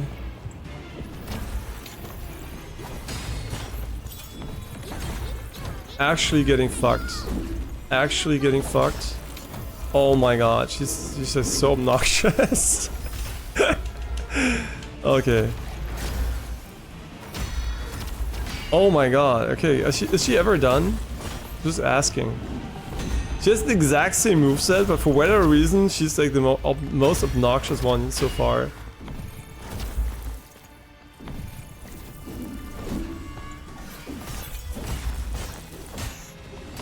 Like, why is she so hard?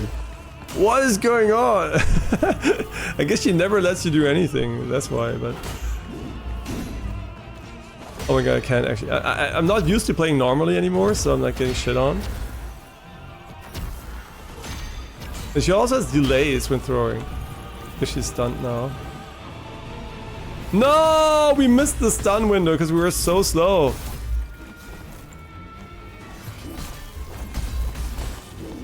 Oh, that was like 50% of HP too. Oh my god, I can't even move. Wrong item. It's actually fun to fight though. I mean fun. I mean, like in a weird way.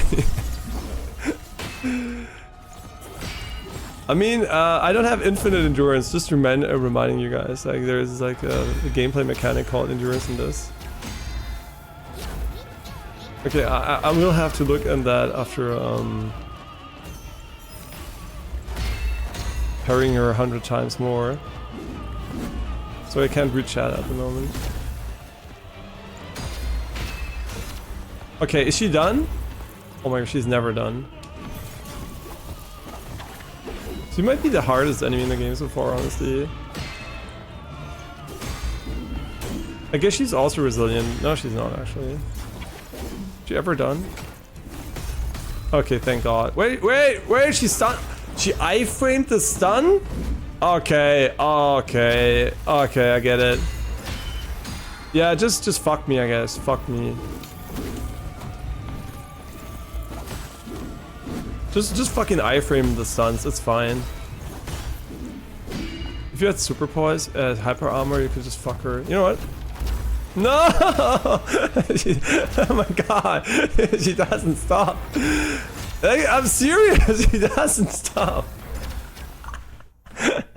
I can't. She's making me laugh. How can I win? She's killing me inside. Holy shit. Oh, what is with all those spam things? Holy shit.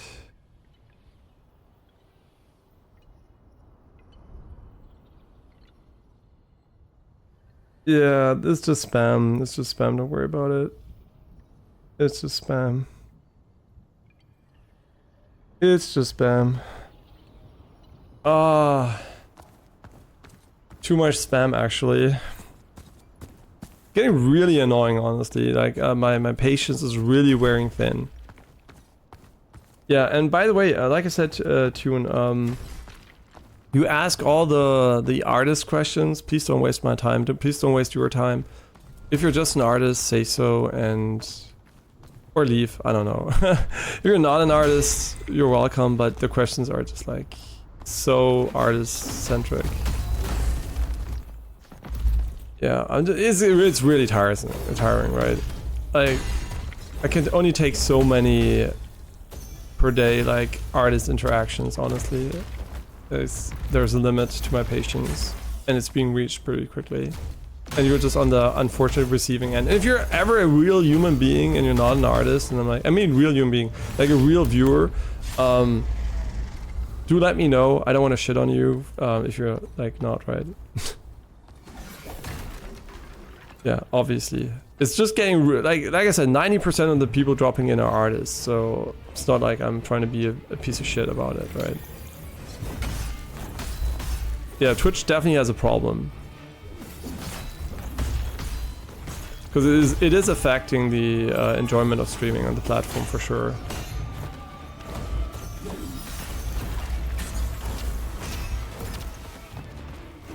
I mean, I do get people need to make a living, but Twitch is not an ad platform for you. That's not the purpose of it, right? The purpose is to stream and not to sell stuff to people. I guess technically, yeah, it's also to sell stuff to people, for sure, because it's also an ad platform, but you know what I mean. Oh, baby! She didn't interrupt it this time. Oh my gosh, she's still killing me. I can't believe how fucking annoying she is. Please let me stun her once, thank god. Okay. The most obnoxious enemy. Oh, she doesn't even take a lot of damage. Oh, that's perfect.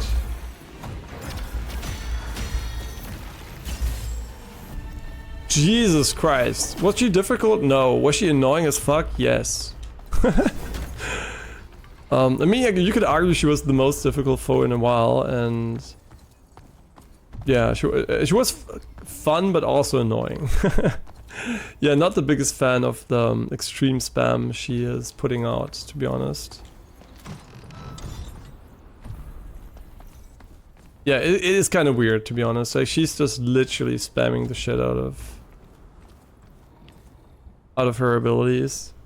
And that feels weird because I can't spam. I mean, I guess I can spam too, right? But it did feel like a bit disproportionate between me doing something and her doing something. The good news is we didn't need to do too much.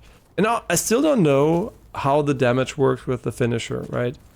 I still really don't know how that works. Because you might actually have some enemies that just get hit for like 50% HP, and others almost get no damage. But maybe she just had a lot of HP, I don't know. What is the purpose of this? Did we pick something up? I think so. I don't remember.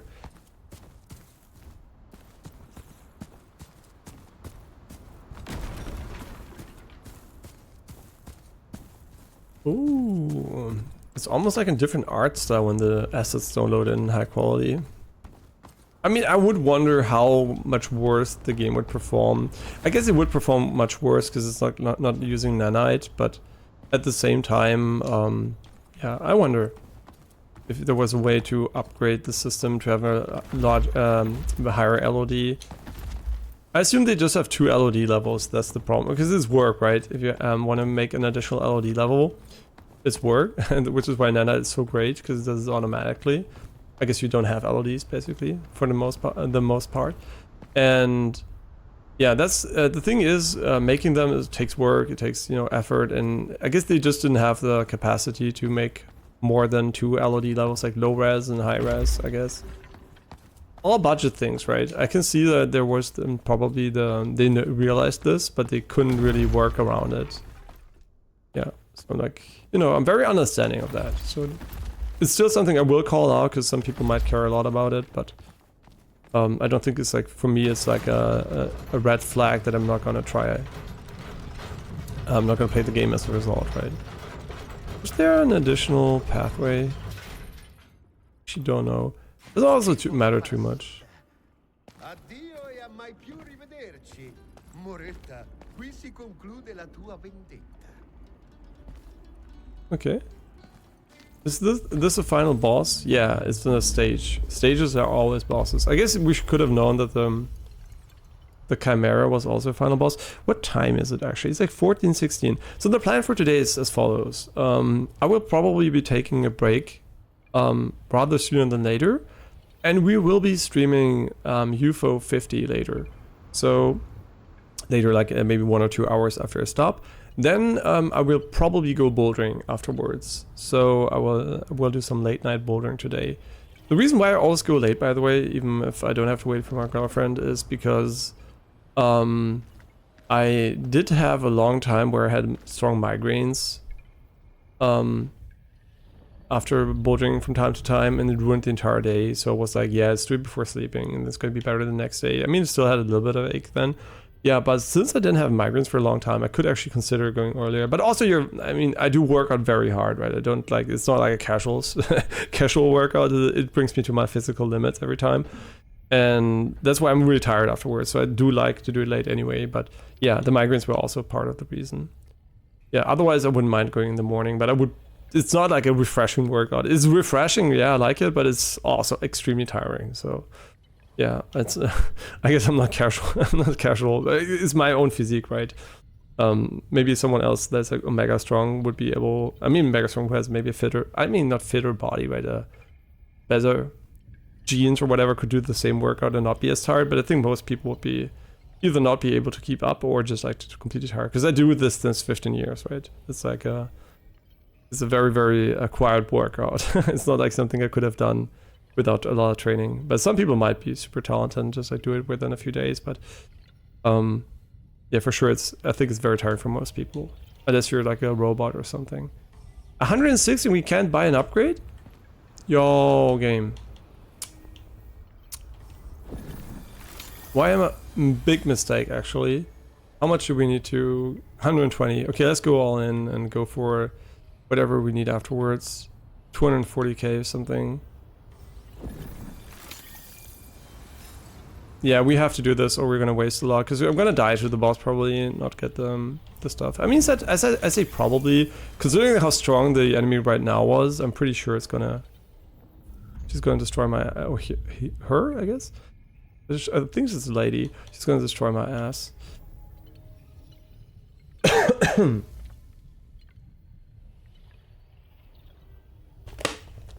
Also, I somehow have to find out how to talk less, man. It's my voice is yesterday also when my mother was talking.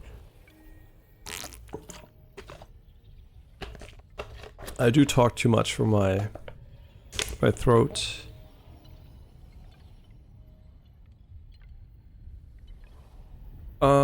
Assassin. We need how much? 120. Yeah, we should be able to procure 120 easily by selling off crab.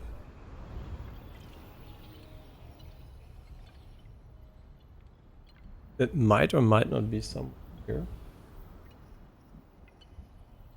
Actually don't know. Here it is. Like 10 is 20k, so we need like 20, right? Let's go for 22 to be safe. Because I don't remember the exact number. It was 120 something, but 121. Okay, yeah. Okay. Assassin. Okay, we're almost at the cap again, so I feel like we could go for more Adore power. And Yeah, a lot of lore in the game too, so if you care about lore, there's a lot to read and to look into. It's a severed braid of a maiden. Okay, this is probably the chapter boss, and afterwards there might be one final area, for all I know. I mean, the game has been long enough, I guess, right? A final area would be not a negative, so let's see. Because we don't know where to go afterwards, so I guess it's going to be revealed as a result of beating whoever this is. Che ne pensi? Si addice alla nostra collezione. Non è nei tuoi orridi gingilli Oh, it's honestly in Smo. che troverai In this game, this could be so annoying because you have 0 poise. Forse a trasformare I guess I played Elden Ring with the 0 poise, so I guess I'm used to it. un briciolo della mia conoscenza. Sono i tuoi esperimenti, non le tue chiacchiere che finanzio. Eppur mi tocca sopportare lo stridio che entrambi producono. Tale è il destino che subisce chi è cieco ai meccanismi della natura. Oh, il nostro ospite è arrivato. Oh, and today's also a warmer day. Che meravigliosi intarsi So, dorati. Che magistrale the last warm day actually, Ideale per probably la of this mia year. ricerca. Collezione? Tua miseramente offuscata dall'avidità, pantalone. L'ambizione ti acceca, balanzone. Non resta che lottare. Al vincitore andrà il bottino. Orsù, burattino. Danza per noi. No, wait, I don't have a controller in my hand. Se divertiremo. Okay, he's a mage. He's actually fat as fuck. Maledetto. What the fuck?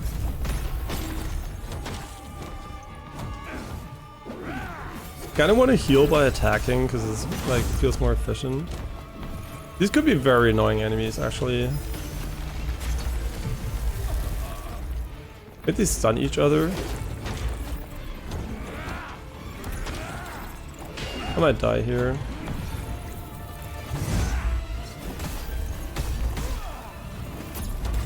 They have a lot of HP. Wait, they have like some kind of correlation between their XP.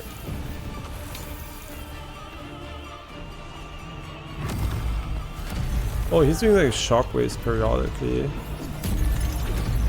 Okay, now I broke his thing. Am I gonna go for heals?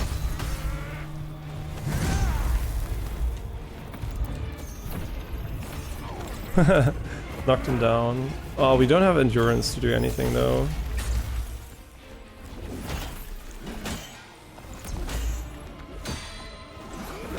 I like how they have this weird friendly fire thing going on.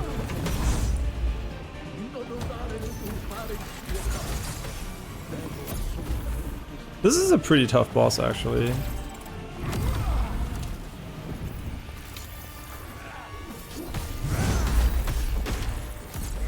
Because they have a... I mean, I guess Euro bosses always have like this weird, like, synergy. I should heal. Why am I so greedy?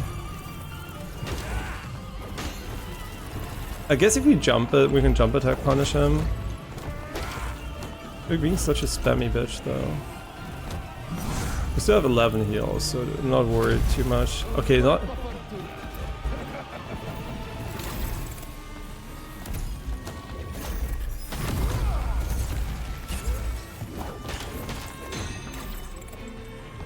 They are really, really annoying.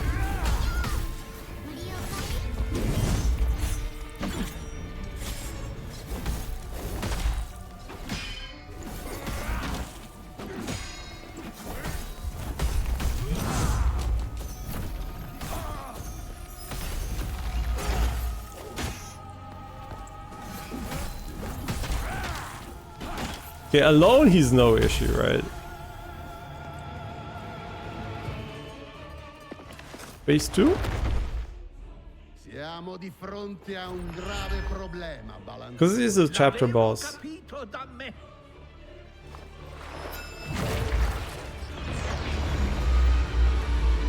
He's throwing money.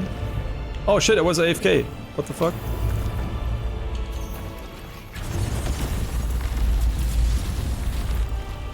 There's like these mega shockwaves.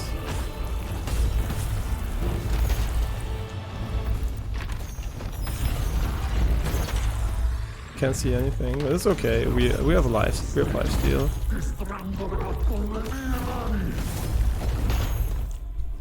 It doesn't even matter. He attacks so slow that we can just life steal him.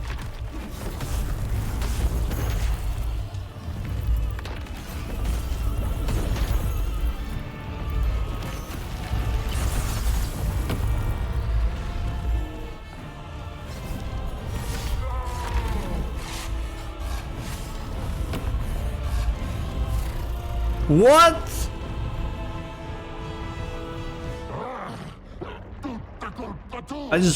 I almost one-shot him. This is fucking stupid, honestly. Ti reputi un giustiziere, messaggero del cambiamento. Cambiamento.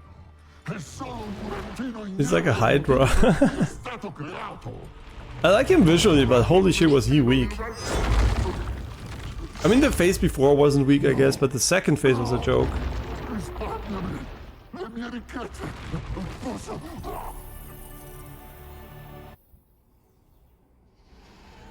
Bit awkward cutscene end here. Yeah, here you can see this is one of the worst screen space reflections moments because you can see like the character like destroying the reflections. Yeah, this is where ray tracing obviously would have been. It always is better, but like here it would have been significantly better. But yeah, it doesn't happen a lot and didn't annoy me too much during the fight. We have a new weapon too, and oh man, today the spam is crazy, man. It's so fucking annoying. Like holy shit. I really need to somehow fucking autoban these things, like, it's fucking getting on my nerves. Are you asking Epicon, what do you think about the weird euthanasia law in Canada? Do they have one? What is it actually? And I think actually, yeah, these laws are really, I mean, they're kind of controversial, obviously, like abortion laws. But yeah, it is a very difficult topic to, you know, to pick a side, a definite side on. Abortion is pretty easy, to be honest, because I think that's way easier. But the other one's like kind of, it depends very much on the situation, right? I wouldn't say there is a universal right to have that, right? But I think it should be possible in certain scenarios, right? If the person is very ill and only suffers, and there's like objective, like medical proof, basically, then I think it should be definitely possible, for sure. But it's a bit more difficult than with abortion. Abortion should be generally accepted because there are so many reasons why it's good. And if you care about human lives and whatnot, you can care about that for sure. But there's one objective reason that I think is important enough. The aggression, Emma. It's basically that we are too many humans anyway, right? So a not created human life basically is one less life that is like weighing down on the, I guess, already very stressed ecosystem. Yeah, so in my opinion, like less people would solve a lot of problems. Not all, obviously, but a lot of environmental problems are just like the raw mass of humans. And I would even be for like a global limitation of having 2 or less kids, right? Because if you have 2 or less kids, humanity is going to shrink instead of expand in size. And yeah, so 2 or less kids. I think 2 kids are enough, right? Who the fuck needs 5 kids? I know it's your fucking right, blah, blah, blah. Nobody needs 5 kids. You're not going to be taking care of 5 kids. Don't tell me you got 10 kids and you're taking care of those kids like you're taking care of 1 or 2 children. You're probably neglecting them. You're probably a piece of shit. So shut the fuck up and... No, I'm just kidding. But it's true, actually, right? Too many kids you can't take care of, right? You're 2 people, 2 parents usually, in the best case scenario. If you have more than 4 kids, I think 4 kids is the absolute limit where I think, like, yeah, every parent has to take care of 2 kids.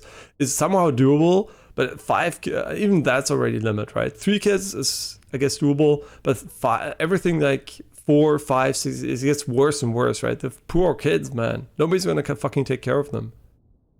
It is absolutely a shit show. Okay, and also it's bad for the environment. So yeah, less kids better.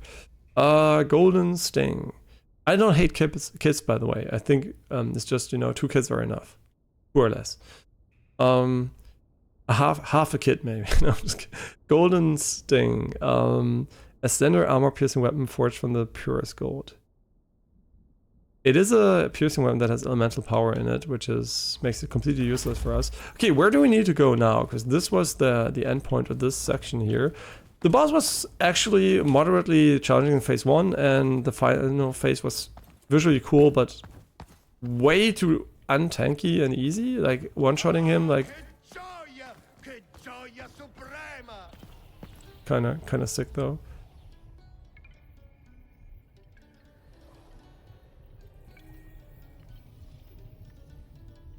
It's not only about depressed people, isn't it? It's about like people in general that are suffering, right? It's also about people with medical conditions that have like chronic pain and those things, right? Yeah. So that's basically I think a German saying that doesn't bode well. I mean, I'm half French, right? So I have the right as a French person to say these things. No, I just think it's true, right? We're too many humans in general, right? I think like just the entirety of humanity, we're too many people for this small planet, and we're getting more and more, right? Now we might say, yeah, sure. Ask me again in 10 years if nothing changed, and we're like even more humans, and everything's like everything. There's no more. You can't live anywhere. There are no more resources. The scarcity is coming now, right? Because everybody can talk off their high horse, but everything's fine. But just wait a couple of decades and we're going to be having a different conversation. Unless there's technological progress that actually can solve a lot of issues, right?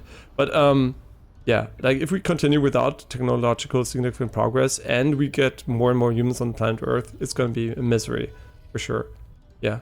So, and 2 kids are enough, to be fair, right? 1 child is kind of rough, I guess, but 2 is perfectly fine. If you want to have 10 kids, maybe you can have a deal or something that someone's not gonna. You pay him off. You get no kids, and I'm allowed to have 2 additional kids, right? That's a deal, and then you give him money or something.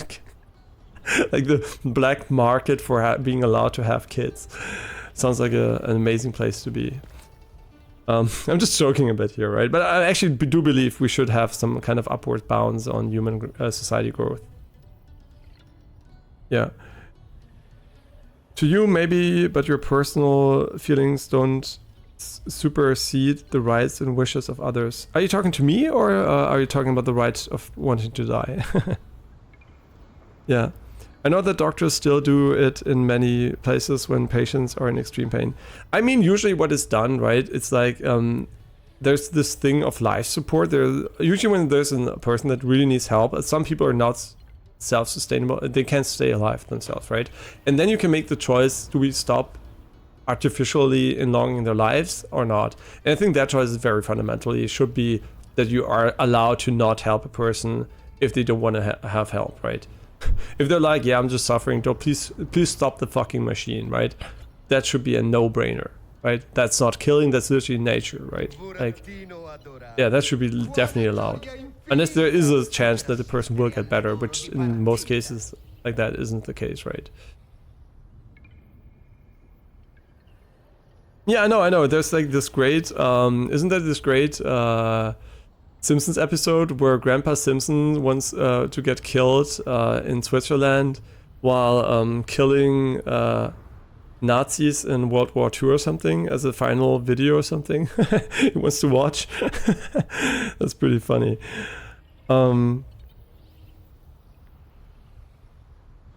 Yeah. I mean, it's pretty funny because the way they portray it, right? I mean, obviously, whenever someone wants to end their lives, there's usually serious reasons for that, and hopefully we can find a better solution. But sometimes there isn't, right? There's just a chronic pain that can't be cured at the moment, and why keep the suffering alive, basically, if the person doesn't want to live?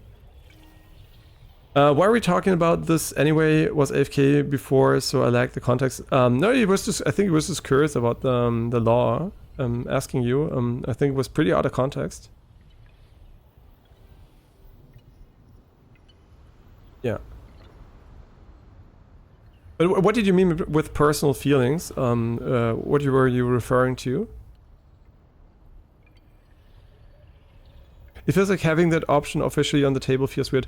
Oh wait, so you think it's weird to have it? Okay, I'm just gonna make an easy case for you. Okay, imagine you wake up and you don't have legs, you don't have eyes, you don't have ears, and your entire body feels like it's inflamed. Okay? Just imagine that, but you can talk, right? You can talk, you can smell, right? And the doctor comes to you and says, hey, how are you feeling? And you're like, oh, and you're, oh, pain, stop the pain. Would you want, please kill me, right? You can't help the person. Would you want this person not to have the option to get killed? You're perfectly fine, right? You don't have legs, you don't have eyes, you don't have ears, you have pain everywhere, but your body functions greatly. You would live another 50 years. But would you want, but there's no hope for cure. Would you want this person to have the option to kill himself? I think saying no is the most inhumane thing you can actually imagine in that situation. So I always like extreme scenarios because it makes it so apparent why some things are not as stupid as we think. Obviously, we don't want to have a 20-year-old, oh, I'm so depressed, my girlfriend broke up with me, oh, I want to kill myself, please kill me. Right? Of course we don't want that, right? That's fucking obvious, right? We want to help the person in a normal way, but we're talking about like extreme cases sometimes, right? So I think there is like, there has to be a degree of usefulness, like to everything. There's no truth, right? There has to be some kind of context for the actions. And of course there is a line that you can say is the hard point where it's difficult to say, is it still okay? It's like, that's the real point, right, where the discussion starts. And I think in general there's nothing wrong with the idea, right? Like there's no wrong idea. It's better that someone kills himself safely than he jumps in front of a train, right? Honestly, right? That would be better if we could. I mean, it would be better if he didn't want to jump in front of a train in the first place, so help him, yeah, sure. But if if he doesn't see any way out and this is the only option, there's no legal option, you might not have a choice sometimes, right? Like we said, we determinism, blah, blah, blah. But still, right, choice, quote unquote. And just referring to that, what you read out loud. Okay.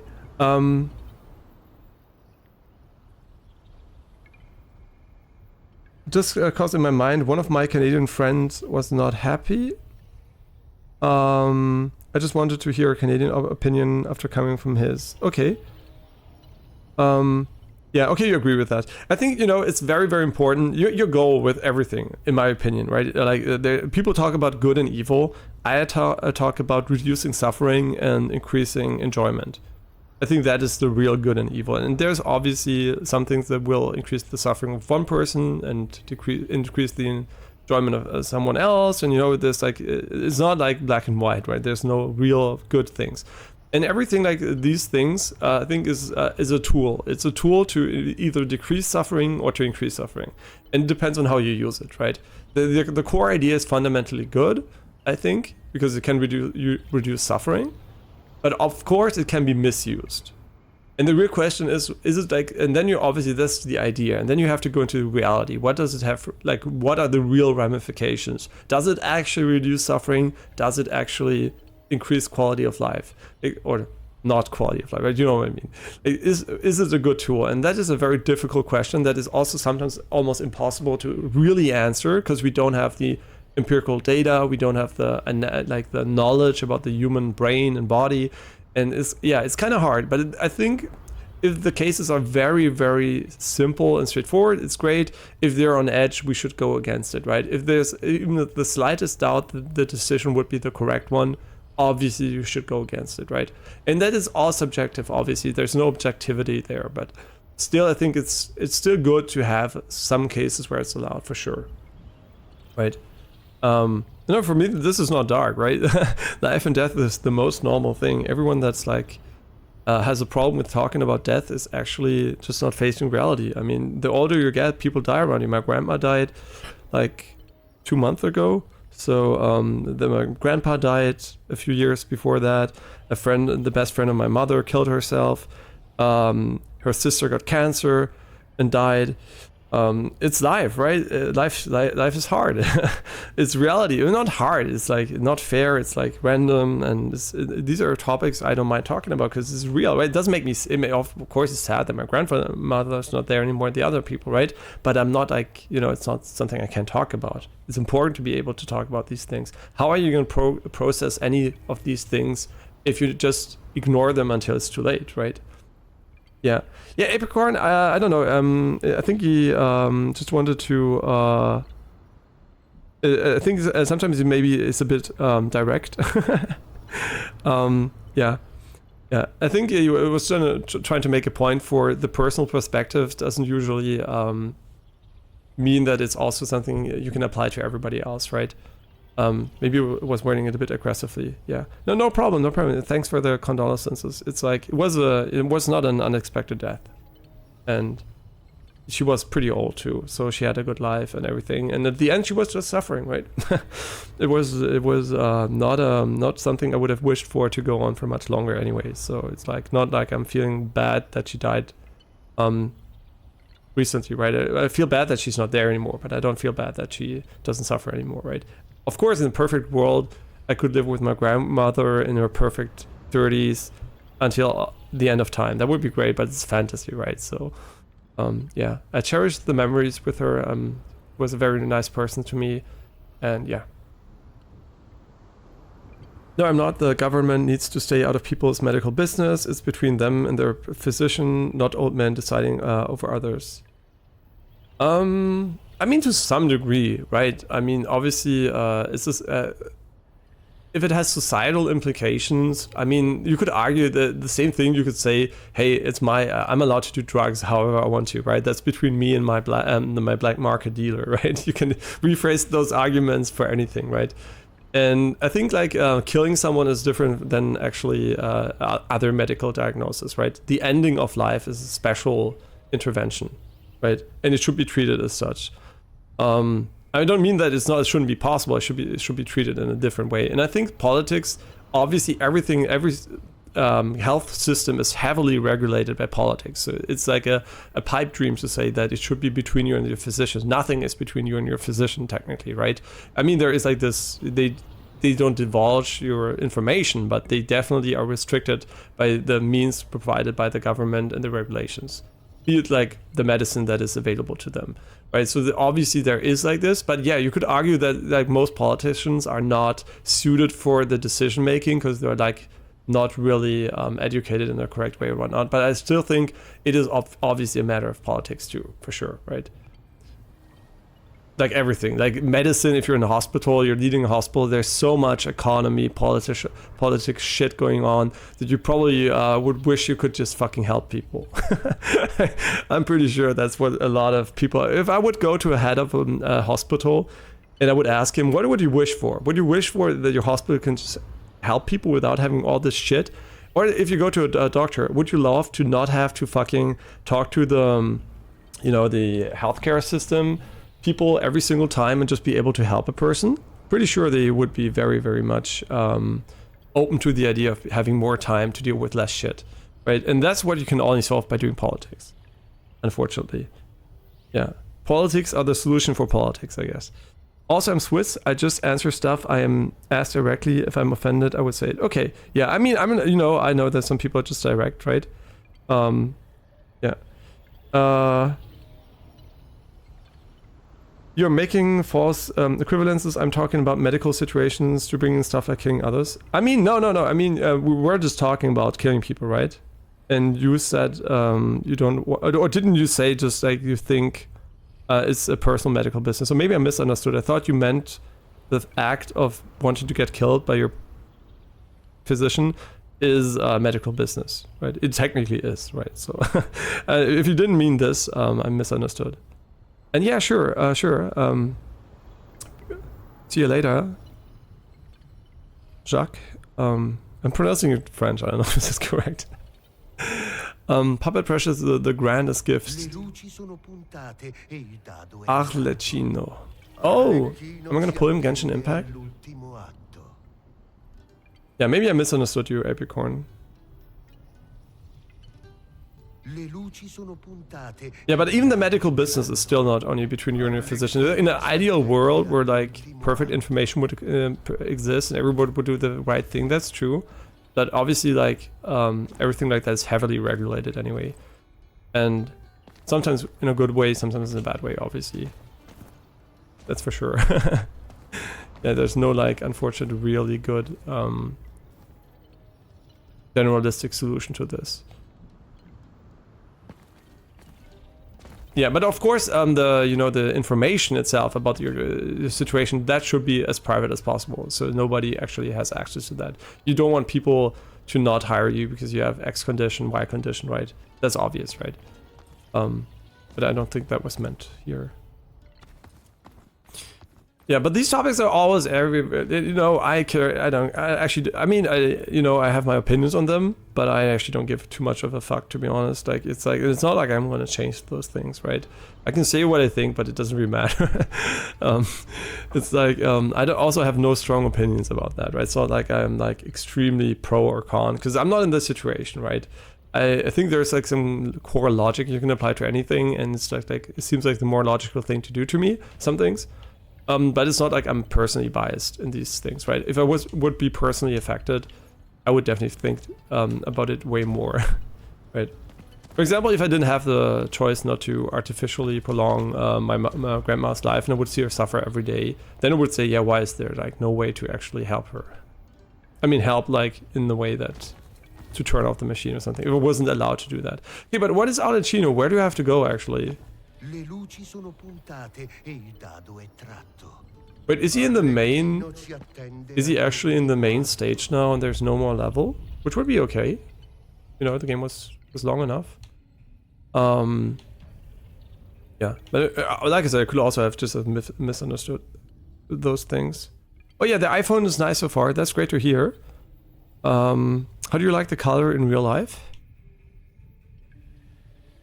I guess you already saw it at a store or something, at a preview or event. I don't even know. Can you preview iPhones before you order them? Probably not, right? Probably they ship at the same time. So much better. The picture I sent you doesn't do it justice. Wait, you sent a picture? Oh wait, but the picture you sent me before, right? I just why I don't tab out instantly is because the game sometimes crashes. Okay, so it looks better in real life. Yeah, that, I mean, you know, depending on your lighting situation, like it seems like very reflective. It can look very, very different in real life. That's why I was curious how you liked it. Okay, you said one. Okay, then I'm gonna tap out. Hopefully it doesn't crash. I mean, and Apple was always about aesthetics, right? I mean, before Apple made electronic devices, before Apple made like mobile devices, phones looked so fucking shit, actually. Yeah, now they all look like iPhones, but I guess that's the most natural thing. Oh, it is very grayish. Wait, did you get gray or white?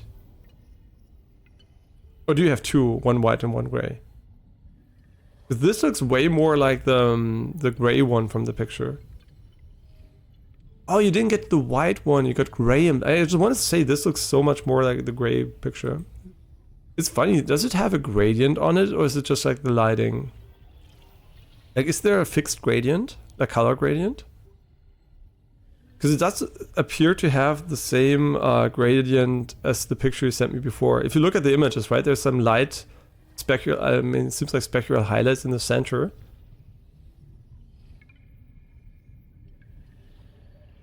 Yeah, I'm not talking brightness, I'm talking like gradient. If it's darker at some point, or if it's literally the lighting, which is like causing this nice gradient, which is by coincidence almost the same as the phone above. I guess it isn't, right? The one is way brighter at another part. So probably it's just like lighting. No gradient, okay. I would have been surprised. Yeah, of course, yeah, sure. It's a highly reflective material as far as I can tell. Not highly, but slightly reflective material, which obviously will look very different depending on the environment. Yeah.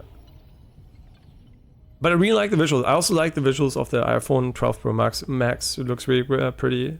Like I said, I bought it, of course, not of course. I also bought it because of that back then. Yeah, I do see the appeal. But I also must say the new Pixel ones also look pretty nice. I think they did a good job at making it look way better than the last year's Pixel, which looks more like, I guess, a non-iPhone. The new one looks more like an iPhone. Yeah, sure. I tried to tab out as much as possible. This is the final boss here. Yeah. No hint for this is kind of rough. I figured this one out immediately, but I wonder if everyone knows. They're gonna add a hint. This is on their to-do list. Qualunque sarà il nostro finale, comporre insieme la canzone del cambiamento è stato This is why Switzerland stays winning, because they have all their money. Oh, Apple Intelligence. Yeah, I mean, that is so pathetic that we don't have this. Like, that is so stupid.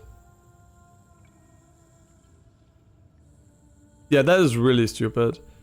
Okay, one day there's going to be a big data leak and all your personal information is going to be out there and everyone's going to be blaming everyone's going to be finger pointing at someone else, but that might happen at some point because like data protection is very difficult. But I mean, every human being with a brain will probably not divulge he's a mass murderer, right, when using the phone. And I just hope that it's not going to be misused in the long term. Because data protection is only important for against misuse, right? You don't want to have companies screening you before hiring you for things that are irrelevant to your job, but they are just like personal agendas, right? So yeah, there is a real risk for like negative implications. But so far, from what I can tell, these have been a bit more minor than, I mean, I guess I'm a white male, so I guess I'm not affected too much by like these things, but I don't know, if I was like a person that might be discriminated against, I might be a bit more careful, right? Like a white hetero male is definitely more, I mean, I guess I get hate for other things, I guess, for being a white hetero male, but I don't get necessarily like discriminated against beyond that. I guess I get to some degree. And this is AI's on device. So it's only on device. And how does it transfer between applications? Like if I have an iPad and an iPhone? And also, isn't it literally chatbot to some degree? Is it like a chatbot light on device, or what is Siri then? Oh no, it's not yet, right? Because the big question mark is when Siri is going to be chatbot. And then you have like these big networks. Are they going to be running on device too? Because like chatbot is insanely large, right? There's no on device real perfect version of it. So is it going to be just a dumbed down version on device, which probably is what it's going to be, I guess. Yeah, but I have no idea exactly how these how exactly they are like implementing Apple Intelligence. Obviously, because I don't even know if there's like documentation. All I'm saying is don't devolve unnecessary information, like information that will not help you in any way. It's just like, yeah, don't use Apple Intelligence as a diary or something. Because you never know. You never know. One day they're gonna make some kind of weird, like, even if it's on device, right? They just have to do one stupid breach where they put your data on a server for a moment, and for whatever reason that's not secure, and your information's out there. It's not a big deal, I think, but for some people it might be. And that's only not Apple only. That goes for all these applications, right? Like for every single application, Discord, whatnot. I mean, they have some encryption, I guess, to some degree, but these might not have as much of an encryption because of the base technology, right? Because the AI technology might not be as encryptable. I mean, the data afterwards maybe, but maybe not, right? Because depending on how they real-time train these models, like real-time adapt them, it might be a bit harder to be compliant with data regulation. And those are third-party audited to not store and use any identifiable information. That's good to hear. Yeah, that's good. Yeah. And yeah, where it learns about you, etc. Yeah, these are the ones where I'm like, to what degree, right? To what degree is it like risky to divulge? I mean, in general, right? There's the only real reason to be worried about that at all is like having a real negative consequence, like being like wanting a job and they won't take you because they're like racist or something, right? This is the only reason why it's really important. But I wouldn't actually think most people have any information to hide unless they're like really, really like, you know, I don't know, a mass murderer or something like that, right? That maybe, yeah, sure. But most people are pretty transparent anyway, right? Algorithms know so much about you even without you telling them a single word. Right, just like you're tracking your usage is already enough to identify most of your traits anyway. So it's like, yeah, it's almost a fight that you can't win. Either you don't have any algorithms showing you anything or analyzing your data, which would be, I guess, the ideal world for anonymity. But then again, where's the harm in you not being a completely unknown book to everyone, right? I actually don't mind it too much. I don't see the negatives directly unless it's like really used as a tool of discrimination and control. Which I guess is why people are worried, because like China's gonna use it for that. But you know, I want Siri to know my darkest secret. Yeah, I already started chatbot. Every time says hello, it's like, hi killer, who's next? Wait, that's my hello phrase to him. No, I'm just kidding. Just imagine you're like a cop that's like hunting a serial killer, and one day you get their phone and the chatbot's like, hi killer, who's next? I got the address of the guy you were stalking for the last couple of weeks. He's not at home right now. Do you want to visit him? And you're like, as a police officer, my job's so easy now. Curtain call? Huh? I guess we never found the other NPC. The greatest challenge. I'm gonna wash my hands though before that. Charity skill. The person didn't even write anything. How did you ban him? Or maybe didn't see the message. No, I think a lot of people are I mean, it's good to be cautious, but we're being cautious about the completely wrong things with AI, honestly. Like, it's like, all these things are so, yeah, sure, whatever, but yeah, it's not gonna fix the root issue we're gonna face. But whatever, it doesn't matter, man. There's no way we're gonna change it, because humans are humans, and YOLO all the way to the end. You don't need to send me a screenshot, it's probably just a fucking spam bot message, right? Or whatever. Or some person being like, I don't know, vote Trump or something. Actually.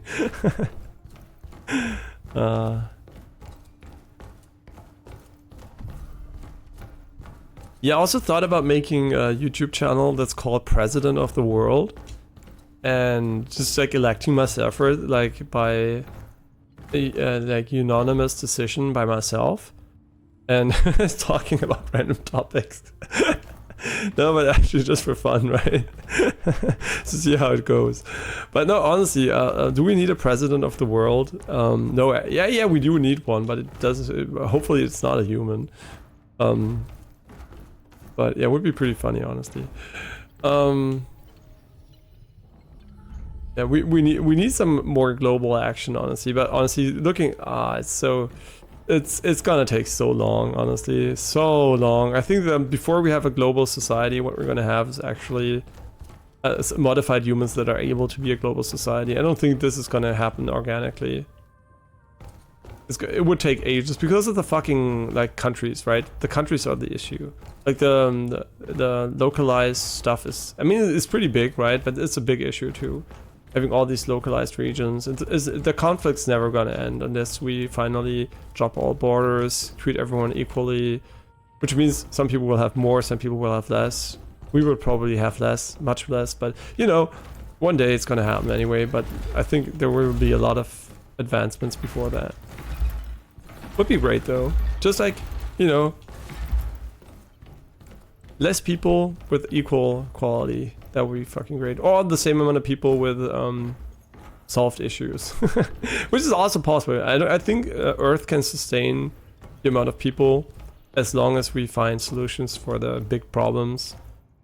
But there's a limit, obviously. Like, 2xing the number of humans would even strain that system. 3xing, you know, there's like a limited amount of energy. So at some point you would definitely need to reduce the size of population. I'm gonna wash my hands and we're gonna do the final boss, and I will be modding probably because he's gonna be annoying because they buffed him. So, yeah. Did you know Switzerland technically has no president? Our president is a title, so we can send one person around the world and the president changes every year. I mean, that's a good thing to do, right? I think a single person should never hold a lot of power. And democracy should also not be... No, I think neither should a lot of dumb people be allowed to have a lot of power, nor should a few people have be allowed to have a lot of power. I think it should be a subset of as many as intelligent, informed people as possible. Right? That should be very important. And they should not. They should also be hopefully nice people that don't just abuse the dumb, right? I don't want to have like all stupid people a slave or something. And now you could go into saying, yeah, capitalism is already enslaving stupidity. It's true, actually. And it's pretty sad, but it's not something like necessarily like the intelligent people designed. It's just like a, you know, core consequence. Yeah, but I think neither stupid people should be deciding too much. I mean, obviously they should have, you know, they should be considered as on the same level as an intelligent person. Obviously, that should be the goal, right? But stupid decisions are not good decisions for them either. So yeah, that's just very important, treating everyone equally from a, you know, lifestyle perspective, and then having as many people in power as possible, as reasonable, right? So there's like a diversion of power as much as possible. But I guess that would add to complexity in the system. It's so bad. Humans are just trash at big societies. We're just fucking garbage, honestly. It's so sad. I wish we were so good at it, but we aren't. We didn't evolve into being a global society. Our genes are just shit. Life is sad. The entire Bundesrat, our government, is the president, and they just rotate every year. For me, what's the title? Interesting. That makes sense, yeah, that makes sense. That's what I just was saying, right? I think a lot of people should have power. And yeah, I'm not gonna start again. You know what I mean.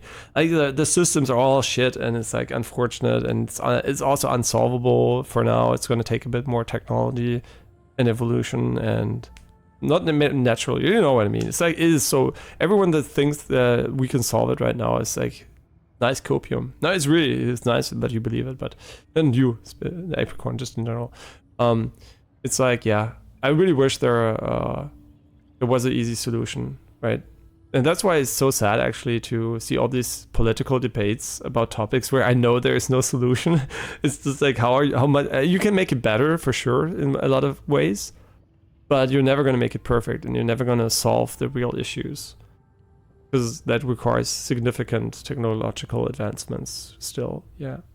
But it's gonna happen, right? I'm optimistic. Either we all die or we're gonna all live in paradise. However the paradise will look, I don't know. Maybe it looks like this, right? Streaming in the the pre-AI era. I don't know. But I'll wash my hands and fucking beat the boss, and then I'll take a break, and we're gonna play a bit of UFO 50 after the break. And yeah, that's what life is about. Destroying the environment with my 4090 while I'm taking a shit, and no, I'm not gonna shit, but that's what life is about. Okay, I'll see you soon.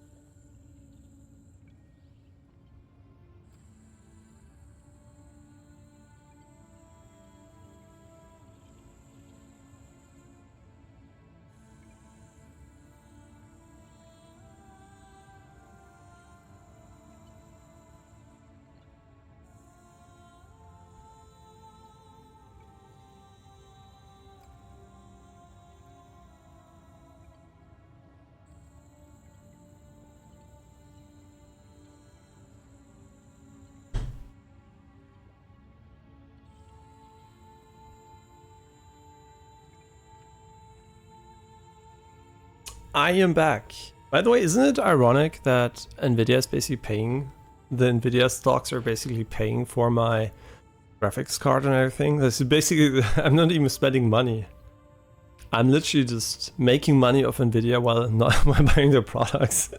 It's so stupid, actually. The economy system is fucking dumb. And thanks, Apricorn.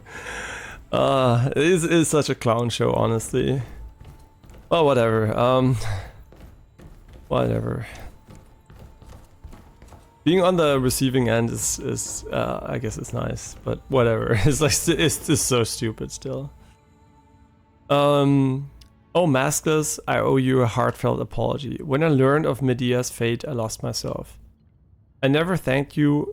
A sordid answer is still far preferable to eternal doubt. Oh, he's the first boss, I think, like that. No, the second boss. You helped me. You helped snap me out of my selfish indulgence. It is easy to die for someone, but far harder to live for them. I think it's the absolute final boss. I think so.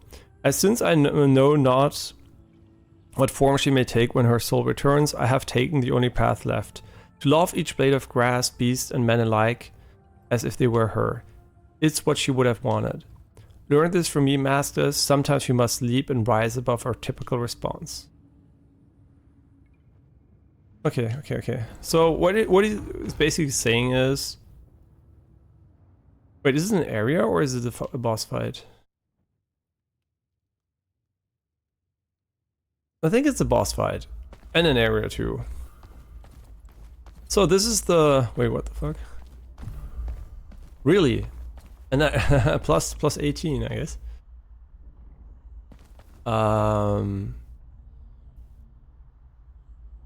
Can you guys guess what... Wait, are we on the mountain that I predicted we would be on at the end? Maybe, actually. What is that, though? Which area is it? It must be an area of the game.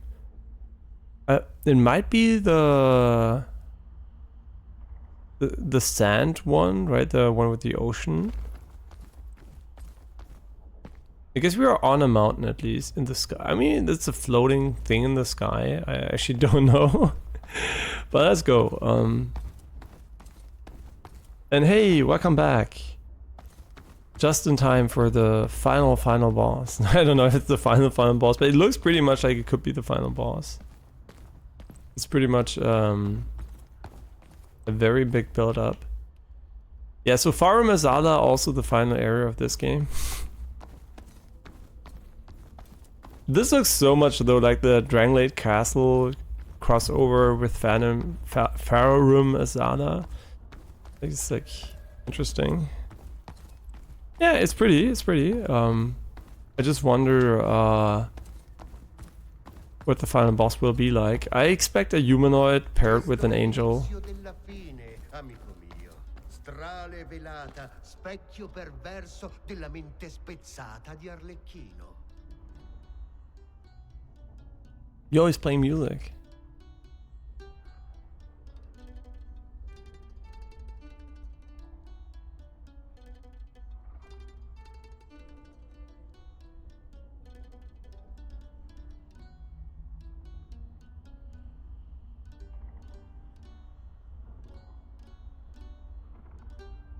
I don't want to get DMCA'd here. La tua forza e la tua volontà sono cresciute oltre ogni dire. Mi sono adirato per la tua disobbedienza, eppure ora è il maestro a imparare dall'allievo. Se ti ho maltrattato non è stato per crudeltà. Questo piano, questo sogno, questa redenzione di un mondo stagnante. Da un'eternità questa tragedia. Oh, am I gonna play God of War next? It's very likely, actually. It's very likely. I'm thinking did I have anything else in mind? Could also play Persona 3's DLC. Huh. I mean, the thing is, the 5090 is coming, right? And I wonder if God of War would benefit from that. Or Persona 5 no, seriously, I actually don't know. And Metaverse coming out next year, so it's like we already have like some Persona-esque game coming up pretty soon that I want to play on launch. So yeah, I'm not sure actually. Is it worth waiting for the 5090 for God of War? How does it run? It should run well, right? But does it run? It And it's also not an FPS, so even if it has stuttering, it doesn't really matter too much. It should run pretty well, honestly, from what I would expect. But I never played the first one on the PC, so... Mio fratello, i miei mentori, i miei amici, la mia amata, tutti si rivoltarono contro di me.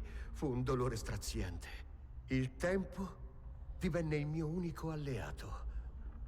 Il tempo per pensare, tramare, covare rancore. Era tutto ciò che avevo. Mi permise di concentrarmi, di purificarmi. Strappai via ogni parte di me, finché non rimase altro che forza. Yeah, I also think it's going to be fine. Actually, it is actually the game I think I'm the most likely to play in tandem with UFO 50. And we also never did the final day of Samurai Showdown. I should do that at some point too. Mi liberai della debolezza, come fosse un mantello. Ma era ciò che gettai via a rendermi umano. La risposta mi spaventa più di ogni nemico. La follia ha danzato nell'oscurità della mia mente finché tu He's having his mental breakdown phase. della speranza. Midlife crisis, Policinella. Come una melodia d'infanzia che giunge all'orecchio di un adulto stanco. Tu echeggi il mio passato. Presta attenzione a ogni passo. Ci attende la più They say greatest challenge. So far, nothing has been really challenged. I mean, slightly challenging, maybe. It could be that he was buffed, right? So Presta attenzione a ogni passo. So I do hope he's... unfortunately, we're not going to have the same experience as other streamers because they're already done with the game. So, oh, there's a piece of rock. Yeah, so it might actually be way harder than it was for them, or just like the same, I don't know. Yeah, they really buffed him. Not really. They said they buffed him. I don't know how much, right? It might be exactly the same, maybe 1% harder. They said they increased the attack frequency. So that worries me slightly, because in this game that means you're not going to be doing much if he's like permanently spamming you, but yeah, let's see. Does this game follow the tradition of completely overtuned final bosses like Shadow of the Erdtree and Wukong, or will it be in line with the rest of the game? And I don't mean overtuned in a way that I didn't enjoy them, I mean overtuned compared to the rest of the game, right? That's what I mean. Like from a design perspective, overtuned, not from my personal reference overtuned. I think both these fights were... I mean, Wukong was whatever. They were fine difficulty-wise, for me personally. But, like, and Radahn was nerfed too, so... Okay, final boss incoming. Time to make a YouTube video with a picture of the final boss and a big arrow final boss on it, so everybody that gets spoiled when seeing the thumbnail, my favorite. You won't believe this is the final boss, thumbnail.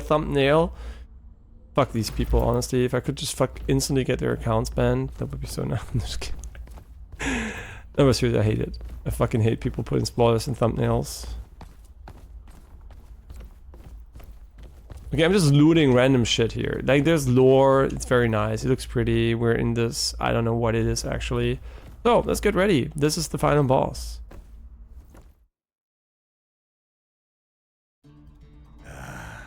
L'impetuoso vortice della creazione. Oh! Magnifico. He hates transgender people, that's why he's wearing a magical hat, isn't it? È giunta l'ora dell'atto finale. Chino in Genshin's hotter. She's a girl. Where is he? Oh, there he is. I thought he was flying.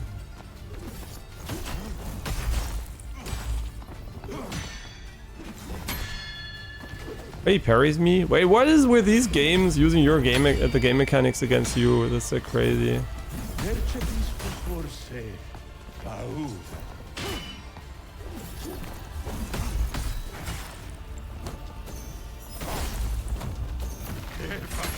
paura. Yeah, he has multiple phases, so don't worry too much about his HP. I'm just gonna spam these items, so I'm always like topping off like crazy. So far he seems easier than the other lady.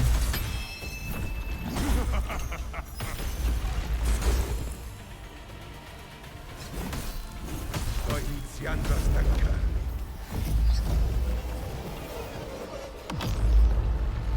Oh, he fully heals like the other lady. That's interesting.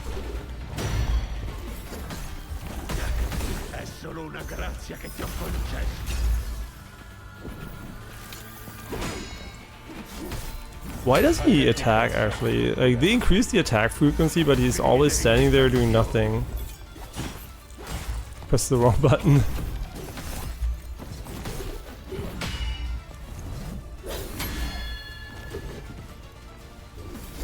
What a weird final boss, honestly. Like, why are these animations? He's just standing on the ground doing nothing.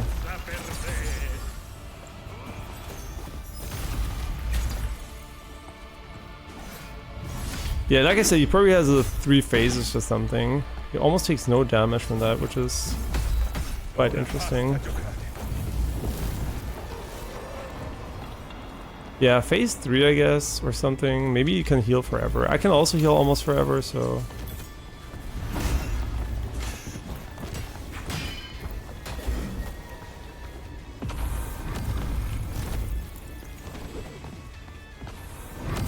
Oh my god, he breaks the target lock, which is super annoying.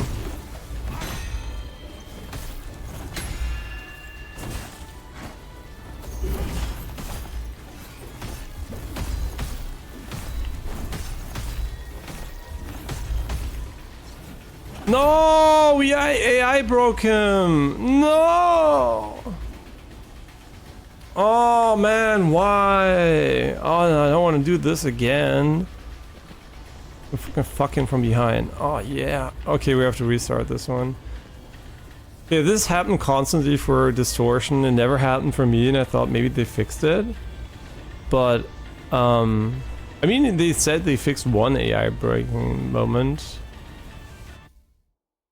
Well, what an unfortunate final fight, actually. So, guess we're gonna have to turn off motion blur again. No, wait, that was not just a... Ah, okay, this doesn't break the motion blur, thank God. Yeah, I mean, the fight wasn't that great to begin with, but it being broken is... Wait, where's my ammonia sap? Wait, what? Wait, why do I have only 9 ammonia sap now? Lo spettacolo privato tutto per te. Yo, my ammonia sap! What the fuck? Fattura volgare.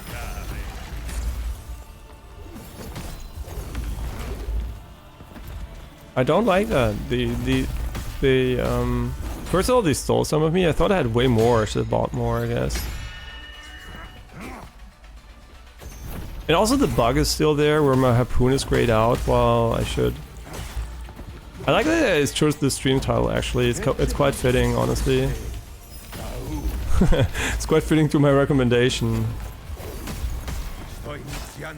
Now he's gonna heal. I'm also gonna heal. Does that even deal damage? I don't know.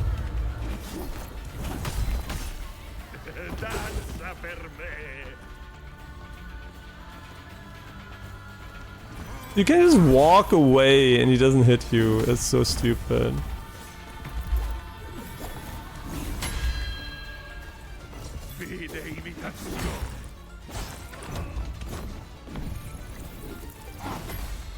I don't know, man. It's kind of really unfortunate. I was playing way better before because I was like focused. Now I'm just like, I don't even care anymore.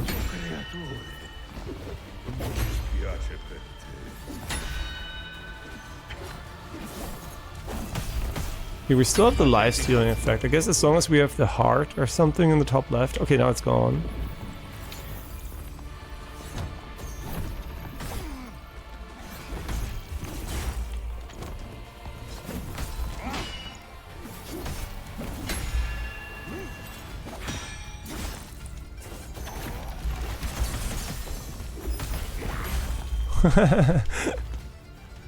Wait, he stuns me and did a finisher or something. What? Yeah, the boss fights are actually the weakest part of the game. I mean, not the weakest part, but like, they're definitely worse than in Lords of the Fallen 2, for sure. Yeah, I feel like, I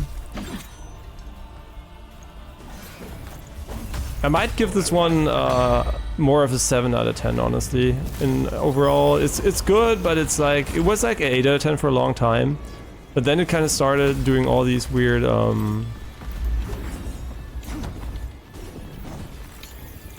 like weird things basically that were not a thing like a bit ago. What is he doing actually?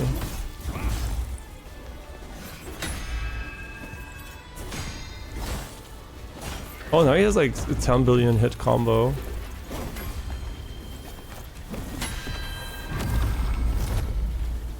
So do you even ever hit him? I mean, I guess they buffed the attack frequency, making it extremely obnoxious to attack him.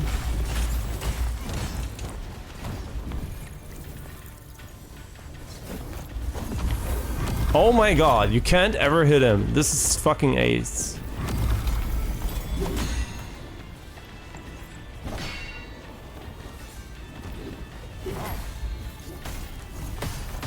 Oh my god, we did damage! Holy.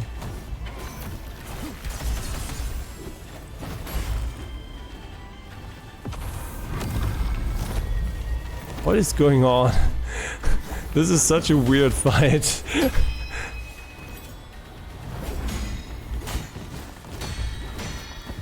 This looks like Millennia, but in scuffed.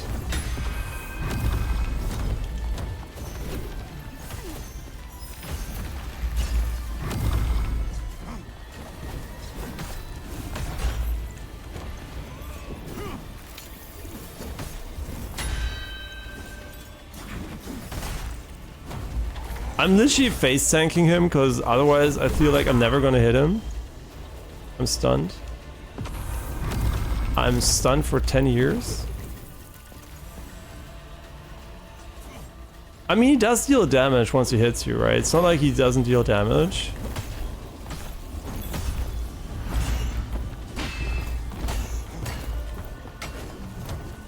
Or just disengage. Oh, burattino. Burattino.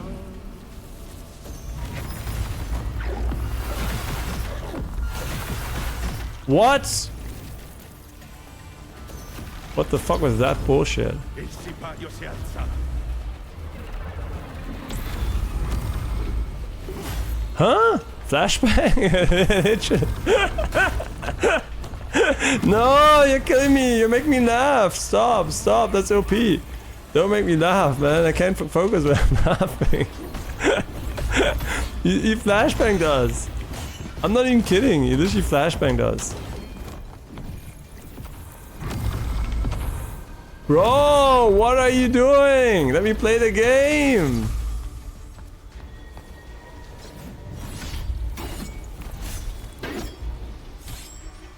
He has the same dying animation as every other enemy. No. Come hai? Non è possibile. Una copia tanto rozza. Pulcinella, sei sempre stato destinato a vivere nella mia ombra. Questa vittoria non è tua. Stolto. La tua esibizione passerà alla storia, amico mio. Tutti si alzeranno per salutare l'alba del nuovo mondo. Ora concludiamo questa farsa. Allunga la mano.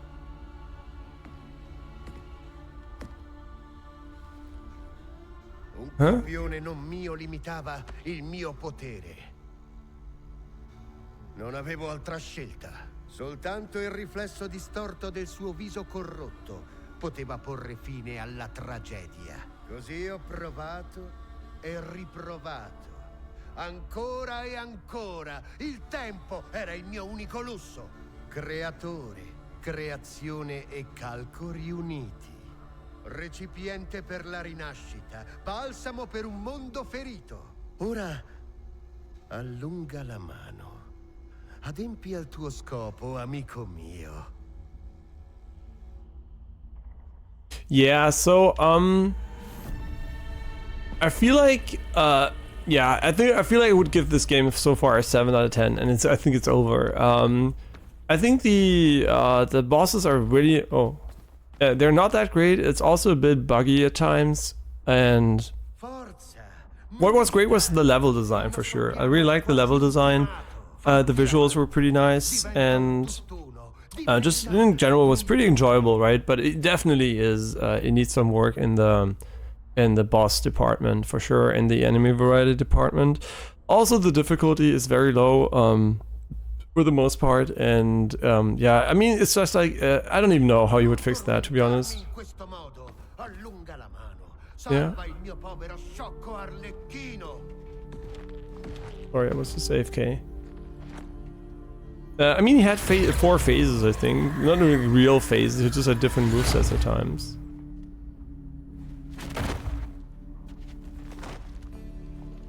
Now I am him.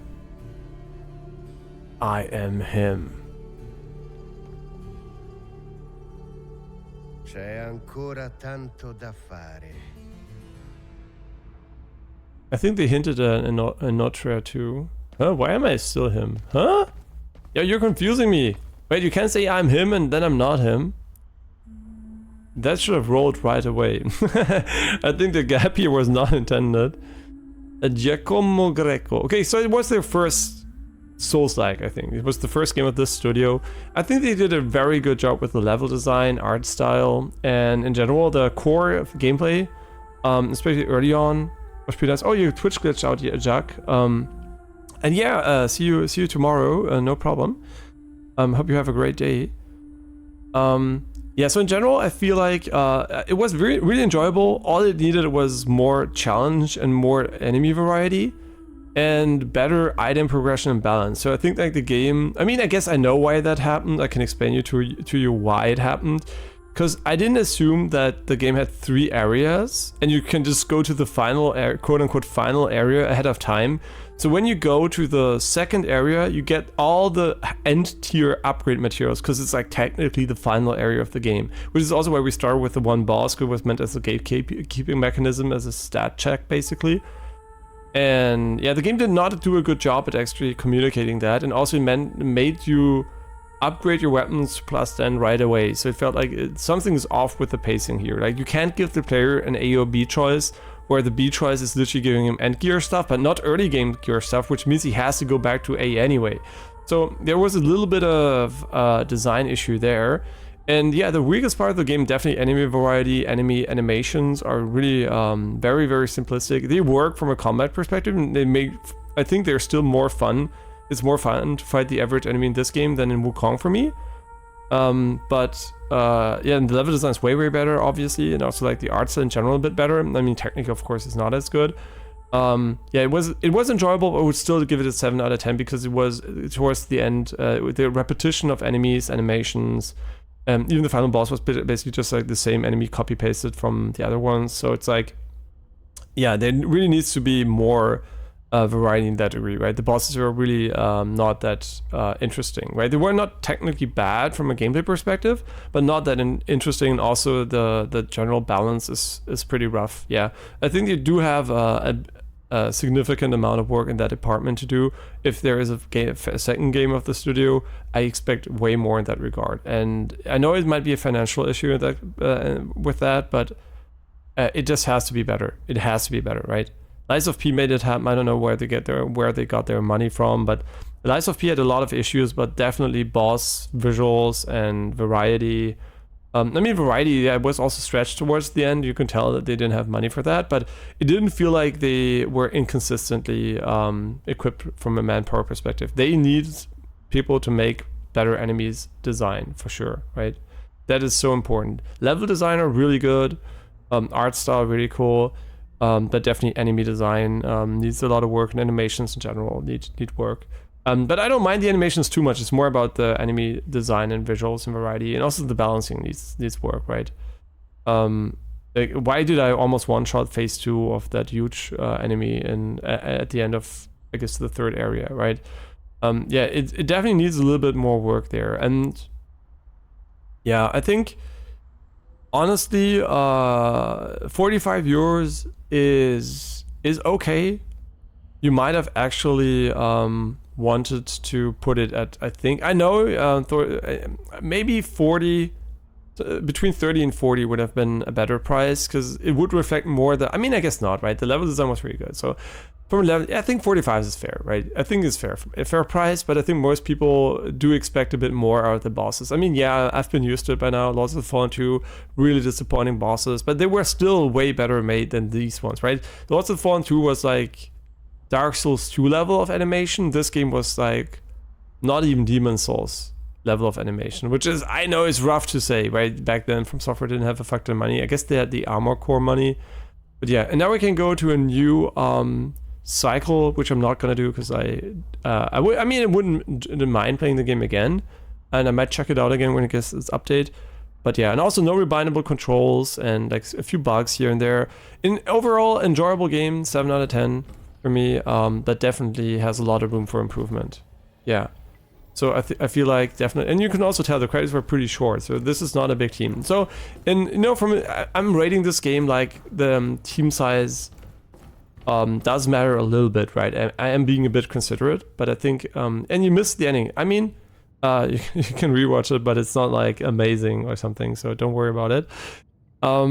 Yeah, I feel like for sure, because I do consider the team size. I mean, how many people made this game, right? Before I like, talk team size, because I do want to just like put it in perspective, maybe, so you know how it is.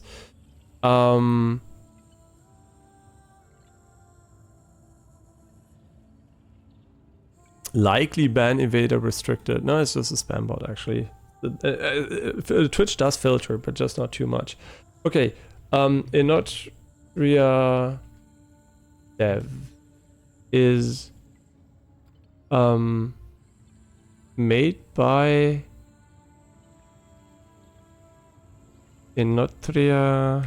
I mean, I did enjoy the game overall, right? Just to make it clear, but I have to be fair with the rating, right? Or it's like super inconsistent. I couldn't give it an 8, right? I gave the original Elden Ring playthrough an 8. The second one got a 9 from me. It was more enjoyable than the first one. But yeah, I couldn't put this on the same level as Elden Ring, even though Elden Ring has also issues. It's like, my expectation was super high for Elden Ring, so it's like, that was why I was way more critical there. For this game, they were very low. So, you know, I was pre-biased positively, I guess. So wait, how can I Enotria Steam, so I can find out the dev's name actually. The dev's name, Giamma Games. Let's see. Giamma Games.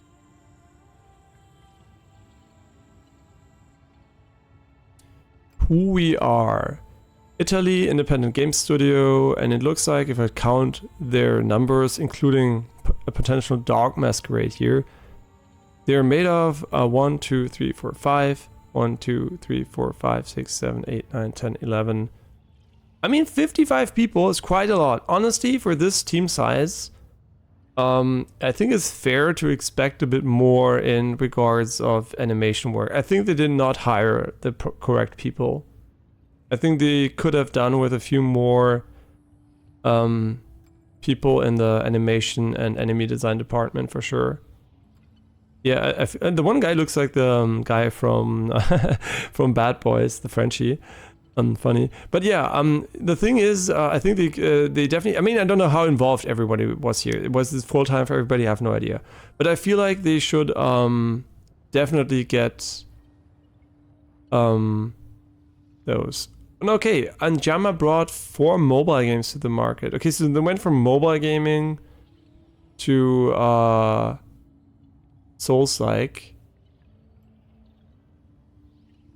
Yeah, they call them collaborators, so I don't know how many people were involved in the core design of this one, but for sure they need people that do this more, and they need more talent in that regard for sure. Not to shit on the people doing the animation work, but you need help. I'm not negatively, right? You need literally help. You need someone that either is better than you at it or has more time and manpower so you can do a better job, right? You need someone there. This is my biggest advice. If you make a second Enotria, you have to make the bosses better. You just have to. People care so much about bosses in Souls games. It's supposed to be the highlight, right? In this game, the level design and the normal enemies are really fine. And the variety, yeah, it's not there, but that's the highlight in this game. But most people will not care. Most people will look at the bosses only and will be like, yeah, the boss was meh. I appreciate good level design and those things. That's why I really liked the game overall, right? But I think really you have to get better animators and better enemy designers. You have to if you want to make another Soulslike. You're never gonna get a 8+ on average rating if you don't have that, because people will see Elden Ring, Lies of P. I mean, Lies of P is pretty comparable, I guess. Let's see, Lies of P devs actually is the team. I mean, I guess they might have increased the team size significantly afterwards, so I don't know. Yeah, so NeoWiz, right? NeoWiz. NeoWiz.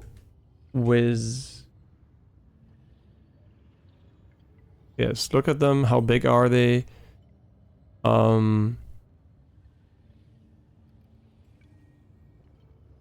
Publishing and serving. Okay, they're also a publisher. Okay, this is maybe they might be bigger actually. I don't know.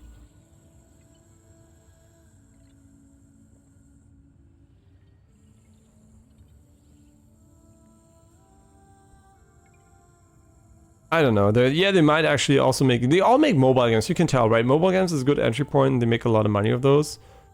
So yeah, they're like, I don't know how big they are actually. I'm in such disbelief that NeoWiz made this game.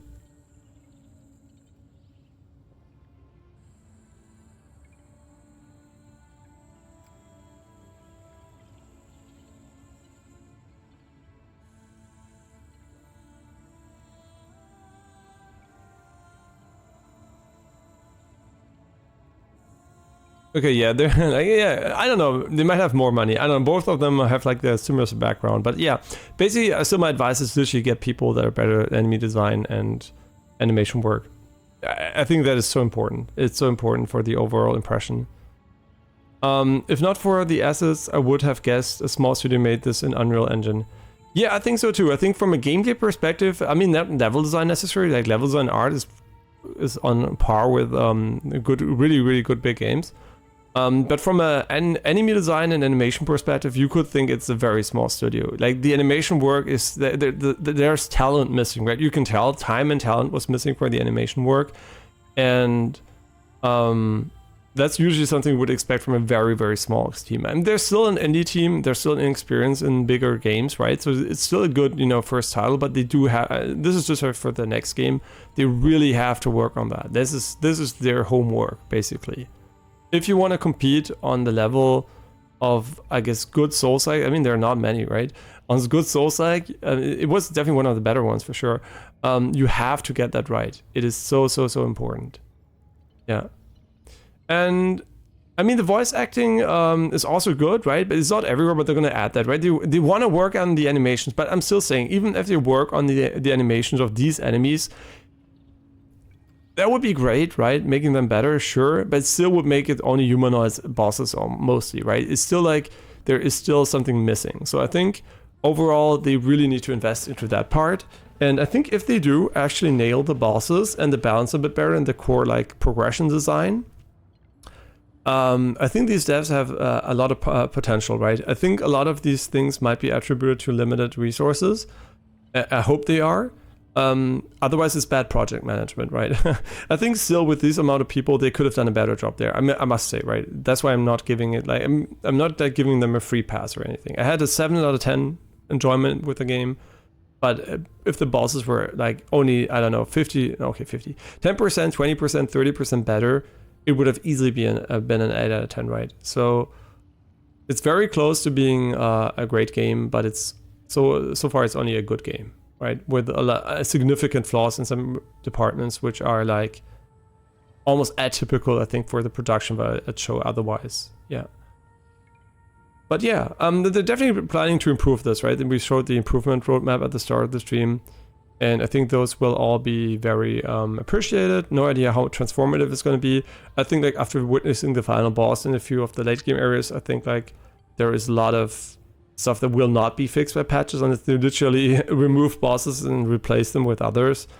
And honestly, they could do that, but I would rather see them, instead of salvaging the game too much, I would rather see them make a second game that's better. Because I think it was enjoyable. I don't know how much sales they're going to get out of fixing the game, right? Making Enotria the Ultimate Edition or whatever.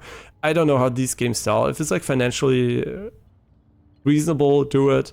Otherwise, just make the second one and learn from the weaknesses of this game, which are not hard to see, right? It's like maybe it was too far into the project when they noticed, okay, we maybe need some, maybe enemies are actually the star of Souls games together with level design. And it's like the inverse, right? Wukong had these like I mean, the core mechanics were shit in Wukong, but they had these amazing visual bosses and this terrible level design. And this game has like these shitty bosses and the great level design. So it's so funny, but still, yeah, I enjoyed it more than Wukong, but that's not hard, right?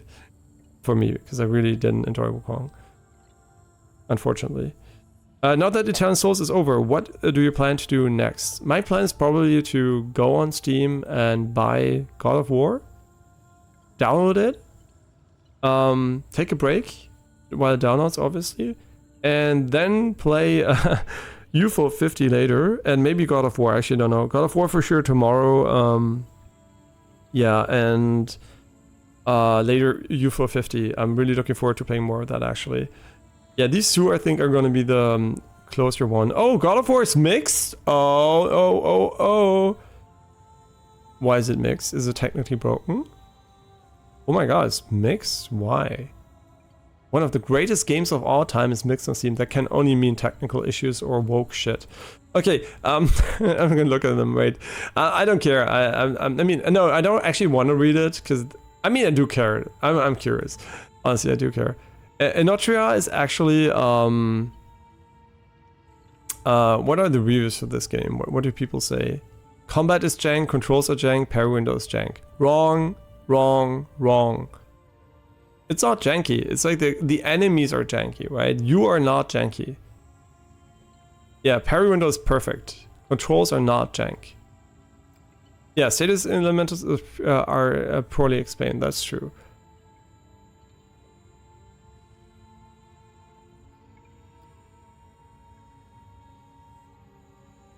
I feel a lot of people don't like it. Just randomly starting German, sorry. Because I read French, that's why. I spoke German because I was reading French. My brain was like confused. I have also French Steam reviews enabled, obviously. This game is not complete. Huh? I don't know. I think people are like over dramatizing it.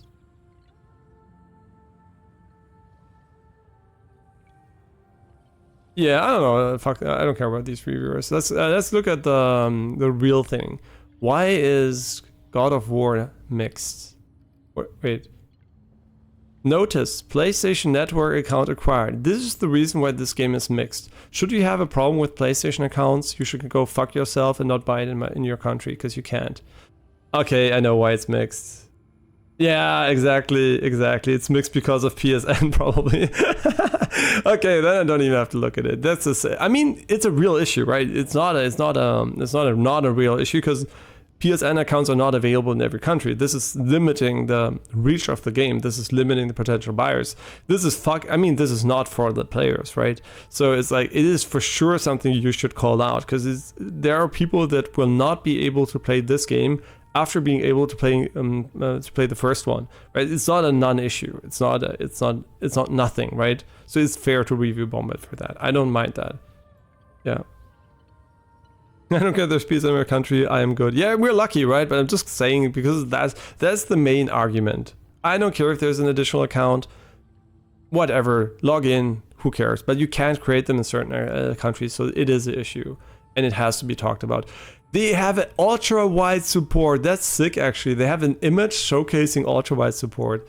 They're doing such a great job of actually bringing the games to PC. I mean, not technically, but like from a, I guess, promoted feature set. Yeah, PlayStation is doing a pretty good job showing that the PlayStation is not the best way to play. Okay, I will look into getting the game on a sale though after the stream, and we'll download it.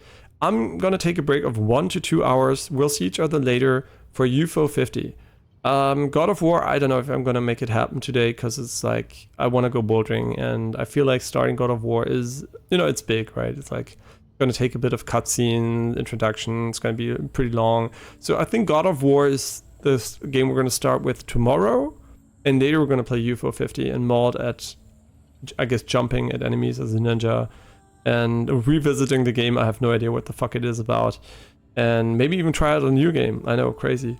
Yeah, we still have like 47 games to go. So, I mean, we didn't even beat the first 3. I mean, technically, I think we, quote unquote, I mean, maybe there are 6 days. Maybe we almost beat the second one. I have no idea if it's endless or not.